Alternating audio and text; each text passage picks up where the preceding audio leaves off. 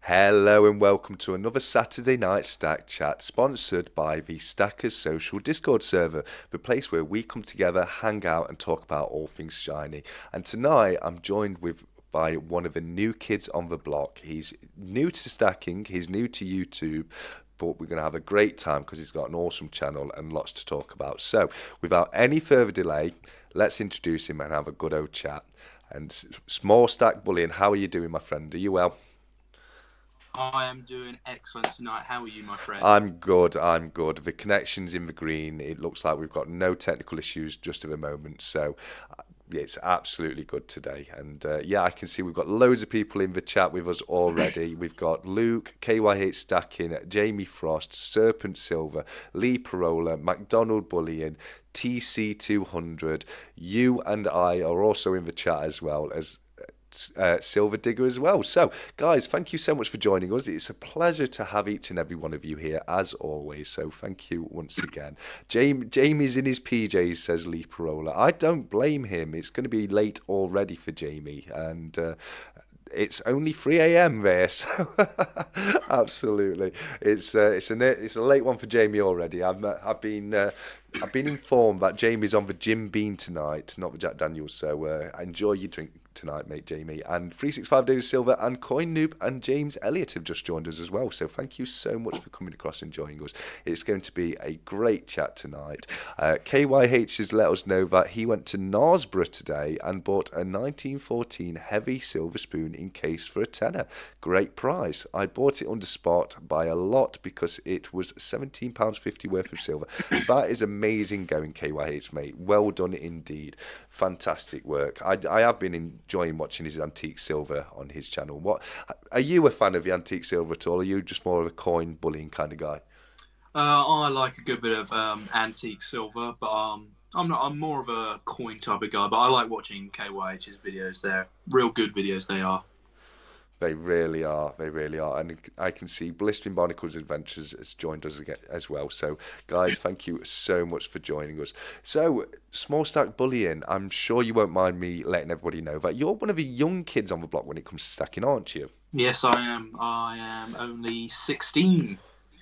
Which is unbelievable. Myself and quite a few other people I've spoken to we're very shocked by the revelation that you're only 16. You sound a lot older, I think. I'll take that as a compliment. No, absolutely, absolutely. Yeah, I suppose I'm the second youngest, bar KYH, who's I see in here today. And he will be joining me next week. So, yes, it's going to be great. And also, spoiler alerts, towards the end of May, I'm going to have both of you on with me, aren't I?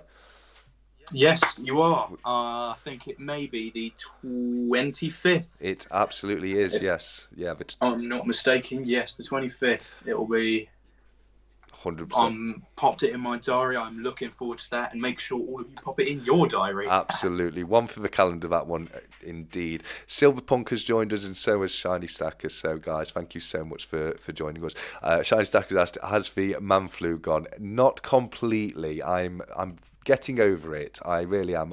Still got a bit of a sore/tickly throat, but I'm feeling a lot better than I did yesterday, and I've got a lot more energy today. So thank you very much for asking, Shiny. I know my video from yesterday sounded quite awful. I sounded a little bit like Darth Vader with a hangover, so not the best. But as I say, I'm getting a lot better now. 365 Days of Silver said both backdrops are looking amazing. I love your backdrop. I love the skirting board style. It's very unique and it's fantastic, and I really do love it. I think you took a bit of paint off a wallpaper the other day, didn't you? Hopefully my dad isn't looking. Oh, okay. I'm sorry. Yeah, it's like, can you see it? It's just about behind there. Let's have a quick look. It's a tiny bit, but it's covered up by the Silver Sin sticker. I like it. Hidden away for nobody to see. Stephen God's Money has joined us and he's let us know that Daddy is here, and it's always great to have you with us, Stephen, mate. So thank you so much for joining us. Silverpunk said, I loved Small Stack Bullion's video explaining pre-decimal money. It was a great run through. I finally understood it after watching that one. That's fantastic. I did a video on pre-decimal, but it was about a year ago now, so probably lost to time, that one. But no, you did a fantastic video on your pre-decimal coinage, and I do love the fact that you're into, well, very much like myself, you're into your pre-decimal coinage. I'm a big fan of pre-decimal stuff, so I'm loving seeing it on your channel. I really am. Yeah, cheers. And cheers, Silverpunk, for the kind words. Absolutely. Yeah, I do love pre-decimal, especially the silver ones. I went and picked up a few more today. I think that was one I picked up. But I picked up a bunch of Queen Victoria threepences at £1 each, I think. So it was pretty good. Fantastic. I do love a threepenny bit. They're one of my favourite coins, especially the old silver ones before they ruined it and turned them into brass. Absolutely. So, Small Stack, you've been, how long have you been doing YouTube now? Was it 3-4 months? Oh, I think it must be less than that. I think it's coming up to 2 months. Is it? So not too long. No, not long at all. I started 10th of February, so really not long, almost 2 months. Yeah, no, absolutely. And you're doing a fantastic job with it. I will carry on in a moment. Coin Noob has just said pre-decimal comes in so handy around the house. And Coin Noob, you are not allowed to drill your pre-decimal coinage and turn it into washers. You're not allowed to do it. We've spoken about this. It's what he likes to do. He likes to turn his old pennies into washers, and it horrifies me every time he brings it up. He really does. So, with the YouTube, did you start the collecting around the same time as the YouTube, or did you have a few coins beforehand? I started because this is a little story, so gear up for this. Here we go. I started I was little, and I'm talking little, about 10ish, and I used to watch Backyard Bullion's videos, and I always liked watching his videos because they were quite easy to watch, you know. Yeah. And so I went on eBay and went and bought myself a gold bar. It advertised it as itself as a gold bar for £3. Okay. Obviously, it was fake after I found out. Yeah. But the news of it being fake kind of scared me away. But in December, I think, I was sick and I was watching some videos, and then I saw Silver Dragons, and I think he was doing it, and I thought, oh, the price is low, might as well go and buy myself a Gold Britannia, not Gold Britannia, Silver Britannia. So I did, and it kind of went on from there, and that was December 2023. Awesome. Great work. So, what inspired you to start the YouTube channel? To be honest, I can't remember. I think I'd come back from the London Coin Fair on the 3rd of February, and I kind of just wanted to make a video to show some people on YouTube that what I got, you know? It kind of just sprung out of nowhere. Yeah. Yeah, well, I'm very glad that you did start it. It sounds like you're suffering with a little bit of man flu yourself there, buddy. Yeah, it's a bit of the 100 days cold, you know. Yeah, it's definitely going round at this moment. So just bear with us tonight, guys. You're probably just going to have me and Small Stack Bullion coughing and splutting our way through the entire live stream tonight. But yeah, thank you for bearing with us on that one. Blistering Barnacles is having problems with his phone again. It's not his fault. He doesn't mean to put the spammy messages on there. He has let me know in the past that it's his mobile phone that does that. So I'm guessing you're on the mobile tonight, Blistering Barnacles. But it's always fantastic to have you here. So yeah, no, that's fantastic. So when it comes to the collection, would you consider yourself more of a collector or a stacker? I'm guessing you're more in line with a collector. I like to think of myself as a bit of both, really, because I'm stacking 1 ounce silver coins, and I want to carry on stacking some half sovereigns, but that's later because they're proper expensive. But I also like collecting because, as you can see, I've got tons of half pennies. I'm doing a date run of half pennies. I've got 1911 one. I've got a bunch of 1 pennies as well. Serpent Silver sent me a bunch of Lincoln pennies and a few wheat pennies. So I like to think of myself as a bit of both. Awesome. I buy what's interesting. Awesome. We'll have a chat after the live, and I'll see if I can help you out with some old half pennies and pennies because I've got an abundance of those. So I'm sure I'll be able to sort you out a few dates you haven't got Cheers, already. man. No, that's Cheers. no problem at all. It's great. No, it's great to see somebody of your generation getting into the collecting and the old pre-decimal stuff. What's your favourite pre-decimal silver coin? Oh, you've asked a really hard question there. I do love my threepences, but I think I may have to go. Oh, I don't want that to fall over. I think this is the 90. Yeah, this is the 90. Is it going to focus or is it not? Not really. Takes a little while on lives. 1944, George the Sixth sixpence, and it is in pretty much brilliant uncirculated condition. So, and I only bought it for £1, so I think that's probably my favourite. Fantastic. A really nice coin. My local coin shop gives me really good deals. They do. Yeah. You've got to love an old sixpence, a lucky silver sixpence, I like to call them. I'm a big fan of the old sixpences. I've got a little pile of pre-decimal silver just here at the back, actually. So we might have a look at a few of those a little later. I think for me personally, I think my favourite's got to be the crown. I love the crown. I love a Benedetto Petrucci depiction of George slaying the dragon, but I also love a half crown and the florin as well. I think with the florin, it's half of it is the name florin. I just love it. I think it sounds great. So it really, I thought it was a massive shame when they changed the name from florin to 2 shillings. What's that one you've got there, buddy? Yeah, that's a florin. That's 1921 one. Fantastic. Yeah, florin there, and I think I've got a half crown somewhere in there, but I'm not going to disturb it. No, fantastic. No, it's absolutely brilliant. So, do you do the date runs, or do you just buy what you can when you can? For silver coins, I'm buying what I can partially because of the silver content, partially because I think they're pretty cool. But for the I'm throwing stuff around. Dear me. For the half pennies, I've got a Victoria one there. I'm doing a date run because I'm collecting them up. Yeah, fantastic. You know how it goes. No, that is fantastic. I've not sorted through my half pennies yet. They're the only coin I've got left that I need to sort through and go through them all. So it's going to take me a little while to get through those. But as soon as I have, I'll help you out with the date run. With the actual pennies themselves, I've gone through all of those. They're all bagged up by year, so we can get that. We can definitely get you helped out with a few pennies for your date run there as well. That's no problem at all. Cheers. KY stacking, it has not arrived as of yet, buddy, but as soon as it does, I will definitely let you know. But thank you so much for sending something across. That's very, very generous of you, my friend.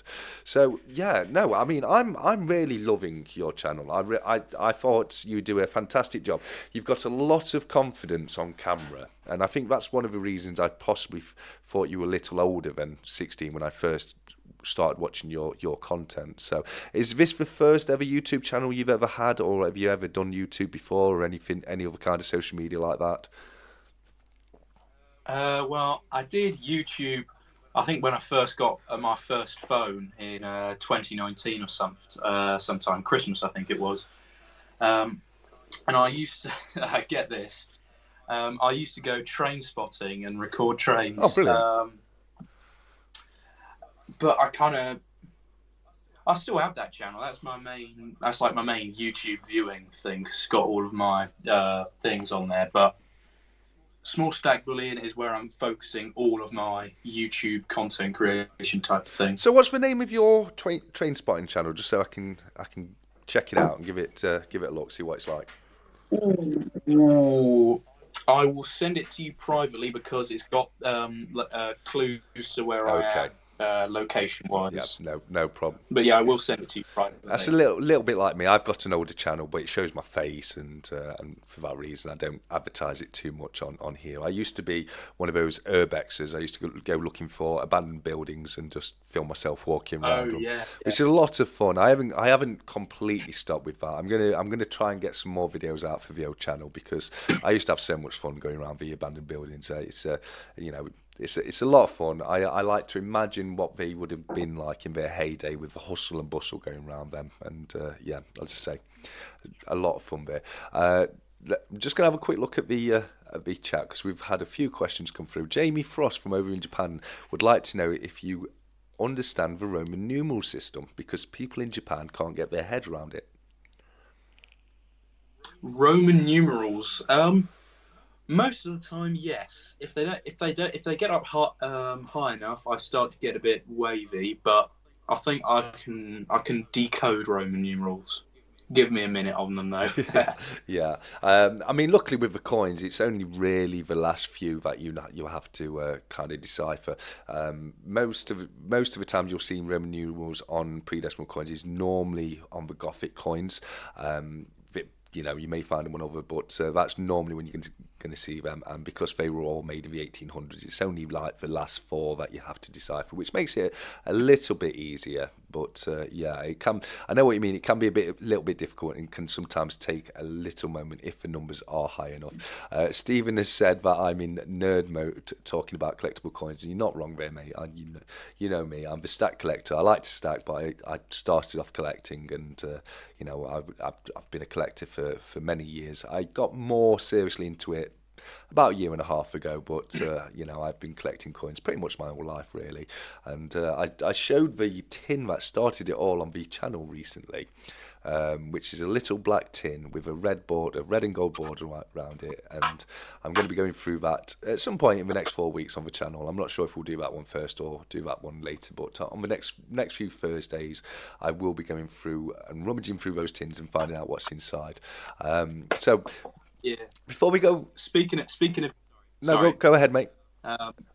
Speaking of tins, because I've been kind of collecting foreign coins where I've gone on holiday ever since I was tiny, but I always, and I still do, put all my coins in a little pencil box that my dad gave me. Yes. It's an Asterix pencil box. Fantastic. I've always liked the Asterix comics. Yeah.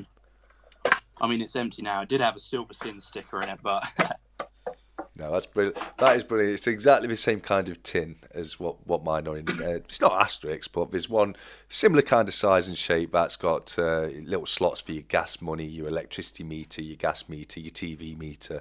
Because back in the day, people used to rent the TVs and had a little meter that they had to put the pounds in to watch TV. So yeah, that was quite fun. Question for you from 365: will you be upgrading to a desk, and if so, when?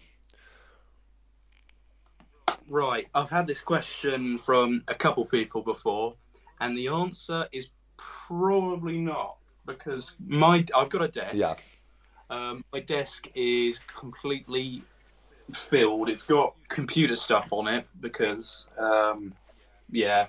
it's basically my game station. But I feel like the good old skirting board has kind of become iconic now. Yeah. I need one of those, those little blue round plaques that you have on the side of historic buildings.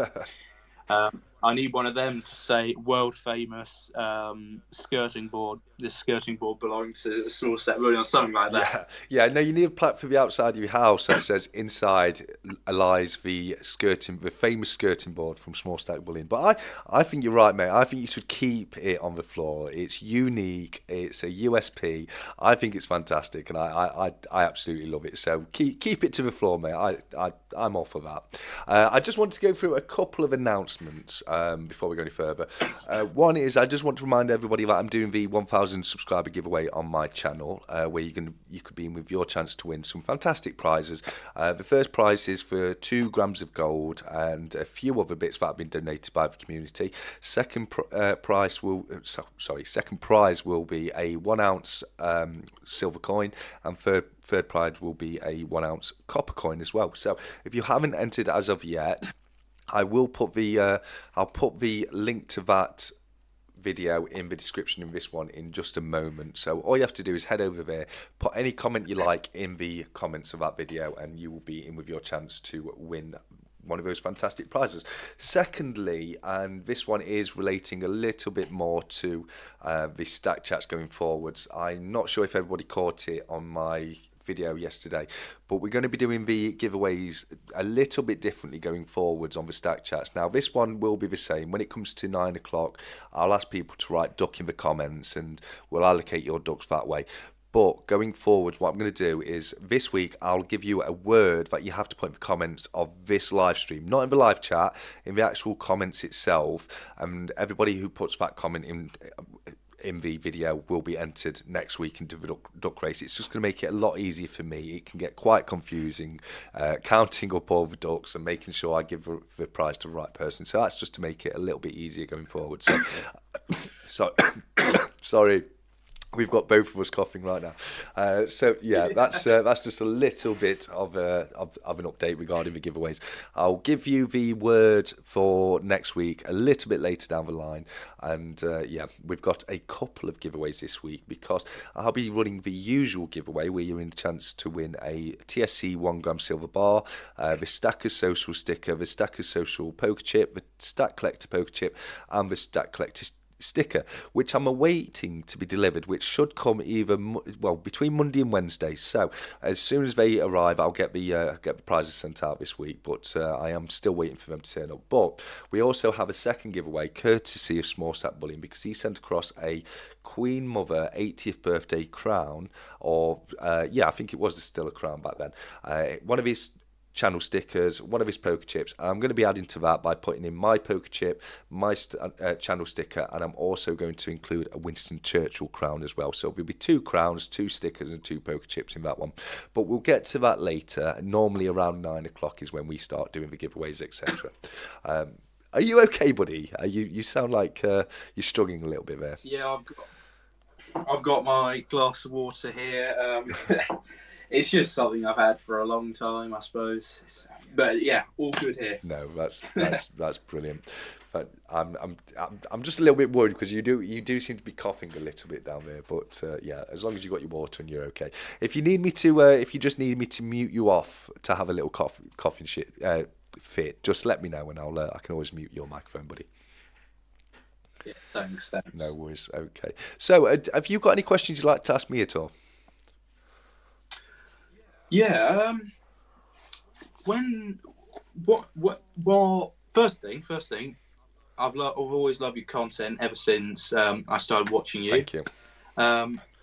Second thing, can we get you to 1,000 subscribers tonight?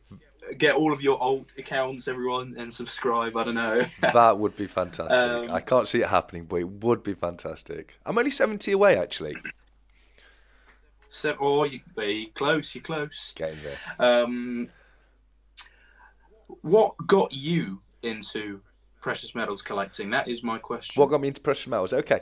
Well, as I say, I've been a coin collector for a long time. My dad got me into pre-decimal stuff. I used to do a lot of car booting. I used to run my own market store on the car boot where I'd sell basically antiques and knickknacks. Every time I got the opportunity, I'd buy. Normally, you'd see someone with a big tin full of pre-decimal, and they'd say it'd be like 20 pence a coin or something on there, and I'd just chance it and say to them, "Well, how much do you want for the full tin?" And offer them 10 quid, 20 quid, depending on the size of the tin. What got me into the collecting a little bit more seriously was the commemorative 50p's. When you find one in your change and it's like, wow, I found a special coin, and you hold on to them and try and finish off the whole set, just like Coin Noob got. But that's what got me into the collecting. But a few years ago, I got a little bit more seriously into investing and just trying to build my wealth a little bit more. So at that point, I was I'll be honest with you, I was looking at silver, but I was looking at antique silver because, as I say, I'd been doing car boots for a long time. I know very often at the car boots, people will sell things that we don't know what it is, and you might, every now and again, you'll find the little hallmark on there which shows that it's sterling silver, and just like what H was saying earlier with the spoon that he picked up, you could find things a little bit less than spot price. So that's what I was kind of looking into. But then I came across channels like Silver Dragons, Backyard Bullion, 365 Days of Silver, and I thought, you know what, I think it's probably a better idea if I start picking up some bullion, because for one thing, I was always so tempted to clean my old silver coins because I wanted a nice shiny silver coin, and obviously you shouldn't really ever clean your old coins. It kind of devalues them a little bit. So I thought, you know what, I'm going to look into bullion. I'm going to start picking up the bullion. So around just over a year ago, probably a year and a quarter ago, I picked up my first ever bullion coin, which is the 2021 Robin Hood by the Royal Mint, first coin of the first ever Myths and Legends series. And since then, I've just been picking up what I can when I can, and yeah, I absolutely love it. I look at it, I approach it a little bit more like a collector than a stacker, because I don't generally go for your standard bullion pieces. I like the series coins. I like to get one of each item when I buy them, and then move on and get other items. There's a few things that I particularly like, such as the original Una bar. I purchased a few of those. The Vortex VAR by the Scottsdale Mint, I got 5 of those. But normally I just get one per year and then move on as a bit of a date run. But that's what got me into the precious metals. I've always, same as I say, I've always had like gold and silver jewelry. But obviously that's not the best way to buy precious metals. You will pay massively over the odds in premiums when you pick up jewelry. Yeah, that's really nice, actually. Yes, but it's nice that your dad got you into collecting, and sorry. It's nice that your dad got you into collecting, and you kind of took it from there. It's like a family growing type of thing. Yeah. It's really nice. Thank you for that. No, it's no problem at all. Thank you for asking. Monty Osborne, yes, I do collect the Peter Rabbit coins. I've got a separate album for the Peter Rabbit's Beatrix Potter 50p collection. So yeah, I do collect those. The only one I've got left to get is the 2020 Peter Rabbit Under the Gate, which is a non-circulation coin. The last time I checked, they were selling for about £50 each, so they're not a cheap coin. Stephen, here we go with the Robin of Locksley. We had a conversation. Oh no. No word of a lie. We had a conversation earlier, and it had nothing to do with Robin Hood, but it had to come up in the conversation. And yeah, he has to let me know that Robin Hood is not from Nottingham, but I won't accept it.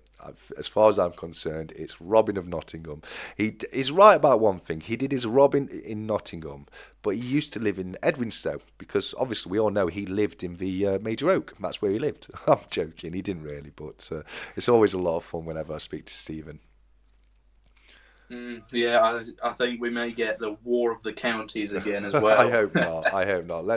I've had to throw in my farthing's worth. Robin of Skegness. Robin of Skegness, absolutely, definitely not. I mean, Stephen may have some claim in his argument, but Robin of Skegness, no chance. I'm sorry.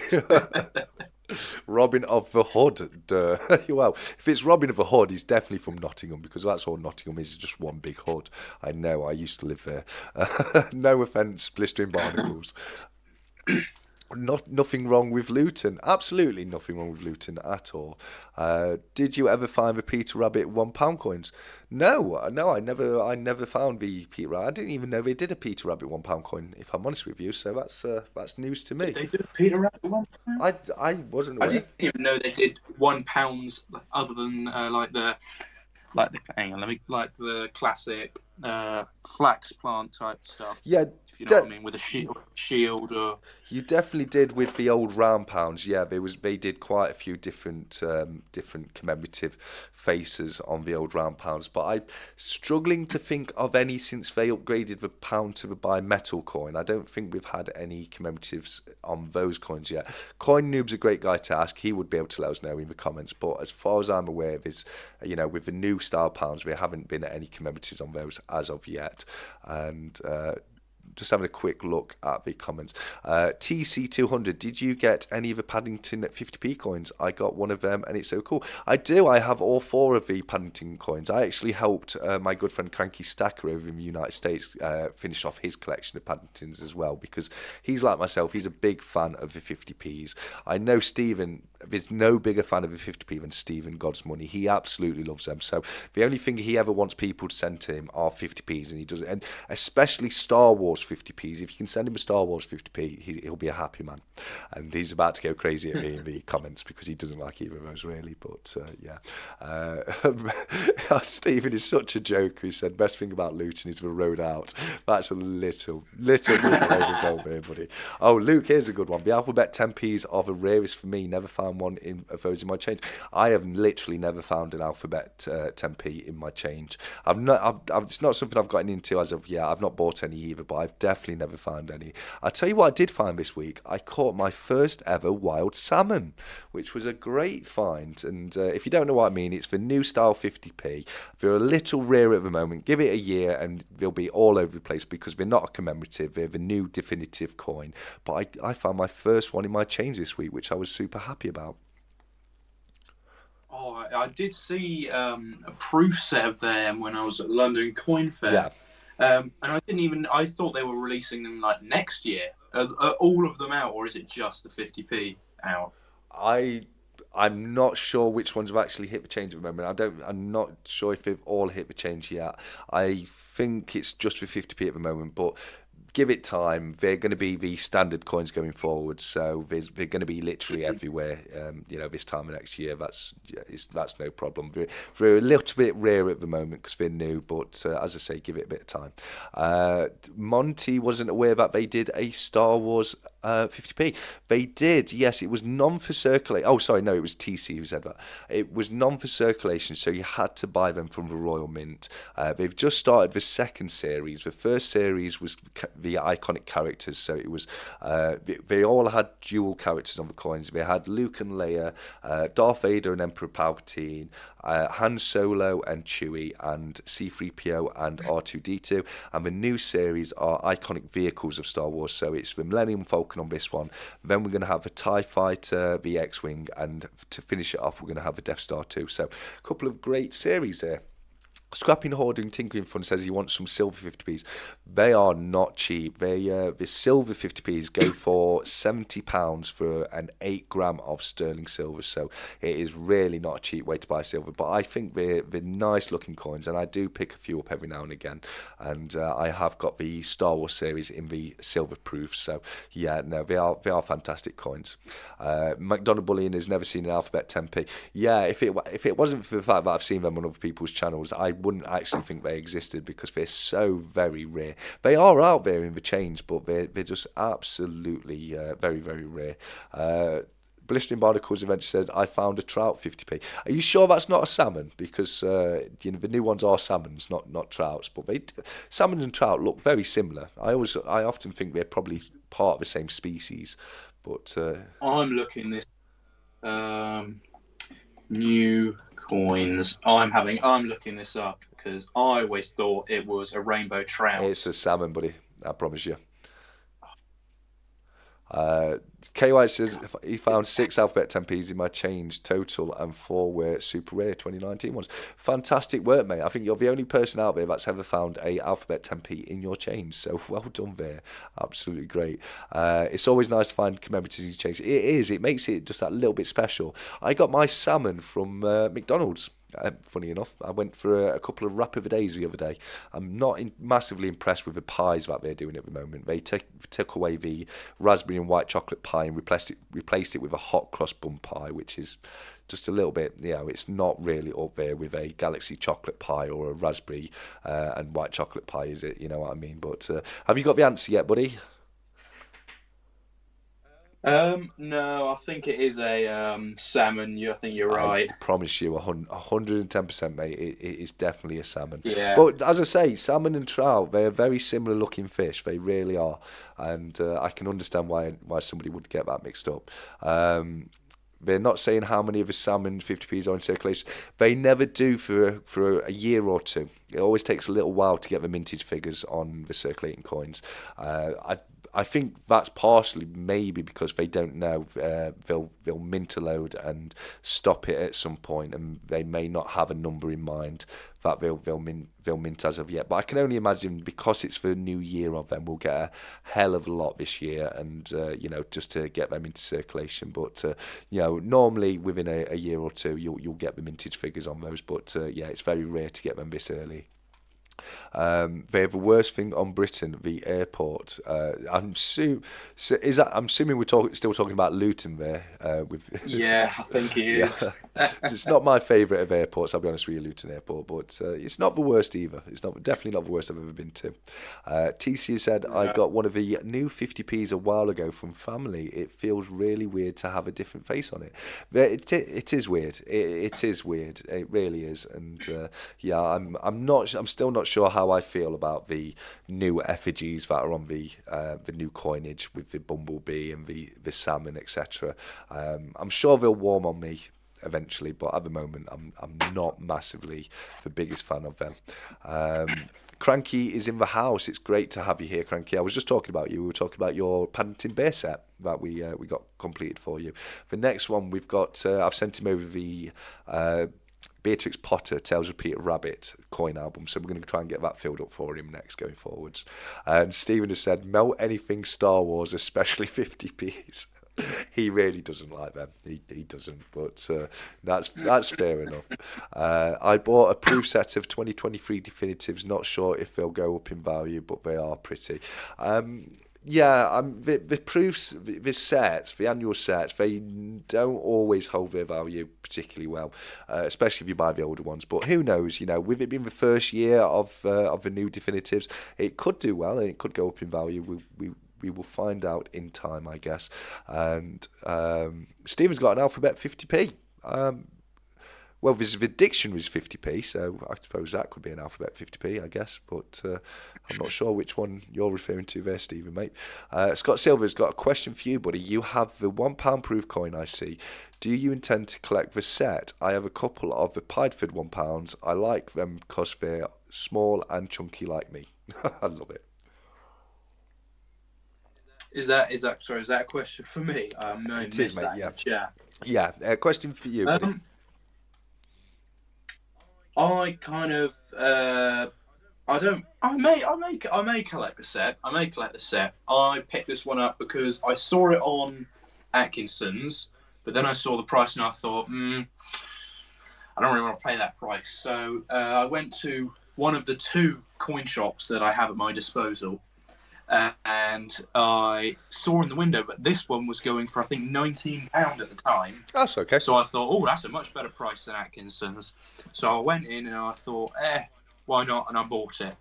So, cause I think it looks really nice, and I do love and miss the old round pounds. Oh, absolutely. It is just because that's what I remember. That's what I kind of really grew up with from when I was a little lad.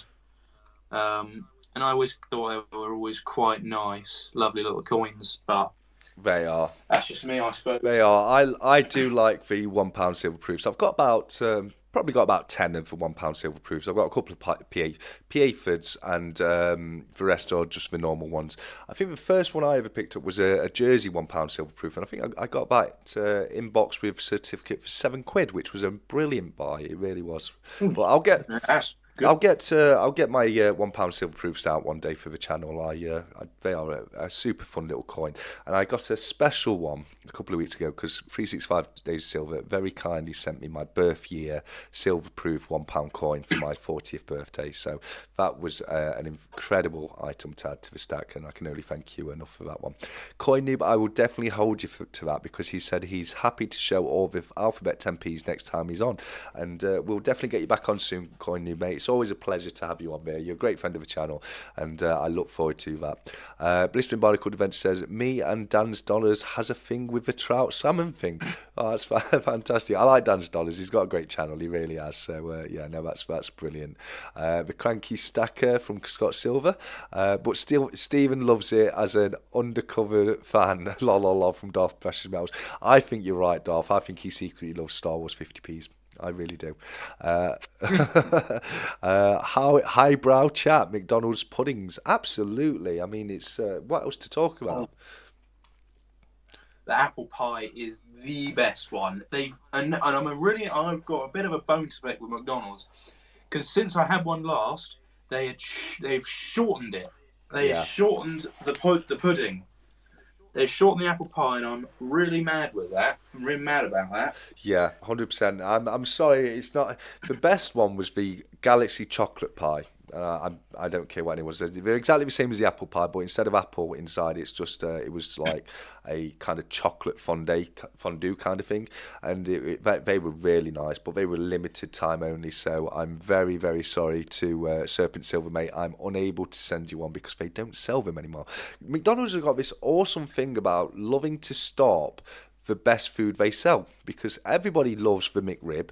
They don't sell that. Oh, Everybody loves curly fries from McDonald's. They don't sell them. You know, it's all the best food. They take it off, and I really don't know why. I really don't.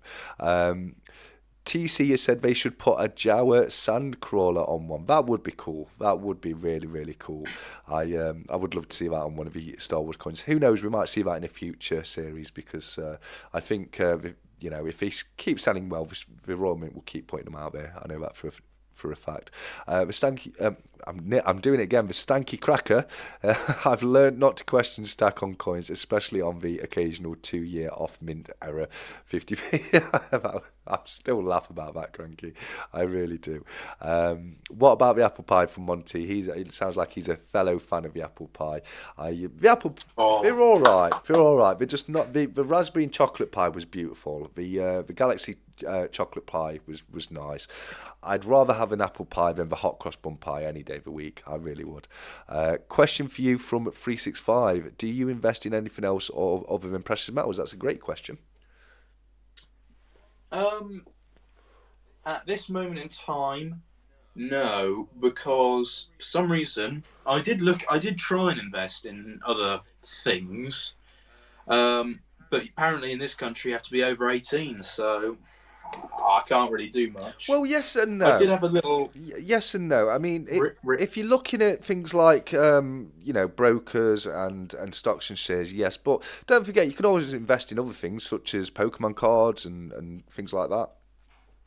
Oh, if we're talking about that, oh yeah, I had a whole massive collection of Pokemon cards when I was younger. Yeah, I was the dealer of the playground. Love it. I love it. For Oh, me, it was Pogs. yeah. Back in my day, it was Pogs. Pardon? In my Oh, Pogs, yeah, I heard of them. yeah, Yeah. Pokemon cards weren't quite out yet when I was at school. They came out just after, I think, a couple of years after I left school. But Pogs were the big thing. They caused so many fights in our school. They got banned by so many schools. But they were a load Mhm. of fun. They really were. I used to love Pogs. They were little round cardboard discs, and you used to have to put them down on the ground. And we got a slammer, which I always used to use a crown for my slammer. It was one out of my dad's collection. He wasn't too happy that I used it as my slammer, but yeah, I won a lot of matches with that old coin. I really did. But yeah, so do you still have the Pokemon card? Yeah, the Pokemon cards, or have you got rid of them now? I think I have them somewhere. They're probably in a pile or in a loft or in a drawer of mine. Um, I know they're somewhere. I have an idea about where they are, but I couldn't find them. Yeah, yeah. Well, you want to try and find them out and make sure you look after them because I was talking to APM a while back and he sold one of his Pokemon cards to buy a Sovereign. And that's how valuable they can. Really? Yes, yeah, it's how valuable they can be. Cool. Yeah, it amazes me. It really because I never got into them. So I do know that the Charizard will buy you a house, buy you a Oh fancy yeah, house they're too. really big. You know, I think they go for millions, don't they, the Charizards? Yeah, if I think it's a shiny one, then you get even more. Yeah, yeah, and I've seen videos about that, but yeah, it goes over my head when it comes to Pokemon. I really don't know. I used to play Pokemon Go a little bit, if that counts, but I don't think it does. Oh, Absolutely. yeah, I remember Pokemon So, Go. do you collect anything else other than Pokemon cards and coins? I used to collect stamps for the longest time when I was little, but I still have them, but I don't really do that anymore. Yeah, fair enough. I started getting into stamps because of a channel because whenever somebody sends me a mail call and it's got a cool stamp on there, I'll keep the stamp because I think it's a little memento. Mm. And since then, I've got a few coins as well. Sometimes they issue coin packs with stamps on them, and I've got a few. Oh Yeah, yeah, I've got a few of seen them. that. So I got sent. I bought a coin album, and that came with a load of Star Wars stamps on it, so I definitely cut them out and kept them. So yeah, I've got a few stamps myself. I've got all kinds of collections of all kinds of different things. I'm a little bit of a collector at heart when it comes down to it. I had a gas engineer in recently, and he had to go into my what I call the museum room, and he was quite taken aback. And he noticed my pile of Winston Churchill crowns, and he picked one up and he was looking at it, and I could tell he really liked it. So I said to him, "No, have it, mate. You know, I've got plenty of them." So he left with a little Churchill crown tip that day. But yeah, I love to collect old stuff. I really do. Yeah. Yeah. Absolutely. Silver Digger said, fascinating that the 50p coin is in such widespread use in the UK. We almost never see 50-cent pieces used here in Canada. I think coins are getting less and less used, aren't they? You know, it's so quick and easy just to whip your card out, or people use their mobile phones these days. So I think actual physical money is a dying breed, personally. I think it's only a matter of time until, you know, we've come away from physical money and we just use digital cash, whether or not it's just a digital pound or an actual CBDC. You know, either way, I can just see coin usage diminishing. But the 50p's are kept popular, and I think one of the reasons 50p's are so popular is because people just genuinely enjoy finding one of the commemoratives with the chains. Do you know? Yeah. Go on, mate. Yeah. It's. I think it's quite sad that cash and change and whatnot is disappearing. I think COVID helped speed that up, really. Because I go into so many places. Like I went into this A Road Services the other day, and it said on the door, "No cash, card only."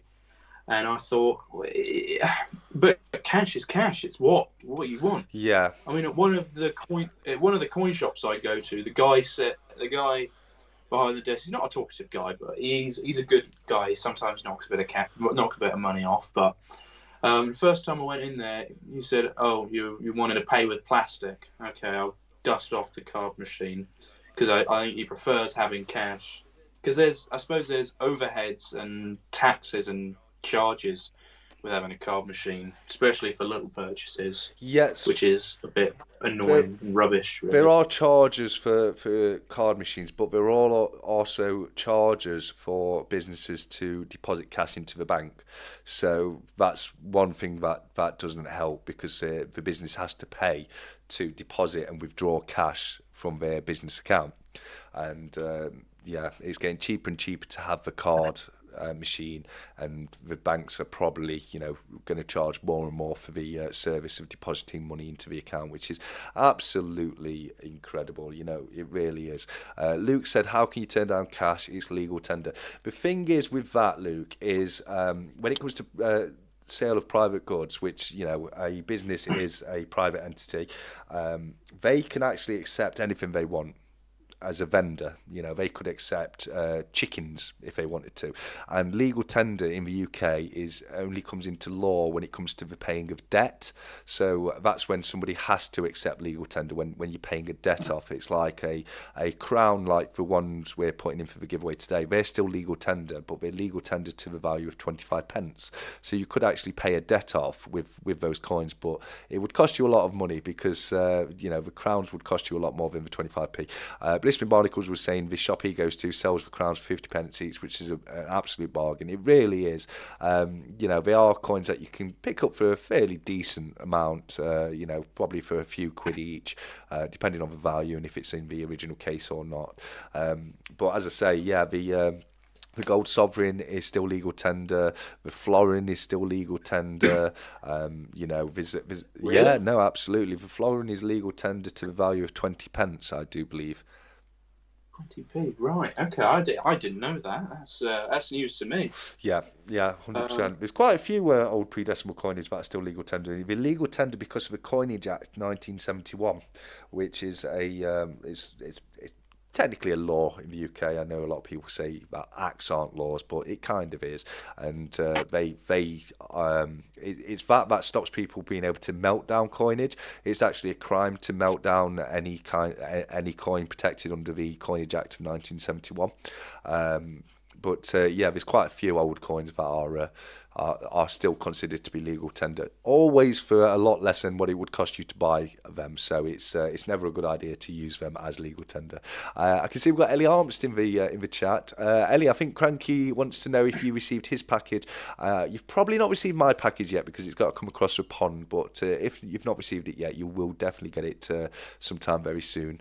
McDonald Bullion has said he always keeps cash around because the card machines are down. If you're, yeah, no, absolutely, yeah. I'm a cash guy. I make no bones about it. I don't keep money in my bank accounts. I literally keep the bare minimum in my bank account that I have to.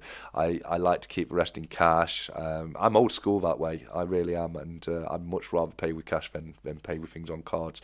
I just don't trust the card system. I think every time I'm going to use my card, it's going to be a card skimmer, and someone's going to steal all my money. And I think that's going to happen every single. Lots of that. Yeah, you do. You see it all the time, don't you? So that's one of the reasons, as well as others. But I'm a coin collector. I think I'd love it if what APM has just said was still the case, that cash is king. But it's not anymore. People, like you were saying, especially after COVID, people, a lot more places are going, card only, no cash, and it's a real shame. It really, really is, because I think cash is great. And if we stop, I often think, what are companies like the Royal Mint going to do if we stop using cash? But I know the Royal Mint will be fine because they mint coinage for all over the world. They really do. There's loads of different countries that have their coinage minted at the Royal Mint, which is something I found out when I visited them recently and got to meet up with the guys from the Bits and Bobs team, which was a great day out. I also got to meet the people at Cardiff Gold as well, so that was absolutely fantastic. Very tiring, but fantastic.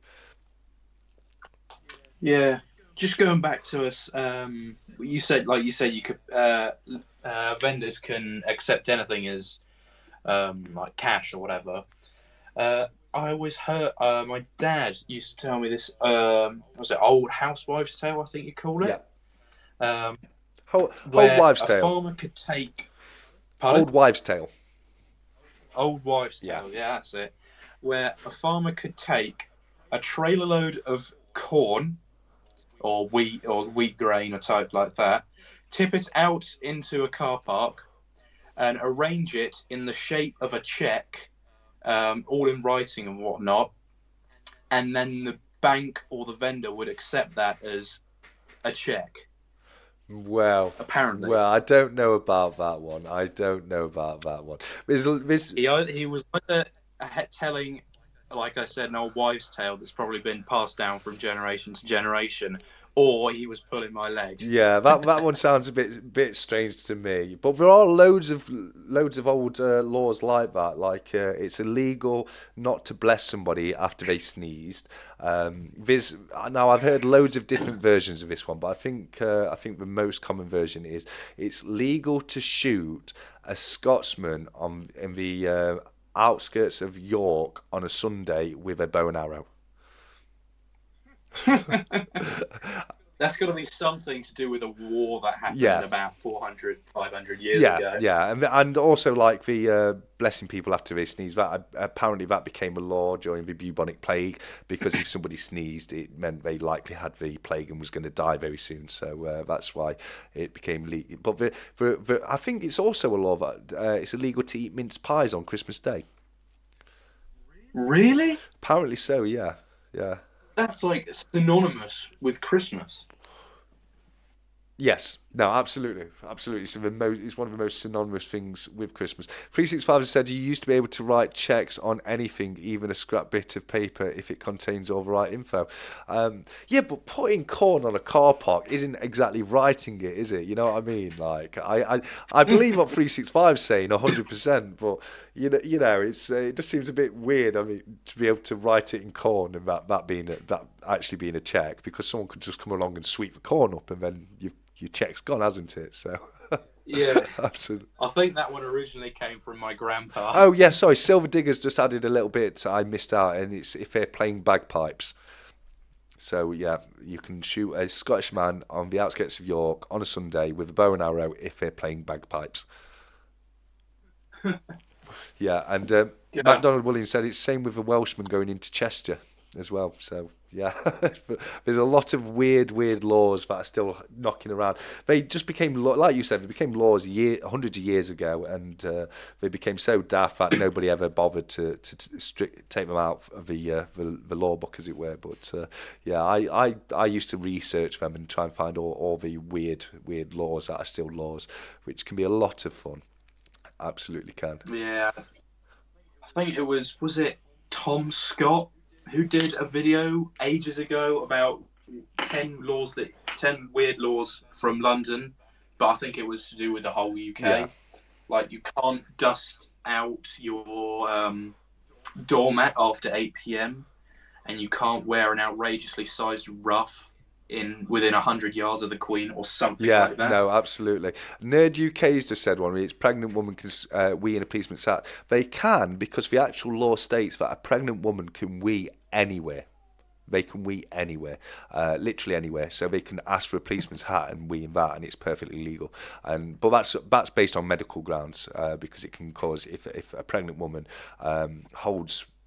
Has to hold it in for too long, it can cause problems for the kidney and cause problems for the unborn baby. But it's absolutely true that a pregnant woman can wee literally anywhere she wants.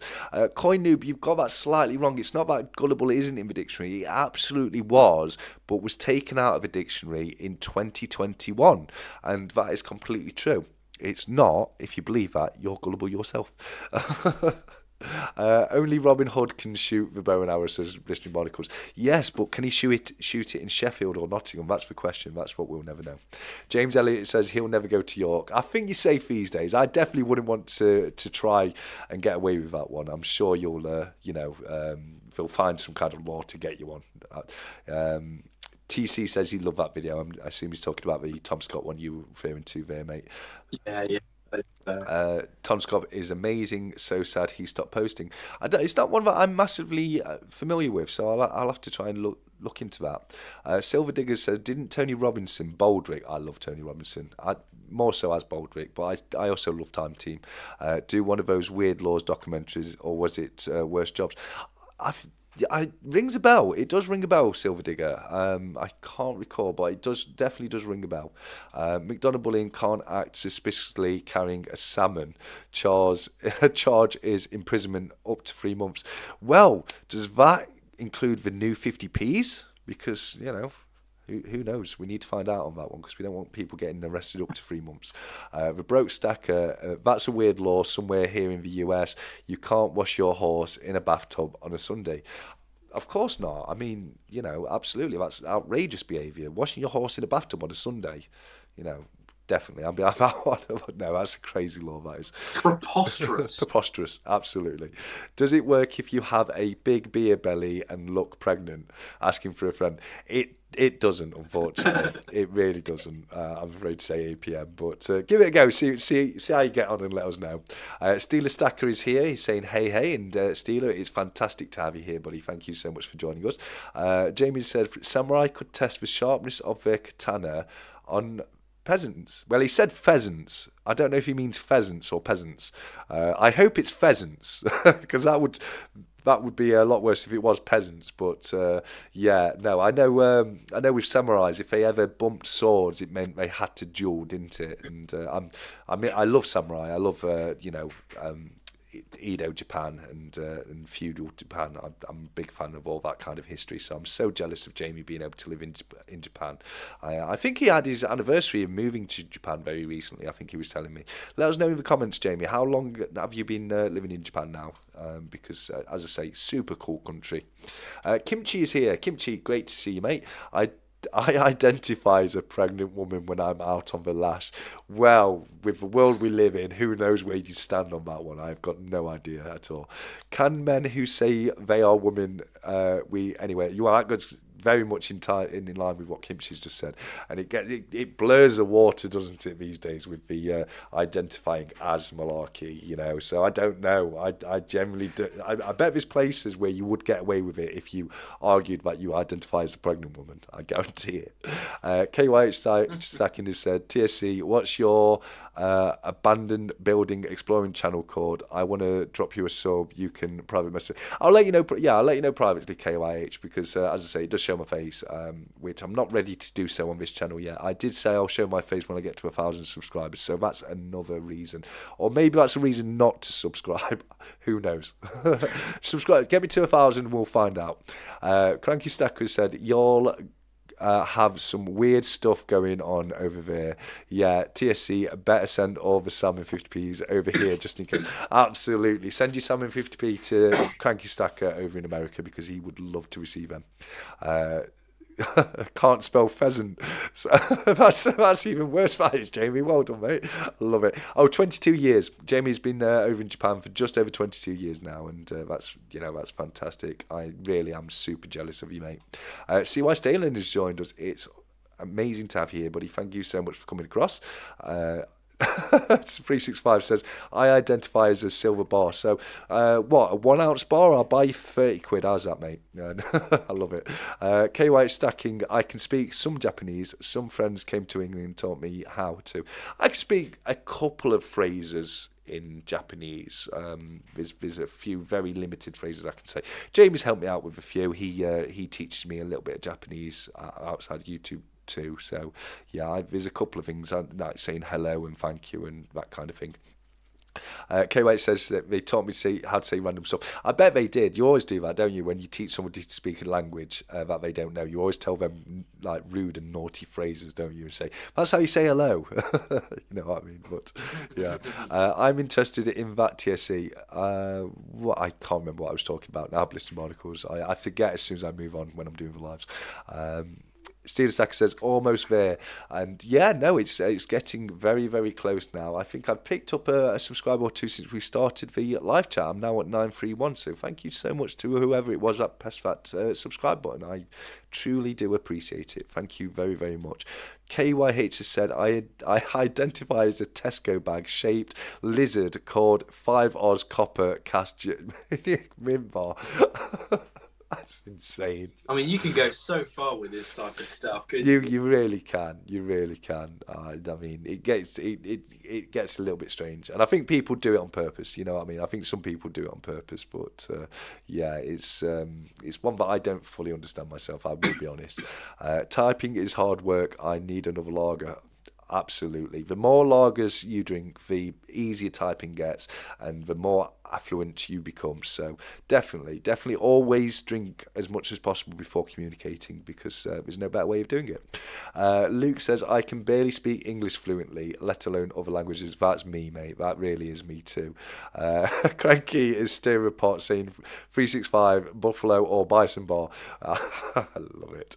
I absolutely love it. I don't know what I started there, but yeah, no, I kind of regret it. Steelers Stacker, I hope everyone is having an awesome Saturday. And the same to you, mate. I really do hope everybody is having a great Saturday. Oh, the Urbex channel from Blistering Barnacles. I'll let you know what it is, mate. That's no problem. Where are we? Here we go. Kimchi said, hey all, great to see everyone, and it really is. It's always fantastic to see everybody in the live chat on the Saturday nights. You are the the second guest, the third party to the live streams.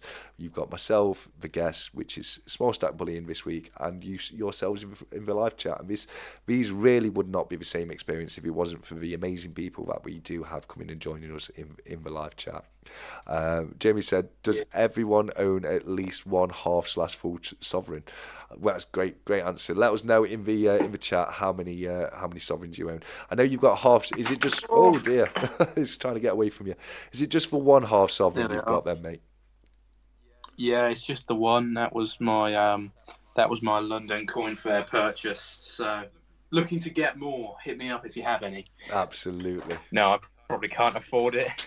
Yeah, well, with the price of gold at the moment, none of us will be able to afford it in a couple of weeks, mate. So get them while you can. Absolutely. Yeah. I've got a new bit of gold myself. I got myself the new ring for my birthday. It's the double buckle ring. And yeah, I'm now up to 5 gold rings because I love throwing my money away and buying gold jewellery. But I like it, so you know. Sometimes you can do the 12 days of Christmas with the 5 gold rings. Absolutely, that's why I got to 5, and I'm buying no more ever again. I just need to get. All I need to do now is get a partridge in a pear tree, and I am set. exactly. Absolutely. Jamie from CY, Jamie, I have one full sovereign 1979. It's a very nice example as well. You showed it on our last stack chat, didn't you, CY? So yeah, I remember seeing that, buddy. KY says it was yeah, ridiculous CY, mate.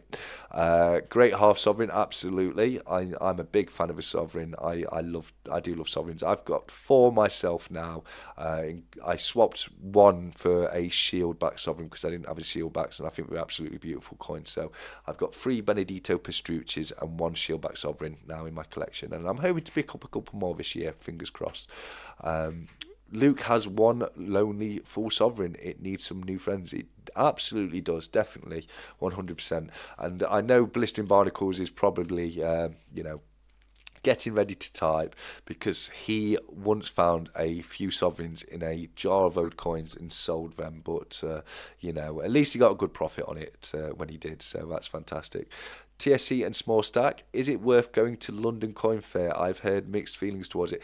Well, I can't exactly give you a fair and honest answer on that because since I went in September, it has changed and it is now located in a new venue, and I've heard that it's better than it used to be. I wasn't massively impressed when I went. It's it was full of numismatic pieces and very high-end numismatic pieces, and they were all very expensive. There wasn't much bullion representation there at all. There wasn't a single mint with a store there. There was a couple of auction houses, and then mainly it was just private dealers with all different kinds of old coins. If you're local, if you're local to London, it's only a fiver to enter. So, I would say if you are local to it, absolutely, by all means. I live in the Midlands. It was a 4 or 5 hour drive to get there, so it's not really worth my time driving all that way for what I saw. But you went in February. Was that at the new? Was that at the new venue? Was it, or was it still at the Holiday Inn? No, that was at the Holiday Inn at. Are you going to test me? I think it was Russell Square. Right.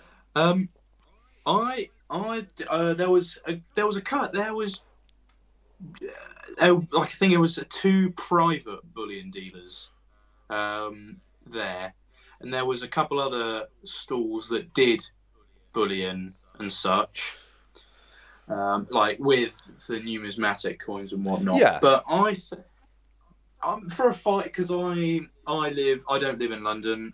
I live elsewhere, but I'm on quite a nice train route, so I can get into London relatively easy. But if you want to go, it's a great place to go and pick up some coins and bars. I picked up that sovereign. How much did I pay for it? 210, I think. And now I think I've made a profit. I think I've made a profit on it already because they're up to 220 now. Yeah, it's been a big spike. Just very quickly, we've got Cobra Stacker has joined us in the chat. So Cobra, it's fantastic to have you here, buddy. I had a lot of fun at the auction last night. I did have to leave early because the man flu was starting to kick in. I just needed to get myself to bed. But from what I saw, it was an amazing night. And thank you very much for that, Cobra. But it's awesome to have you here, mate. Thank you so much for joining us today. Were you in the auction last night? In fact, it was Cobra I went to. Speaking of the London Coin Fair, it was Cobra I met when I went down last year in September. Yeah. No, I wasn't in the auction last night. Just a quick little question for Cobra. Do I have to be a channel member to bid, or is it bidding open to everyone? No, you have to be a channel. I have to be a channel. You have to be a channel member to bid. But as soon as you become a channel member, you also get access to what's known as the Cobra's Vault, which is a Telegram group, and he's forever giving away beautiful pieces of silver in that vault. He does a really fun thing. As soon as you sign up to a membership, you get the metallic Cobra Stacker business card, and every now and again he'll just very randomly say the first person to show their card next to a gallon of milk wins some silver, or first person to show their card next to some chicken wins a bit of silver. So yeah, it's definitely worth it, if not just for that. Obviously, with you being 16, I'm sure Cobra would want you to get your parents' permission before bidding on anything in the auction, but as long as they're happy with you doing that, then right. I'm gonna have to join up then. I highly recommend it because it's only a couple of quid a month, so it's really doesn't Yes, cost much at all. real But I mean, real good. even if you weren't able to join up for the membership and you didn't want to bid, it's still worth going for the live stream anyway. It's a lot of fun. You know, it's very much like these. You Yeah. get people in the live chat, interacting with each other, and it's a great night. I try and well, I'm definitely there at every auction. Sometimes I may only be able to pop in for a little period of time, but you know, I always try and be there for the Cobra auctions because like I say, it's a lot of fun, and he's very good at taking my money off me because of the items he brings out are just absolutely stunning. And he's just said, my friend TSC will explain why I ask everyone to be a member, but you are more than welcome. Yeah, absolutely. For one of the reasons, is because it's well, there's a couple of reasons. One, it makes it easy for him to identify who's bidding at the time because you get a little icon next to your name, so it makes it a little bit easier for him.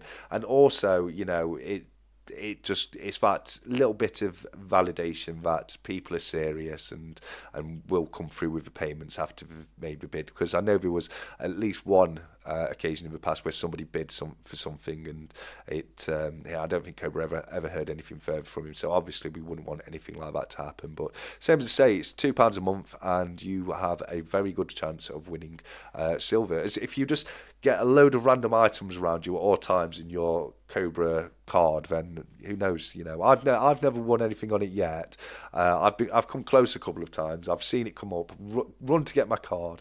Run to the item you got to take the photo with, and just before I hit that take photo button, somebody else pops up with it. So yeah, but it's a lot of fun. I've wrecked my house a time or two because of Cobra and his giveaways. I'm like, where's my card? And I'm throwing everything about, and then I'm throwing things about to try and find what he said to take my photo with, and then same as I say, you know, as soon as I'm about to take the picture, somebody else wins. And 365's right. Coburn never sleeps. He really doesn't. But I don't know how the guy does it. He's up day and night. He really is. And yeah, no, fantastic night. I highly recommend his auctions if anybody hasn't gone across and checked those out as of yet. 8 p.m. Yeah, I'm gonna have to go. Yeah, definitely, mate. APM said Mrs. was very accepting me watching while we were out for dinner. She wasn't too impressed when I had Cobra on TV when we got home and went up to the bedroom. I can imagine, mate. I bet that's true as well. APM was out for a meal with his missus last night. I was betting he was here in the restaurant just watching Cobra's auction all night long. I bet she. APM, you need to you need to buy your missus a bouquet of flowers or something, mate. Because if you're not disappearing to go and spend the night on 365 settee, you're checking out the Cobra auction while you're meant to be having a meal, and I absolutely love it. Anxious, mate, it's great to see you here, buddy. Thanks for joining us. He said, I hope to win something one of these days, just so I can add the Stack of Social sticker to my sticker board, and just know I have a piece of silver from a damn near celebrity. Oh, that's absolutely brilliant, wonderful thing to say, mate. Thank you so much. KY stacking, you need to join on a computer. Yeah, absolutely. I think it's a lot easier to join on a computer. I think you can do it on mobiles, but I think iPhones get very tricky. It's always people with iPhones or iPads that struggle to join for the membership for some reason. So I think there's a problem with Apple products.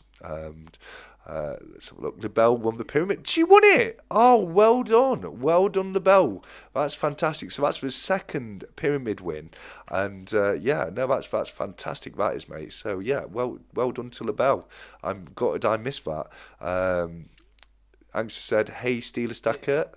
Sorry, mate, were you going to say something there, buddy? Yeah, I completely glossed over this, but I can see that GSH has sent me a question on the live chat a little while ago. My wife asked, "What is your favourite coin and why?" I think I can't remember, GSH. Were you on my 100 subscriber giveaway? But my favourite coin is probably, see if it focuses on this tiny little coin, my 10th ounce silver Britannia. And I got this. I think it was a freebie from somewhere. I don't know where I got it, but I find it as my lucky little silver coin, and I love the Britannia design on such a tiny little scale, tiny little coin. So yeah, that is my favourite coin, Mrs. GSH. So there you are. Absolutely, that's fantastic. Great little coin as well. Monty Osborne has asked, when does the stream finish? If you mean this one, they don't have an end time. They go on, normally between 10 and 11 p.m. UK time. But there's no set finish, so we'll just chat until we run out of things to say. Really, we'll be doing the first of the giveaways in about 45 minutes at 9 o'clock, and we'll do the second giveaway probably a little bit after that. But yeah, as I say, there's no actual end time, and it's a bit the same with Cobra Stackers live streams as well. They just keep going until he's either sold out of things or people run out of money. So yeah, no, that's. To answer your question there, Cobra Stacker 11 Oz of copper and 10 Oz of silver. Fantastic! What a win! What an absolute brilliant win. 365. It would have been better accepted if you'd have left a trail of rose petals up the stairs. Trust me. I think you mean APM there, cranky mate. It's APM who loves to get himself in trouble with his missus. But still, a wonderful suggestion. Why not go out and leave your missus a trail of rose petals for her to clean up. Gold Silver Hunter, you just made her smile saying Mrs. GSH. Well, hello to Mrs. GSH. It's great to have you both watching with us. GSH is a great guy. I chat to him quite a bit off of YouTube as well. We had a great telephone conversation. I think it was it last Friday I was speaking to you on the phone, GSH, and it was great to finally put a voice to the name, although I have watched your seldom videos as well, so I kind of already knew what you sounded like. Have you seen any of GSH's content? He's got a really awesome video where he's done a little bit of boxing. GSH has, and he's got this thing about Tyrannosaurus Rexes, and I think that's because he's got short arms, and that's one of the reasons he has a T-Rex on his logo. But to add on that joke, he did a little montage, like a training montage, where he was at the gym and he was wearing one of those inflatable dinosaur costumes as he was working out. It was absolutely hilarious. It really was. I have seen a bit of GSH's. I watched it once. Watched one of his videos. I think it was his first video at a break time when I was at school. So yeah, Fantastic. I think yeah. Yeah, no, he doesn't do enough videos. We should all pressure GSH to do more videos because the ones he does are great. I do enjoy watching them. So yes, this is your challenge for next week, GSH. You just need to bring out a video for us. APM has said that he does leave a trail for his missus, but it's a trail of mess to keep her busy, and I'm sure she loves you for that, buddy. I'm sure she's very grateful every time you leave her a trail of mess to clean up. Anxious Stacker said, everything I win goes to my son one day. Ah, that's fantastic. I can't wait to blow his mind because he's always wanting to play with the pieces. That is fantastic. I'm starting to get my nieces a little bit more into coins. I'm trying to get a little bit more. One thing I did is when I saw them over Easter, not only did I give them a Easter egg each, I also gave them a Peter Rabbit 50p in a coin capsule each. So I keep doing little things to try and get them more and more into coins because I've said it on my channel. My exit strategy for my stacking and collecting is to pass it on to my nieces when I pass on. So yeah, it's great to see that they're getting a little bit more into it as well. Addicted to Precious Metal says she's stuck with me, KYH. To be fair, she said it was my day to do as I washed, so it was all good. If I took her out, I would have behaved and stayed off the phone maybe. Okay, you had a meal at home. I thought you was out at a restaurant, so that's not so bad. That isn't so bad, I suppose. Silverpunk said, can tell you are from Luton 365 Days of Silver. Broke back Silver Mount. That's tickled me pink, that has. It really has. Eliance said, Anxious Stacker, that's so awesome. 100% with V leaving it to his son. It really is. James Frost said, 365, you should have used Silver Eagles. No, you've got to be careful with your Silver Eagles. They're spying on you. They're spying on you. You've got to take all your Silver Eagles, you've got to dunk them in water, you've got to burn your monster boxers, and just be very, very careful because, as we all know, Silver Eagles have tracking devices in them. So yeah, if you weren't aware, Exactly. 365 did a fantastically funny video for the 1st of April, where he brought to everybody's attention how dangerous the silver eagles can be, and a little clue in the date he brought that video out. That's all I'm going to say. Cranky has said, GSH, does your wife have any older single aunt? That sort of thing tends to run in families. Well, Cranky, what's Miss Laurie going to think about that? You get yourself in trouble there, buddy. And GSH says she has an older dad that got her into it, Cranky, but luckily he is still married. That's fantastic. KY says 365. You had me soaking my eagles. Yeah, absolutely. It's got to be done. Got to be careful with those silver eagles. You really have. And yeah, no, fantastic. But I think we're just about up to date with the comments here. So thank you to everybody who's commenting along with us today. If you do have any questions for either myself or Small Stack Bullion, just let us know in the comments. If you've got a question, if you put at Stack Collector, it will highlight it in orange and make it a little bit easier for me to pick up. And if I do miss anybody's question, feel free just to pop it back in the comments, because I will have just messed it because we're getting so many comments through. I'll try and answer literally everybody's question if we're able to do so. Coinuba said, if it were chocolate roses, I would follow that trail anyway. I'm not going to lie, I would too, although the amount of chocolate I ate over Easter, I probably don't need any more for a good year now. Although, yeah, probably get the chocolate back out at Christmas. Why not? She doesn't like me anymore anyway. Oh, Crank has been upsetting Miss Laurie. What have you done, buddy? Let us know. Maybe we can help.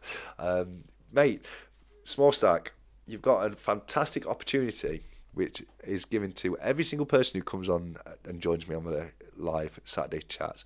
You probably know what I'm about to say, but my little friend over here, Magic Yoda, is willing to answer any single question you have for him.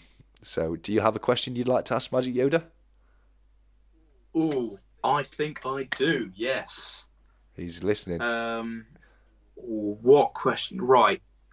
Will copper become the new silver? Oh, That's a good question. Great question. Seeming as we're getting a real high silver at the moment. Great question. Will copper become the new silver? Let's see what Magic Yoda says. Magic Yoda has said he does not know. We've got a question mark on that one, unfortunately. I'm afraid not even the great Magic Yoda knows the answer to that. It's possible. It is possible. I mean, some people could laugh that question off, but it is actually possible. You never know. You never know. At the moment, when it comes to copper bullion, the problem with copper bullion is it's so massively overpriced compared to the actual smelt value of copper.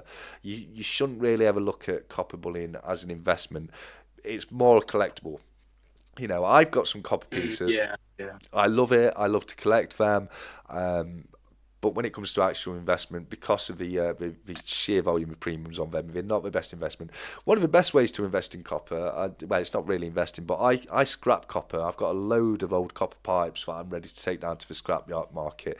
I've pretty much doubled my copper scrap because I've ripped all the old tank and the old copper piping out of the attic when I've been doing my loft conversion. So, yeah, that's a great way to make a decent amount of money off copper if you have access to old copper piping. Yeah. Good money in that. This is from KY8. TSC, I think I've got a ghost in my house. My Easter egg keeps disappearing on me.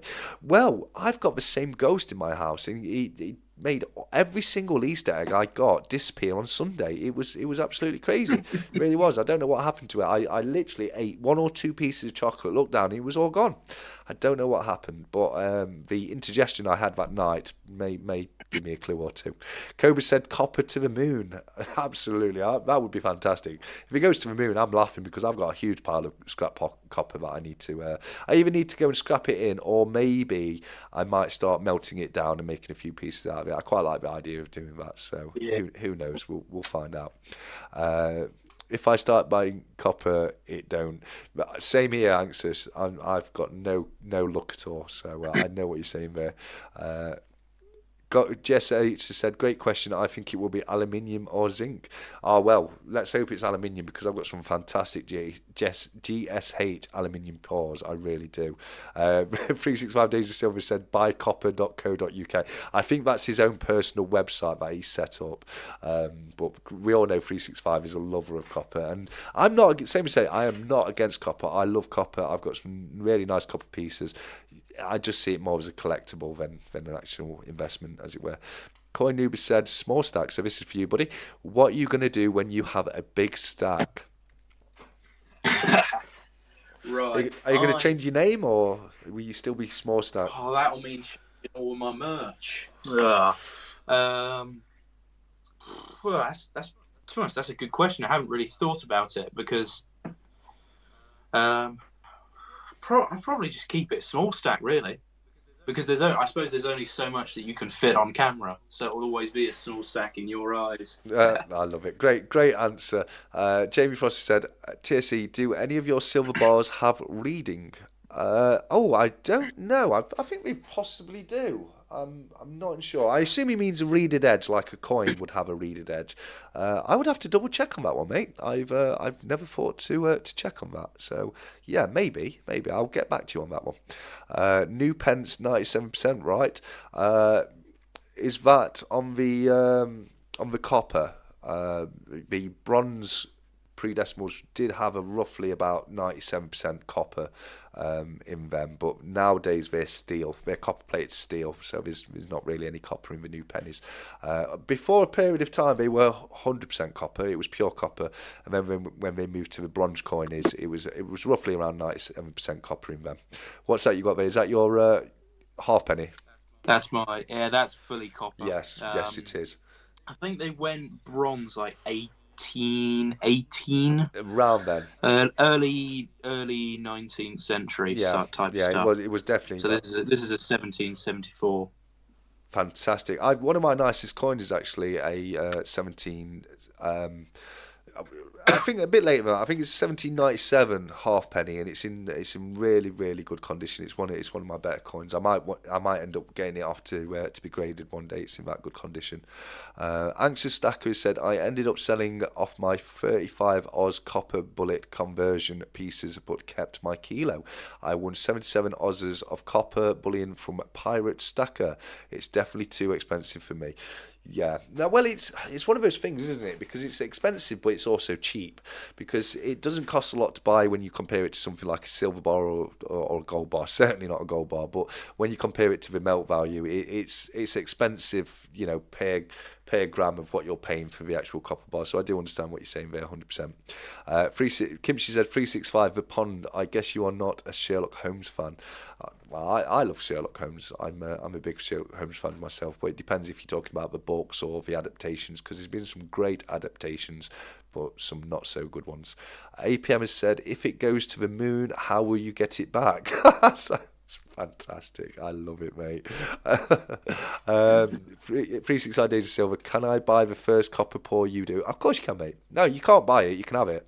I'll give it you for free. I wouldn't charge you for it, mate. You do so much for this community. I'd be more than happy to send it over to you for free of charge, my friend. And that's going to prompt me to give it a try. I've got more than enough. I've definitely got more than enough to do quite a few pieces out of copper, but I've got no problem sending you a piece across, mate. Absolutely. But old pipes ain't as nice as a Geiger bar, lol. Well, not yet, Coin Noob, but wait to see what they look like when I'm done with them.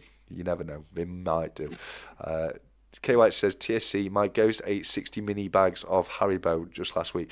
KYH, mate, my ghost ate 4 full Easter eggs, 8 chocolate bars, because 2 came with each chocolate bar, and then a huge bag of Kinder Bueno mini eggs as well.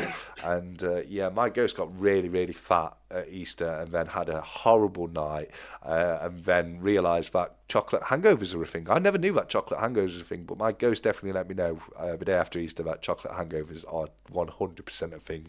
And it took my ghost a few days to get over it, unfortunately. Answer Stacker, I love these hangouts. It keeps my mind right being a part of the community. The generosity has amazed me. They are fantastically cool. Thank you so much. But these hangouts only happen once a week on a Saturday. However, if you want to hang out with the coin collecting slash stacking community 24 hours a day, 7 days a week, the only thing you have to do is get yourself over to Stackers Social, the completely free Discord server, which is full of like-minded people. It really is. There's some fantastic people in there. We all have a good laugh and a joke, and I cannot recommend it highly enough. So if anybody is out there and has not signed up to Stackers Social yet, definitely get over there and become a member. It's completely free to join. They're running mini giveaways all the time in Stackers Social Discord nowadays. I think the big giveaways will be run on the Stack Chats, where there'll be myself and Cyber Soundman. We'll do those, but the mini giveaways, they're happening all the time over on the Stackers Social Discord server, so I cannot recommend that highly enough. And get yourself over there, because we would all love to have you there, each and every single one of you. CY Sterling, Jamie, the Vortex bars have reading from what I've seen on. Okay, so let's have a quick look. Vortex bars. Yes, they do. Yes, they do. They are reeded. So, yes, I have at least 5 bars with a reeded edge. So if the Vortex bars have it, does yep, St. Michael has it. So it looks like Scottsdale 1 ounce bars have a reeded edge. What about the Royal Mint? Royal Mint bars don't have a reeded edge. Any others? Any more? I'm not sure. I'll check properly later. But Scottsdale bars have a reeded edge, so yes, I do have a few of those. What's Cobra just done there? Oh, Cobra, that's was too kind of you, my friend. Thank you so very much. Cobra's just sent over a £20 super chat, so mate, thank you very, very much. That's incredibly generous of you, mate. Thank you. I was just about to read one of your comments as well with that, but here we go. Nerd UK, I haven't really slept yet, bro, and had to do a recording with Camel Finance, and CPM comes out tomorrow. Yes, I can't wait for this. It's something that CPM does. It's called Whiskey and Rum. He does a Whiskey Wednesday on a Wednesday, but he also does another one called Whiskey and Rum, where he gets other creators to come over and join him. And I think, if I'm not mistaken, this one's got Cobra Stacker, Camel Finance, but also had Darth Precious Metals on there as well. So I for one cannot wait for that to come out tomorrow. I will definitely be watching that. I didn't get a chance to watch this week's Whiskey Wednesday today, so I'll be watching that as well tomorrow. So it'll be a full day of CPM, and I generally cannot wait. Anxious Stacker, I collect scrap and old copper pennies, but don't stack it. Copper is great to throw in on sweetening deals. Yeah, can't agree with you anymore there. Throw in a couple of ounces of copper just to sweeten that pot. I love that. Cranky was gifted today a 13 Oz hand-poured copper ear of corn. I stopped reading the wrong point there. I was like, copper ear? Who's giving you a copper ear? That's weird. Stackerman Rabbit Hole. It's my next video. It's very nice. Can't wait to see that on the channel, Cranky. I love all your videos, but I'm really looking forward to that. 365 don't see why no, he bought it to celebrate reaching 9k subs. Yeah, no, 365 recently got to 9k subs, which is absolutely incredible. When I looked earlier today, I think he was on 9.1 thousand. So 365, just to let you know, the deal still stands. When you get to 10,000 subscribers, I'm going to be sending you a fancy bottle of whiskey across. I have not forgot. And as soon as you get there, I will definitely be sending that over to you. I know exactly what whiskey I'm going to be sending to you. It was my all-time favourite. It's a beautiful Japanese whiskey. And I can't wait for you to try some, mate. I really can't. 365 said, not sure what I'm going to do with it yet. For now, it just directs people to Stackers Social. Well, that's doing a fantastic job then, because that's a great place to be. So yeah, absolutely. GSH said, I think I have seen that one, Cranky, on someone else's video. It looks awesome. Well, I can't wait to see it on Cranky's video, because I've not seen it yet, so that's going to be great. Here we go. A question for you from Sensible Stacker. We kind of answered this earlier, but we'll do it again, just in case anyone wasn't around at the beginning of the chat. What made you get into stacking? Well, yeah, like I said earlier in the chat, what made me get into stacking? I think really it was backyard bullion, really. Yeah. When I was younger, I went out and bought a fake gold bar, even though it was advertised as a real gold bar. Kind of didn't do anything. And then I found silver dragons, and I just thought, to hell with that, I might as well buy myself a Silver Britannia. So that's how I've got here. Brilliant. So how long ago was that? Uh, the When you silver. Yeah, when you started watching Backyard Bullying, how long ago was that? Oh, that was pre-COVID. That was 2017. Oh wow, I was little. Oh no. you'd have been younger than KYH is now then. Yeah, I was really little. But yeah, I always remember thinking, "Oh, I want a big gold bar." You know, like the ones that you see in cartoons. Um, yeah, Yeah, you know the type of yeah, thing. yeah. But that big Trapeze and and all. that Yeah, high. yeah. I want one of them. Yeah, yeah. I think we all do. I got to pick one up at the Royal Mint. They've got a huge, hefty gold bar at the Royal Mint, so it's a bit of a test your strength kind of thing. And I'm proud to say I was able to pick it up, so no problems there. Ellie Arms is from the same question to me. She says, "Stack collector, when did you start stacking and why?" I started stacking bullion the very end of 2021, beginning of 2020. No, the end of 2022. Um, and I got into it basically because I was looking at different kind of investments. I was looking to get better with my money, and I've always been a bit of a coin collector. So when I saw silver bullion and gold bullion, it was kind of the best of both worlds. You get a lovely coin and you get precious metal as well, and it ties them both together. So stacking, I've only really been stacking for just over a year. Collecting for a lot longer, but yeah, that for stacking, it's about a year and a quarter in as of yet. So I'm having a great time with it. I've picked up some beautiful pieces, and I do not intend to quit anytime soon. MGMD has said, I pre-ordered my first copper round and feel a little dirty. 365's fetish rubbed off. Well, that's fantastic, MGMD. I love the way copper looks. Copper is one of the best looking precious metals in my opinion.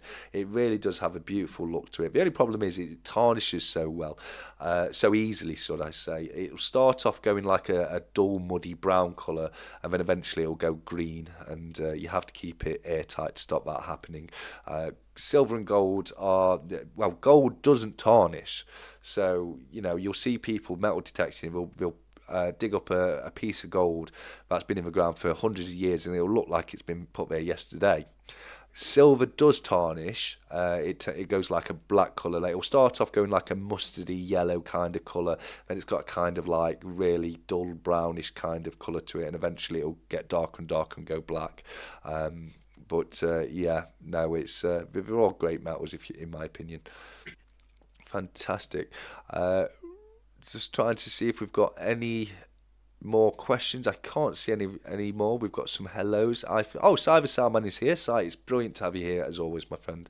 He's a great guy. He's got a fantastic leather goods making company. He does some absolutely amazing pieces. In fact, I've got my Cyber Salman custom made leather wallet right here. He's got his logo embossed on it. It's great. I'm not using it at the moment, Si, because I started to use it day to day, but I'm just too worried about damaging it. So whenever I've got a special swanky occasion to go to, I swap everything out of my usual wallet and then put it into my Carduous leather goods wallet, and look 5 times swankier than I would normally.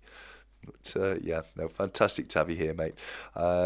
Cobra said, well done, Small Stack Bullion. Really good that you've started so young. It will serve you well, my friend. It really will. It really will, SSB, mate. This. I can't tell you how much of a great thing you're doing getting into this kind of thing at the age you are. You're 16 years old. Was this your last year at school, or is next year your last year at school? Well, the government had changed the rules, so I've got to stay in school. Yeah. 18. Yeah, of course. So yeah, I'm still in school. Yeah, of course. But yeah, no, you can leave school at 16, can't you? But you have to go into an apprenticeship. Yes, but I think you have to go to like a class at least one day a week. Yes. And then you can. Yeah. Yes. Yeah, absolutely. You can't just do your GCSEs and go home. No, yeah, you can leave school, but like I say, you're doing an apprenticeship, so you do some class work. You're working the rest of the week, but you have to go to class like either 2 half days or 1 full day, etc., etc.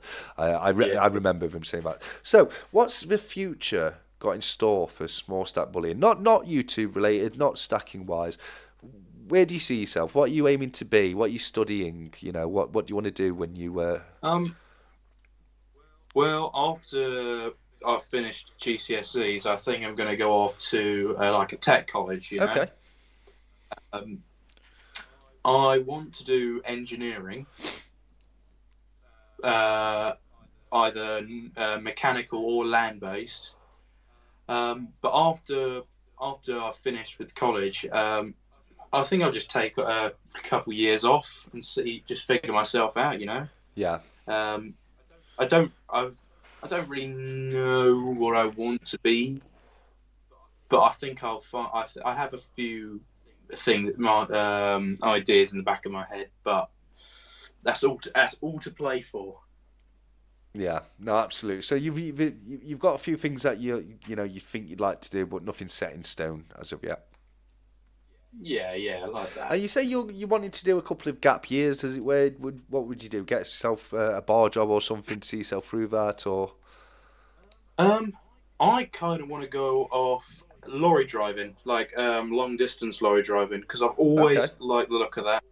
I've always liked playing Euro Truck Sim, and should I say, yeah, go on. And my dad used to be a lorry driver, so he's kind of a little inspiration for me as well. That's brilliant. And yeah, you can say your dad's a lorry driver. It doesn't give anything away, does it really? Good, good Yeah, money in it, true. mate. If you can do that, not everyone can do it. It's it can. I never drove a lorry. I drove a 3.5 ton truck, and I used to drive all over the UK. Um, I delivered for a certain company, so we had different depots all over the country, and we'd swap stock. So if one depot was low on stock and we had an abundance, we'd have to take it down there, or vice versa. And sometimes a local depot couldn't deliver a large order to a customer. I can remember one day all I had to do was drive from the Midlands, from Nottinghamshire, all the way down to Norfolk, do one drop and then drive all the way back. And it can be a little bit tedious. I've always liked driving. It's less fun when you're stuck in traffic all the time, but same as Yeah. yeah, but same as I say, it's really good money. It's not daft. It's not a daft thing to do, and yeah, you can make really good money off of it. So good luck with that, mate. I hope it all comes through for you. Cheers. Thank you. No problem at all. And I'm just I've got to keep an eye on the time because we're coming up to 9 o'clock. So another 20 minutes or so, we'll do the first giveaway, and we'll find some winners. And there's an extra special sticker in this one because Steeler Stacker, who's with us tonight in the chat, has sent me a load of extra stickers that he'd like me to include in giveaways. So not only the Stacker Social sticker, my sticker, you'll get Steeler Stacker sticker, the TSC 1 gram channel bar, as beautifully produced by Bot Your Bullion, and then the couple of poker chips as well. But after that, we've got a second giveaway, which you're doing, aren't you, SSB? You've sent me a coin across to give away. Yes. I've sent across. Hang on, let me get it. There we are. One of my beautiful poker chips One of these. for one of you lucky viewers to win. A channel sticker, not as big as goodness me, not as big as this, but it's still good.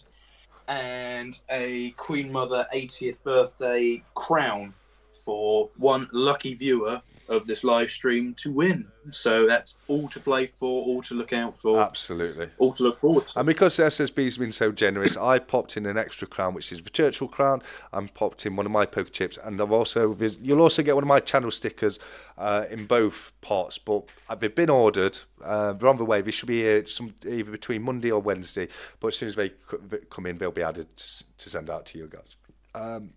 Sensible Stacker has asked, without revealing too much, what do you do for work, mate? And I'm more than happy to answer that. I've discussed it a few times before in the chat. I'm a qualified tree surgeon. I work for myself. I have my own very small business, doing tree surgery, tree care, that kind of thing. But I also do all other manner of outside work. I can do fencing, slabbing, landscaping, softscaping, grounds maintenance, and any of your outdoor needs. That's what I do. So work's not been too great this spring because it's been awful weather, but we do have Storm Kathleen at the moment, so I'm hoping I'll get a few fencing jobs coming soon. So that'd be nice for me anyway, not for people whose fences blow over. But yeah, that's what I do. Cyber Salman has got to pop off, chat for a bit as I'm still working in the workshop. Will still be listening in. Well, that's fantastic, mate. I can't wait to see what you're working on in your level workshop there, mate. He's got, he really does do some fantastic work. He really does. Silverpunk, yeah, watch the Time Stack Collector. Doesn't give you long to work the winner out. He's convinced that I fix it, even though it's not possible for me to fix it. We've had a couple of problems with the duck rays recently. One was due to lag, and that was unavoidable. That was not my fault. That was just lag. But last week or the week before, a couple of weeks ago, I inadvertently, I think it was one when Silverpunk was on, I accidentally hit the fade to black button, so everybody got to listen to my commentary, but nobody got to see the race. So we had to actually rerun the race that week, and I think that's the week Ellie Armst won the. No, it must have been when Cranky was on, because Ellie Armst won the Morgan Dollar. That's the word I was looking for. Cobra Stacker says, Steeler Stacker, send a sticker my way, bro. I'll stick it on my wall. I'll send you one over, Cobra. I've got a few extras, so I'll send you one of his stickers because it's really cool. It really is. But I'm sure Steeler Stacker won't mind me sending you one down, mate. I've got to send you a poker chip anyway, buddy. So I'll just throw one in with that and send it off. Let's have a quick look. Blistering Barnacles, I can't work myself. Yeah, no. Blistering Barnacles does a fantastic thing. He looks after his mum, and she as he said in the comments, she's old and she's got the big C, unfortunately. So I think it's fantastic what you do, Blistering Barnacles, looking after your mum. I really do, and I'm just going to say, Blistering Barnacles, just keep an eye out when you do your ride with me's. Over the next few days, I'm not going to say any more. Just keep an eye out while you're riding about. That's all I'm going to say.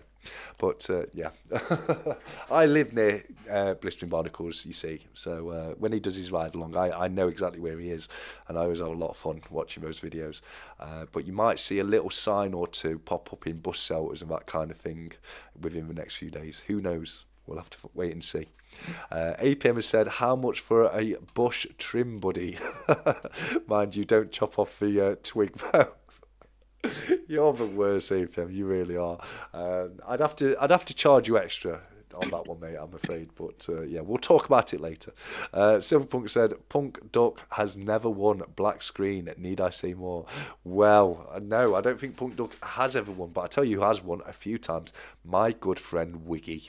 And we've got to love Wiggy. He's my favourite duck. I don't know why. I just love him.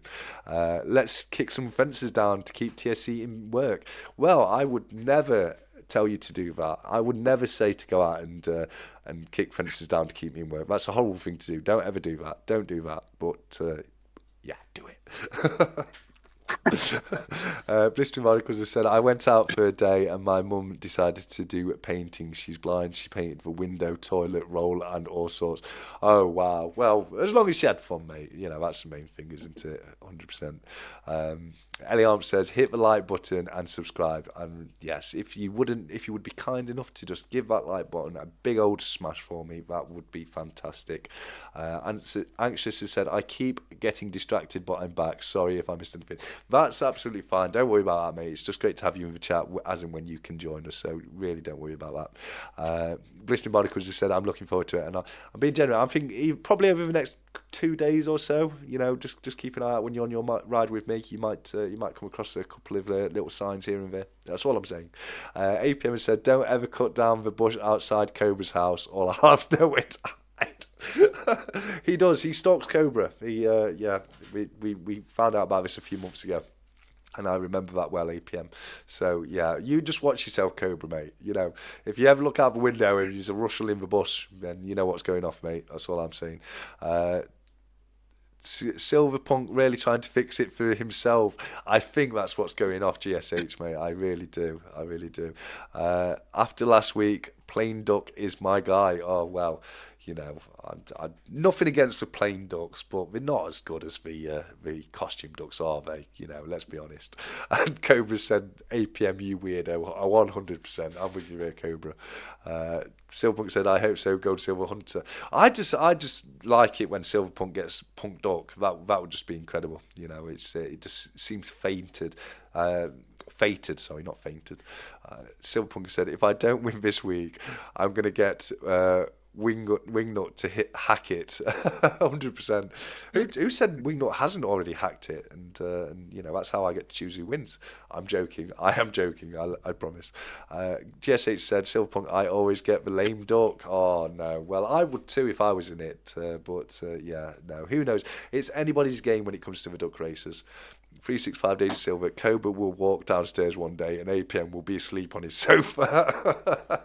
Well, he does like to get around on people's sofas, APM does, bless him. TSC, quick question. Why does my bay leaf tree have black, oily residue on it? I'm not entirely sure, mate. That's it could be, well, it's likely to be infected with some kind of fungal infection, but I will certainly look into that. I do love bay leaf. I've got a bay leaf hedge, and it just smells the best. Whenever I trim it, it smells absolutely beautiful. But I would definitely look into see what could be causing that. I would bet my bottom dollar that it's got some sort of fungal infection. But I'll try and get you a bit more information on that, Jamie, mate. I like Trump Duck the best, KY8 says. He's one of my favourites. I am a big fan of Trump Duck, I'm not going to lie. But as I say, my very favourite is Wiggy, bless him. Kobasaka said, "My dog will eat him." 100%. I've heard, I think it's Tyson, isn't it, your dog's? I think he's called Tyson, and every now and again we'll hear him in the background of the live auctions, and it's always a lot of fun.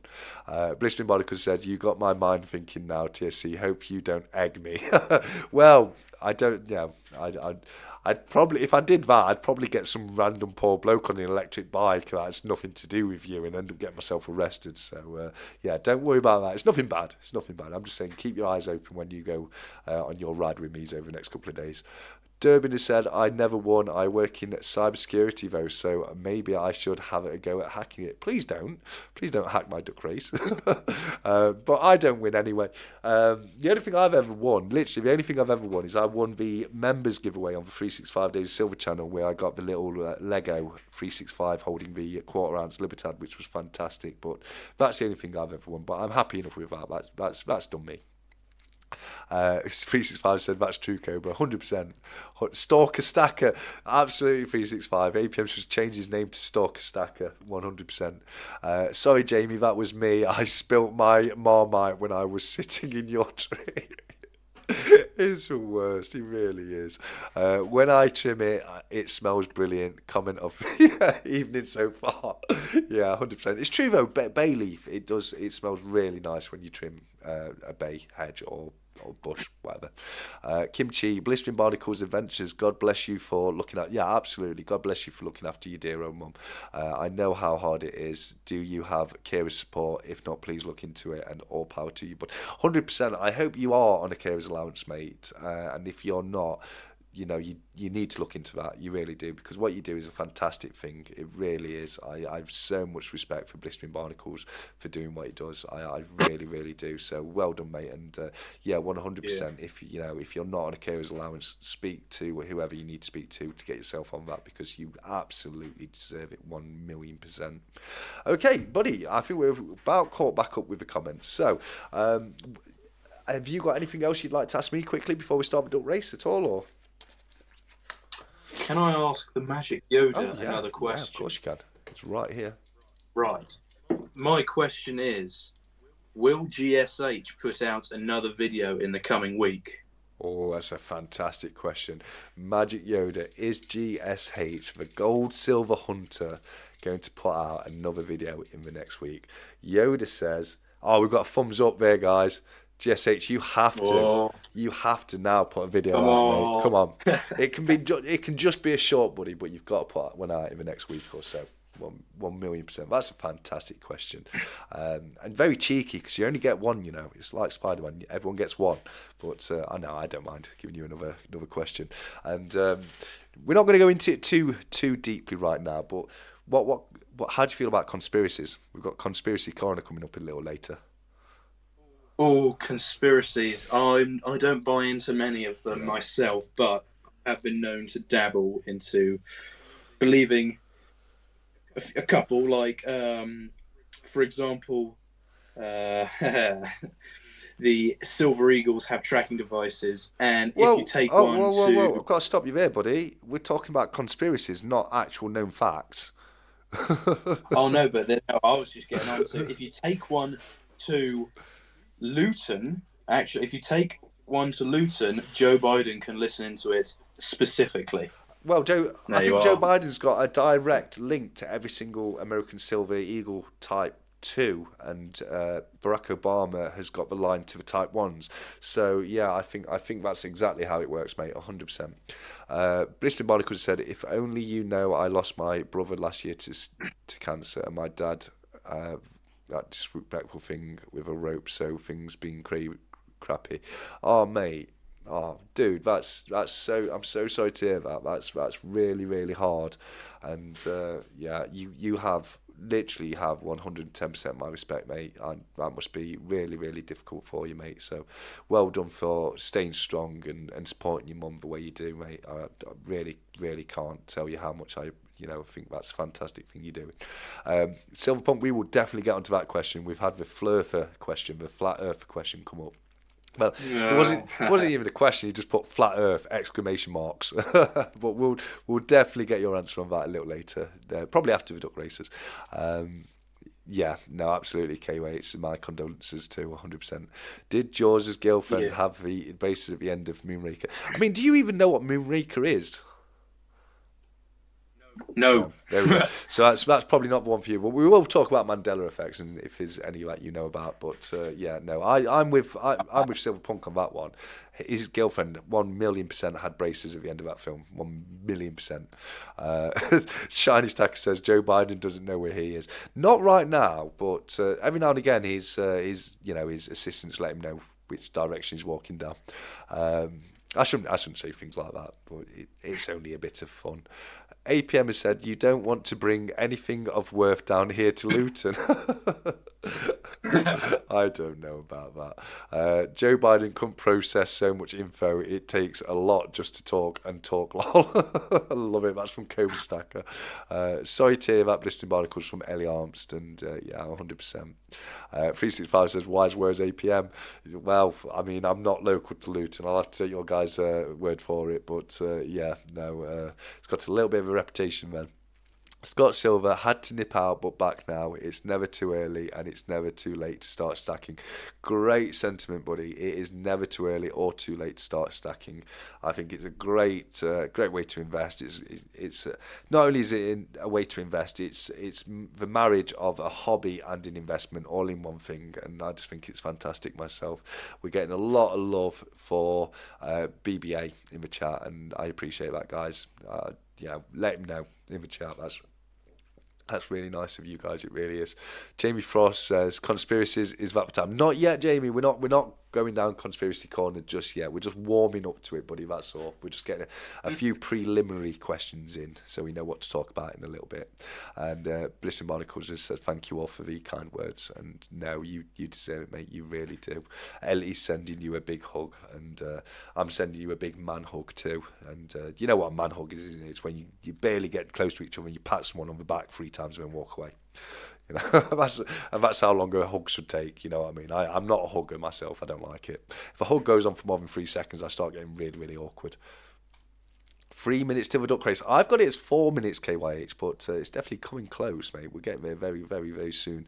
365 Days of Silver. BBA, you picked the right community to be part of for sport. 100%. Yeah. No, I've got a lot of time for BBA. He's a great guy. He's got a great channel. Does some great videos, some super fun videos as well. He does a bit of magnet fishing and metal detecting, and I love his magnet fishing videos. I've always wanted to give it a try myself, so I'll have to get out there one time and give it a go. GSH said, Cobra Stacker, that is the reason I haven't done many videos. I become Joe Biden when doing them. No, you don't, GSH. You do great on your videos. I love them. You need to do more. Magic Yoda has spoken, buddy. Come on, don't prove Magic Yoda to be a liar. That's just not cricket. Anxious Stacker said, "God bless, man. That's got to be rough." It really has. It's got to be rough, mate. So, like Punk says, stay strong, BBA. You're a special guy. You really are, mate. You really, really are. I thought it was a backwards hug. Yeah, I love it. I was loving it. That's my Anxious Stacker. KYH said, "Joe Biden sounds like a Martian, to be honest." Yeah. Well, yeah. There's been a couple of his speeches, hasn't he, where he's mixed his words up a little, or wixed his words up a bit, as I like to say. And we're 2 minutes away from the duck race. So, anything you want to say very quickly in these 2 minutes before we get things started up? Yeah, I didn't know if this video was edited of Joe Biden, and he said something like, "America it can be defined in a single word," and I don't know if it was edited or not, but he just went, "As a foot in the foothills of the Himalayan mountains with Xi Jinping." I love it. I mean, have you seen the video of him stopping and then like almost dummying off the bike like that? And Yeah. it is honestly, it's half hilarious, half kind of sad, really. No, it is a little bit, isn't it? I mean, Joe Biden's the new one.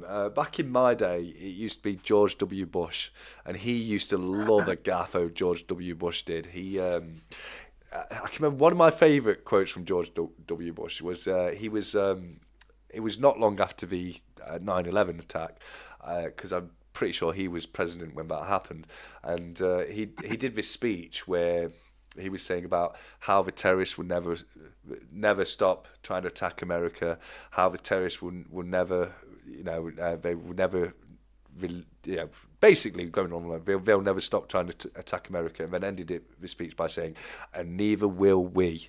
It's like it was so hilarious, because he obviously meant we will never stop fighting the terrorists, but the way he said it made it sound like they would never stop attacking America. So that was fantastic. But with that being the case, we are now on 9 o'clock, so I need everybody to do me a little favour.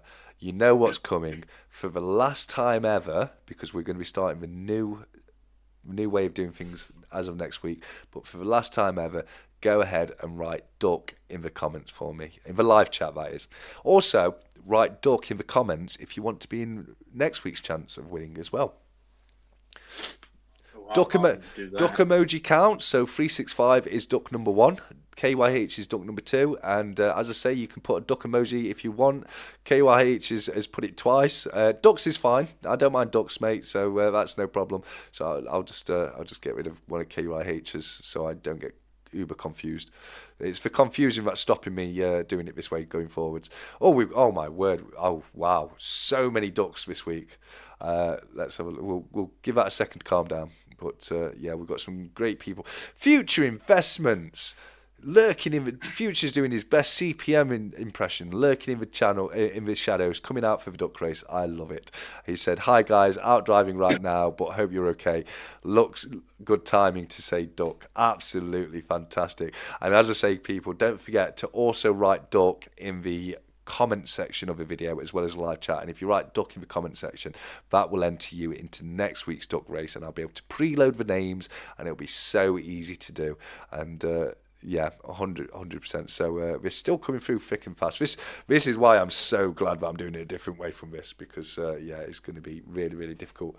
But let me try and count up the ducks. So we've got 1, 2, 3, 4, 5, 6, 7, 8, 9, 10, 11, 12, 13, 14, 15, 16, 17, 18.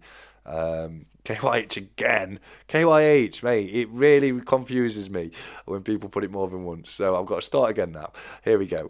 1, 2, 3, 4, 5, 6, 7, 8, 9, 10, 11, 12, 13, 14, 15, 16, 17, 18, 19, 20, 21, 22, 23, 24. Any more? 25. Anxious, I've already got you in for the duck emoji, mate. So that's fine. I'll remove that one. It's just to stop it being just stop me getting confused. TSC, there are no comments fit me to say duck. I've got you, mate. You're duck number 2. KYH, don't worry about that. We've got you as duck number 2. You are in the race, mate. So don't worry. And yeah, I'll just double coin noobs there with what's a duck do. I love it. I love it, mate. It's a really funny video. I highly recommend people see it if you haven't checked it out yet. So 1, 2, 3, 4, 5, 6, 7, 8, 9, 10, 11, 12, 13, 14, 15, 16, 17, 18, 19, 20, 21, 22, 23, 24, 25. Looks like that's it. 25. Let me just double check. Cool. Now I've got 25 ducks. So give me a moment and we will head over and we'll do the first duck race, which will be my duck race. This will be for the usual giveaway bundle, which is my channel sticker and poker chip, the Stacker Social sticker and poker chip, the TSC 1 gram silver bar, and the Steeler Stacker sticker as well. So, buddy, you are the guest, so you get to pick how long the duck race is going to be. Oh, that is a. Ooh. Would I be wrong in saying 2 hours? Yes, yes, you would be very wrong in saying 2 hours. I'm going to say a solid 33 seconds. 33 seconds, a nice short race. And can you see the duck race on YouTube? Not currently, no. Oh. I suppose there is a bit of lag time between. Oh, okay, now I can. You can see it. Okay, so we don't have a black screen. That's fantastic. Okay, so we have 25 people for 33 seconds. We're going to set that. Let's see the ducks we get. I like that. I think we're going to stick with this one. I quite like that. We've got all kinds of ducks here. We've got strawberry duck, builder duck, panda duck, policeman duck, scuba duck, old lady duck, teddy bear duck, star duck, holiday duck, astronaut duck, beanie hat duck. Oh, we've got some fantastic ducks in this one. So I think we'll stick with this one because I like them. So yes, as the guest, you get to count down from 3. As soon as you say go, I will hit the start button and we will start the duck race. Right. Here we go. In a 3, in a 2, in a 1, and go, go, go. And they're off, and first, straight up, it is plain duck, old man duck, scuba duck, old lady duck, plain duck, star duck, and heart duck. Neck and neck pretty much. But it is plain duck number 11 that's got the lead right now. We've plain duck number 16 just behind them, but it's all changed right now, and they are pulling back to the back. It is halfway through the race. We're coming up to the final 13 seconds right now with purple stripy duck in the lead and stripy duck green just behind him. Where is it going to... Oh, strawberry duck, you're a cheeky one. You're coming up. I think strawberry duck's got a little gleam in her hand, but it's not. It's lucky number 13. Plain duck number 13 has taken it. Well done, duck number 13. Fantastic. Let me just fade that back over. Here we go. All right, shut up. We've got, yeah, won't stop. Lag time. Got about 10 seconds I left on the clock. No, well, if you the commentary and the race will match up. It's just because you're watching it back through the YouTube. But anyone watching it on YouTube, they do match up. It can get a little bit confusing for the guests when they're watching it through a second screen. But let's find out who lucky number 13 was. So we've got 365 number 1, KYH number 2, APM number 3, Shiny Stacker number 4, Blistering Barnacles number 5, Sensible Stacker number 6, Future Investments number 7, Nerd UK number 8, Durban number 9, CY Sterling number 10, Cobra number 11, GSH number 12. Oh, do you know what that means? We have our first ever rollover winner. Because duck number 13 is James Elliott, my friend. Well done. He's actually only messaged me today to let me know that he's received his winnings from the last duck race he entered. So, well done, James Elliott. Congratulations. We have our first ever double winner. Well done. I don't even need you to send me your address details because I already have them from the last one I sent across to you. So well done. Oh, Bits and Bobs are here. Flying visit to say hello all. And Bits and Bobs are a great channel. Some great guys. I was privileged enough to meet them in the flesh when we went to the Royal Mint Experience a few weeks ago. And yeah, thank you so much for coming across. Silverpunker says it's a fix. I wonder if Silverpunk's going to say it's a fix when he finally wins it. You know what I mean? So, but yeah, I've won it. Fixed. yeah, Fixed. yeah. I bet he doesn't say it's fixed when he wins it. 100%. But no, well done, James, mate. Well, congratulations. That's very well done of you. I'm not sure if James won. I'm not sure if he got the TSC bar before because he won the coin that CPM put up. So yeah, fantastic. You get the little bundle on the right hand side there. But if you didn't win, don't worry because in a little while's time we're going to have our second duck race of the evening, which has been very kindly provided by Small Stack Bullion and has a few pieces that I've put in there as well. And you know what? There we go, just pick one at random. What's this? Because Small Stack Bullion likes them so much, we've got a 1938 half silver George VI Threepenny bit that's getting thrown in there, so you can have that as well. And yeah, no, so we'll do that probably about 9:30, 9:45 maybe. But yeah, no, another lovely little bundle in there to win. And as I say, you will get the Stack Collector channel sticker. They've just not been received yet. I've had the email from Vistaprint let me know the order has been dispatched and is on its way. So should be here between Monday and Wednesday. And what I'll do is I'll hold on to the bundles this week, and so I don't have to send two lots out through the post. And yeah. James says he's happy to run it again, mate, as I won last week. That's completely up to you, mate. Did you get the 1 gram bar when you won last week, though, or was it just the Phoenix bar? I can't remember what I sent out to you. Let me have a quick look at my emails because he emailed me today to let me know that we've been received. Let's have a quick look. Where are we? James, let's have a look. Yeah, no, I don't see. Last week, yeah, you did win last week, mate. Well, you won the coin CPM pop last week, so you haven't got a 1 gram channel bar as of yet, have you, mate? So, are you sure you want to do that? Because you won this week, you get the 1 gram TSC bar and my bundle because he actually won the CPM bundle last week. So yeah, he said no 1 gram bar. So I think you should keep it, buddy, because you've won different stuff to what you won last week. If you'd have won 1 gram bar last week, I could completely understand putting it up for somebody else. But who doesn't want a TSC 1 gram bar? They're elusive things, they are, buddy. So yeah, well, we'll leave it as that with you, mate. Unless you, here we go. Small Stack Bullion's got one. You won that, didn't you? Yeah, on the Cardiff Gold stream. See, I think it wasn't a duck race though, because I was quite quick on the buzzer because I had the. Well, what did we have to do? We had to add up. Oh, that was it. I gave you the Germanium mint bar and the copper bar. And I was real quick on the buzzer because I had the Cardiff Gold tab open and ready because I was looking at it earlier. I was real chuffed about that. So thank you. No, 100%. Yeah, that was a lot of fun. We did that differently because, like you say, we had Cardiff Gold on. So I thought it was a great way to get people over to the Cardiff Gold website and check out the fantastic items that they have available to buy. And that was a lot of fun. 365 said those TSC 1 grammers are selling £200 on eBay. Is that all? I thought we'd be going for a little bit more than that, but James has said appreciate it, mate. And no problem at all. You won it fair and square, mate. And same as say, it's different to what you won last time, so that's absolutely fine. And it actually saves me a little bit of postage because the last week's winners, because I'd run out of channel stickers and I didn't want them to wait too long for the bits. I said I'll send you everything I've got now, and then as soon as the channel stickers come on, I'll send you them later. So I had to send you the channel sticker anyway. You're only going to get 1 channel sticker. No, I'll throw you 2 in. It's okay. I've got loads coming in, so I'm all good. If they're okay, I bought a different type this time, so I'm really worried about how they're going to come. I just think we're gonna end up looking rubbish, and I'm going to have to buy a whole new lot anyway.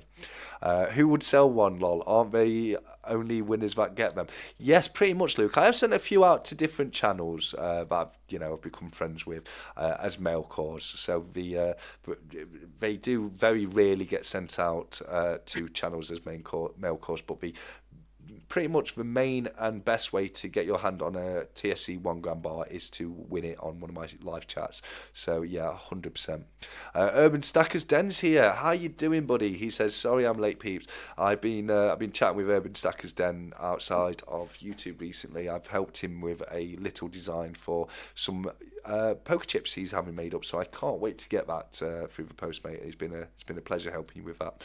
Silverpunk said 365 days of silver. I will start knocking a few up at prize.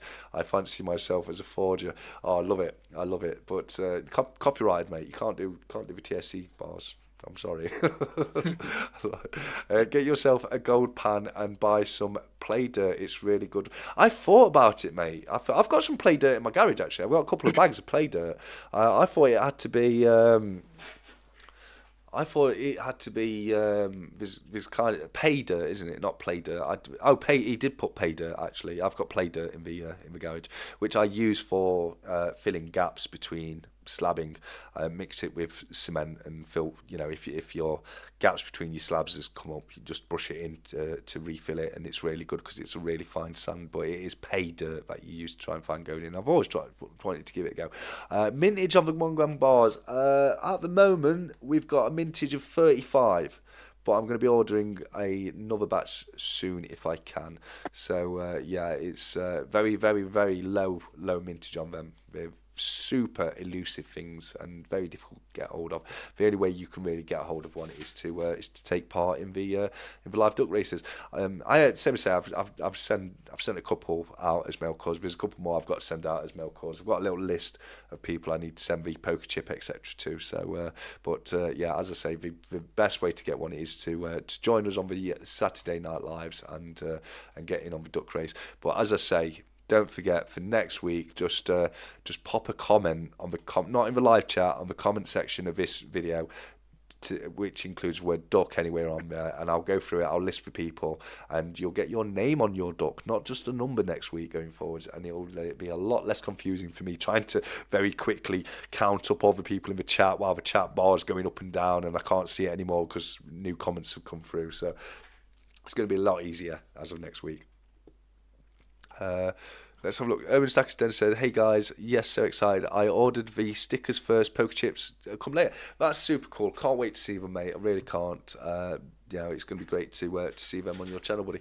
How are you tonight? 365 Days of Silver from the Urban Stackers Den. Let us know, mate. Is everybody having a good night? How is everybody doing? Let us know in the chat, and let us know what you're doing while you're listening. Are you doing anything else? Are you do you have us on your background, or are you sat there with your screen in front of you typing away? I'd be really, really interested to know. What are you doing, Small Stack Bullion? I am listening and lounging leisurely behind the camera, but typically on the usual weekend where I listen to this. Sometimes I'm editing a video, sometimes I've got a game on or whatever. But I always tune in. No, I often see you in the chat, and I always say it's all good if people just want to listen in the background. That's I'm as thankful for that as I am for anything else. But it is the cherry on the top when people join us on the live chat and let us have a good old chat with us. Silverpunk, great channel. I'm printing 3D prints and editing new designs for paws next week. Can't wait to watch those videos. I love all of Silverpunk's paws. He does some amazing work. He really does, and the stuff he makes is right up my street. It really, really is. Blistering Barnacled Adventures, look my post when you get a chance. I would definitely do that. Let's do that now. What's he said? Blistering Barnacled Adventures. Let's open up YouTube and have a quick look. Oh, why is it said this site is not available in your country? What do you mean? Did I click? Oh, I clicked on the wrong one. That's my fault. Blistering Barnacle Adventures. Let's have a look what he's put there. There we go. And on his community post, it's pay dirt. Yeah, no, I'm gonna check that out as soon as I possibly can do, mate. It's probably going to be tomorrow. But yeah, I don't. Do you know what pay dirt is, bud? I've seen I think I've seen a couple videos of these people buying it and then doing it in their insanely clean kitchen. It's typically on like a YouTube Shorts type of thing with someone with 1 million subscribers, not proper stacking channel, just a random channel. Yeah. Um, yeah, I have seen them before. Yeah, I've always wanted to give it a go. You see some people that are really into it and they've got the machines set up to sieve through it and all that. But yeah, it's it's basically a bag of sand, and you pan through it in the hope of finding a little bit of gold. So I'm going to get some one day and do a video on it. But I can't wait to see Blistering Barnacle's Adventures video. APMs has let us know that he's forcing his kid to watch Frozen for the 13th time because it's his favourite movie. KYH has let us know that he's cleaning silver while tuning in. I hope they're not silver coins, KYH. I hope they're not silver coins. Don't clean your silver coins, buddy. But do clean your antique silver. That's fine to polish up. I need to polish all my antique silver up, really. It's starting to look a little bit tarnished. Do you know what I'm polishing at the moment? What are you polishing at the moment? My latest project is my antique officer's sword. I've got a British Army... Officer's... Yeah, would you like to see it? Yeah, let's have a look. I didn't... You look after... I'm going to leave the live chat in your capable hands for 30 seconds while I go and grab it. Okay.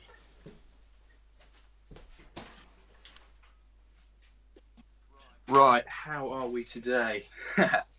You're all in my hands now. All at my disposal. Let's see, who have we got here? Hello there.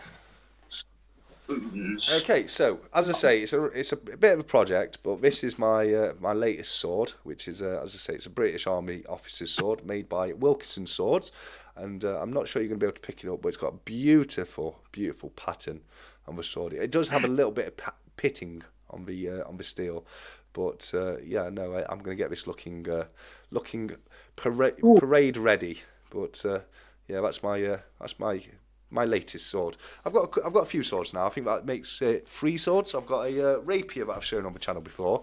I've got a replica from the Punisher film. You know, the comic character Punisher. I've got a replica Punisher sword, a rapier, and now the British Army officer's sword.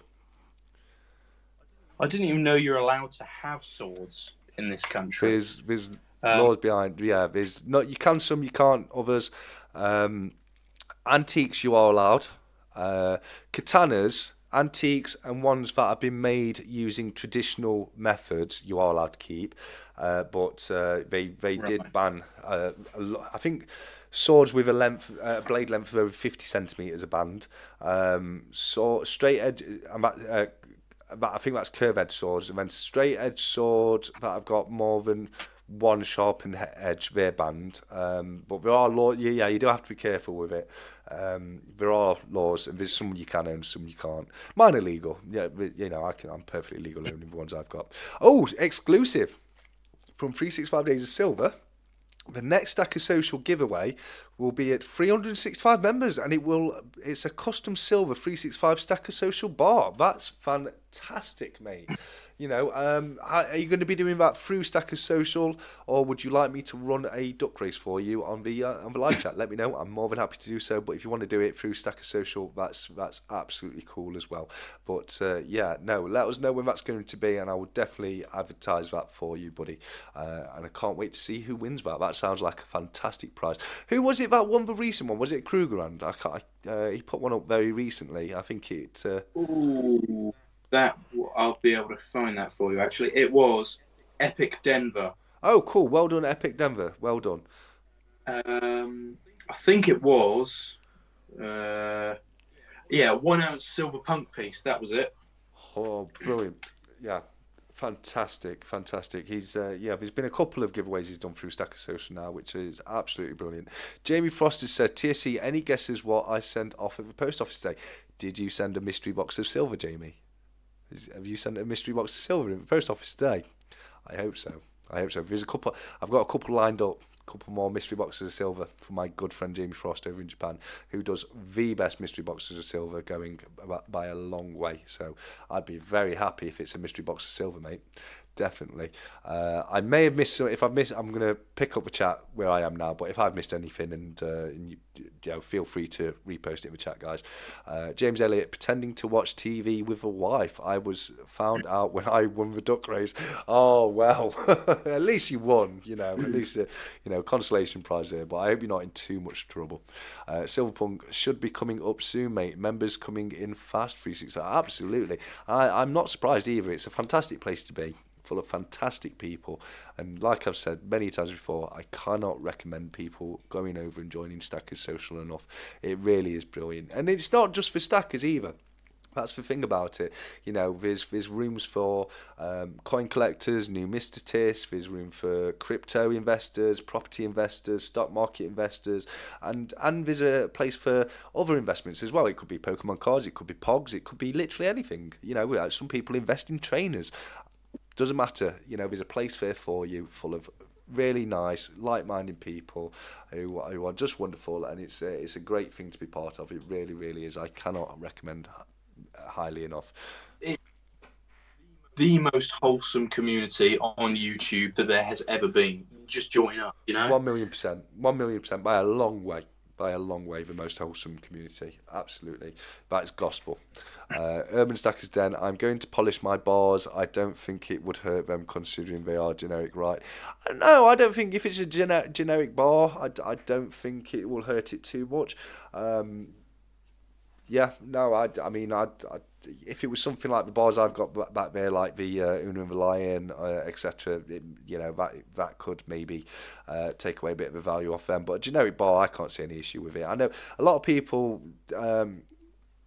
polish their bullion coins up. I know a lot of people do that. Now, I was having a conversation with somebody recently because I wear gloves when I'm handling my bullion coins, and we were saying it looks stupid. And I tried to explain that I just like my coins to be kept in good condition. I don't get a lot of standard bullion coins. For all collectible bullion coins, series coins, that kind of thing. But I've said it on my channel, I'm in the business of making future antiques. You were saying about your sixpence earlier, how it's nearly in uncirculated condition, and how fantastic that is as a coin. Someone had to look after that coin 70 years ago for it to still be in that condition now. You know what I mean? And I like to imagine some coin collector of the future who's going to inherit my pieces and have some fantastic, nearly uncirculated coins from this era in 100 years' time. That would be fantastic. So me personally, yeah. I like to keep all my bullion in capsules when I take them out to video and I wear gloves. But I know some people like to hold their bullion, and there's nothing wrong with that if you like to do that. Especially if it's if you've got a monster box of Britannias, they're all the same. All you'd have to do is keep one in a capsule and keep that one, looking good. You can handle the rest of them as much as you like. It's just that I like to buy one of each piece and then move on and buy other pieces. Do you know what I mean? Yeah, I know. Yeah, and that's, to be honest, that's things I consider. That my coins, or modern day coins that I bought from like this century and whatnot, will become classics or well sought after pieces in the future. That's what I sometimes think, or what I think quite a lot, actually.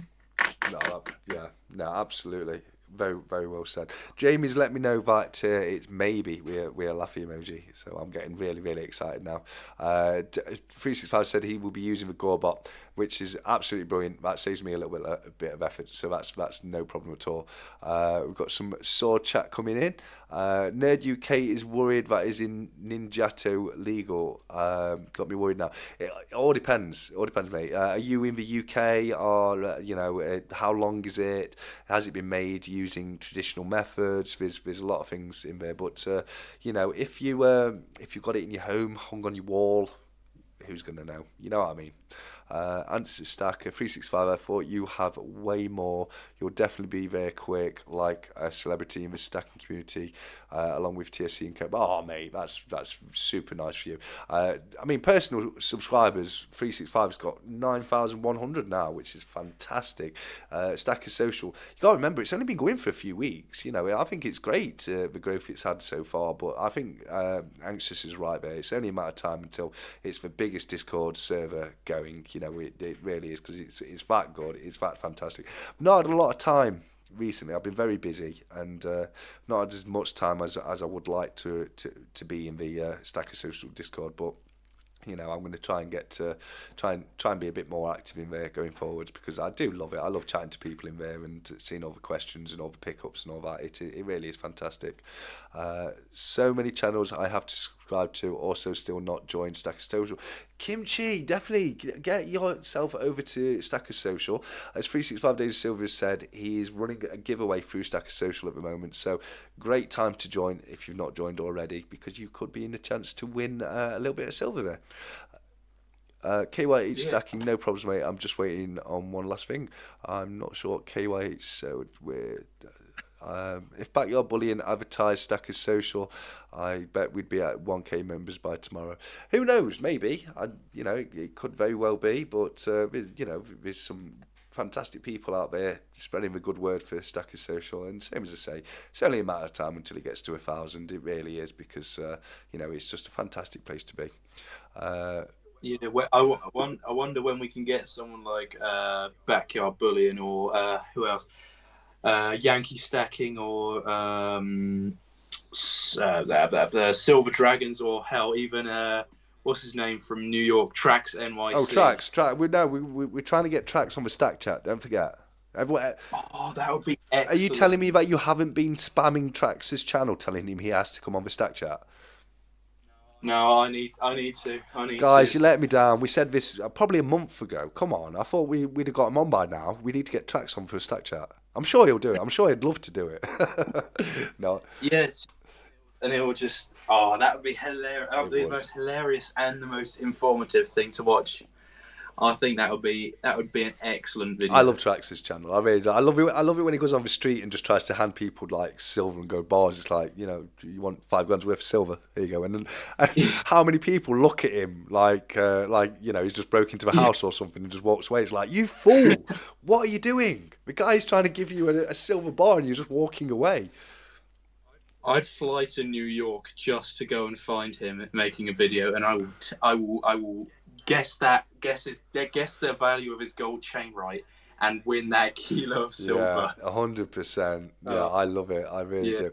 Blistering Barnacles has said, the windy storm we got is mental here, people. It really is. It's Storm Kathleen, this one is, buddy. I keep up to date with the storms, because when I see a storm coming, I get little pound signs come on my eyes, because I know I'm going to get some, not only fencing work, but I'll get tree work as well, because you get limbs blown off trees and stuff like that. So, you know, it sounds a little bit bad, but it's good for business when we have a storm for me. GSH said, KYH, when I was your age, I loved saving up and buying games then, £30 a time, even in those days. For me, when I was 13, it was all about Lego, and more specifically Pirate Lego. I was a big fan of Pirate Lego, really was. And yeah, that's what I loved.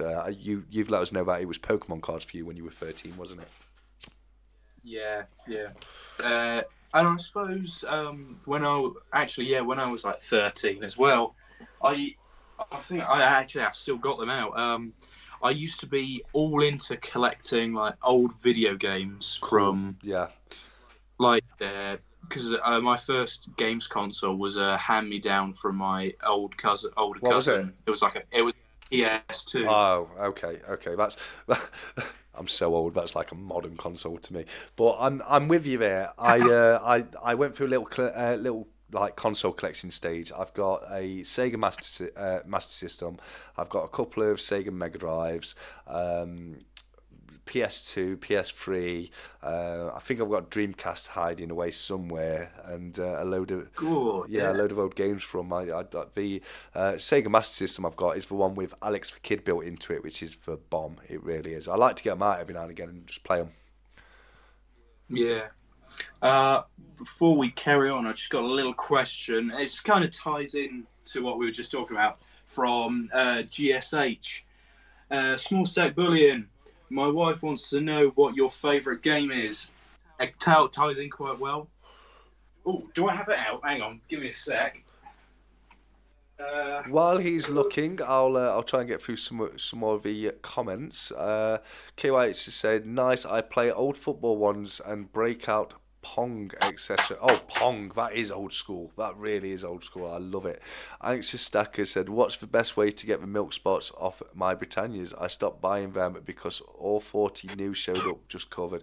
It was heartbreaking." Well, until recently, the best answer people could give was a razor. But Stephen, with the Freeze for the Ease, has put a video out very recently with a product that is incredible for getting rid of milk spots. So definitely head over to Stephen's channel, give that video a watch, and it's a silver cleaning cloth, and that does a really good job at getting rid of them as well. Are you ready, buddy? Or Yeah, I'm ready. They're just dusty as anything. I couldn't narrow it down to one, but they're all PCs. I'm big into my simulations, so SimCity 3000 was kind of like the first sort of PC game that I played, and I love it because I love building cities. It's that type of thing. oh yeah. I don't think many people know this. Transport Tycoon. Oh yeah, I love it. Big fan of Transport Tycoon. Is he still in here? TC200. Yeah, him and I play it together because I think we can still play it online together as well. And oh no, this wasn't the one I wanted to get, but Chris Sawyer's Locomotion, along with what was it, Roller Coaster Tycoon. Yeah, Roller Coaster Tycoon. They were all bangers of I tell you what was better than Roller Coaster Tycoon, which was kind of started off the Tycoon series, was Theme Park and Theme Hospital. They were fantastic games. Theme Park. That's an excellent game. Yeah, it really is. I'm more impartial to the art style of Roller Coaster Tycoon though. It is just. Yeah, I see in their TC200. Yeah, we play it lots before. Yeah, we need to play it again. No, I love it. I was a big fan of Command and Conquer. I love those games. TC is here. Yeah, he's letting us know that he's still here, and he's played lots before. Scott Silver said, I've no milk spots on my bullion since I put it in my Carduous calm pouch. Oh, I love it. So not only are they fantastic leather pouches, they remove milk spots too, apparently, and that's great to know. GSH said, KY8 and SSB, the oldest and nerdiest 13 and 16 years old ever. Theme Hospital was also one of my wife's faves. I can't fault her, mate. Every now and again, I go online and I download a Theme Hospital emulator, and I sit there building epic theme parks and theme hospitals. Really are a lot of fun. They really, really are. I've missed loads of comments, guys, because we've been coming through so thick and fast. So if I have missed anything, let me know in the comments. Cobra Stacker says CSC was the dawn of the game. It really is. Red Alert was fantastic. Red Alert had a little hidden game inside of it where if you put a cheat code in, you had something that was in the manual for it. You had a message in Morse code, and if you decoded the message and put it in the game, you got to play Ant Wars, and it was Command and Conquer Red Alert, but you were fighting against giant ants, and that was really fantastic. It really was. My favorite character in Red Alert was Tonya. She was like a Russian kind of spy lady, and she was awesome. But yeah, love those games. Really did. Command and Conquer. There we go. Which one's that? This one's it's a compilation disc. So it's a compilation thing. So it's got about 4 DVDs in it. So it's got Tiberian Sun. It's got Original, Command and Conquer, Red Alert, and General. Oh, okay. So it's got all of the good ones on it. Just no Tiberian Sun. I did like Tiberian Sun. That was a bit more like first person Tiberian Sun was, but that was a good game. Nod for the win. No, Punk. I was GDI all the way. I love GDI, but I did play as Nod every now and again. They were the two factions you could play as. The good guys were GDI, the Global Defense Initiative, and then you had the Hand of Nod as well. And am I right in thinking, Silverpunk, that the leader of the Hand of Nod was played by Tim Curry? Is that right? I'm sure it was. I'm sure Tim Curry was the guy in the cutaway scenes. I really am. The guy who played Pennywise the Clown. Jamie said he polishes his poured bars with 2000 grade emery cloth. Well, fair play to you, mate. I can't fault you. Especially on, like I said earlier, on a generic bar, you've got nothing to worry about on that, really. KYH has said, almost got a hop into my sleeping bag, guys. So TSC, I don't want to miss the duck race. We'll do it very soon for you, buddy, I promise you. But why are you hopping into your sleeping bag? Are you camping? Let us know. I love a bit of camping. And Lee Prolo, if you're still in the chat, are you with us under the stars in the woods? I know Lee likes to go camping on a weekend as well. I was thinking to myself earlier, I'm going to start doing camping again. I used to love going solo camping. I'd just go out on my own, find a nice spot in the woods, set a campfire, and just sit there.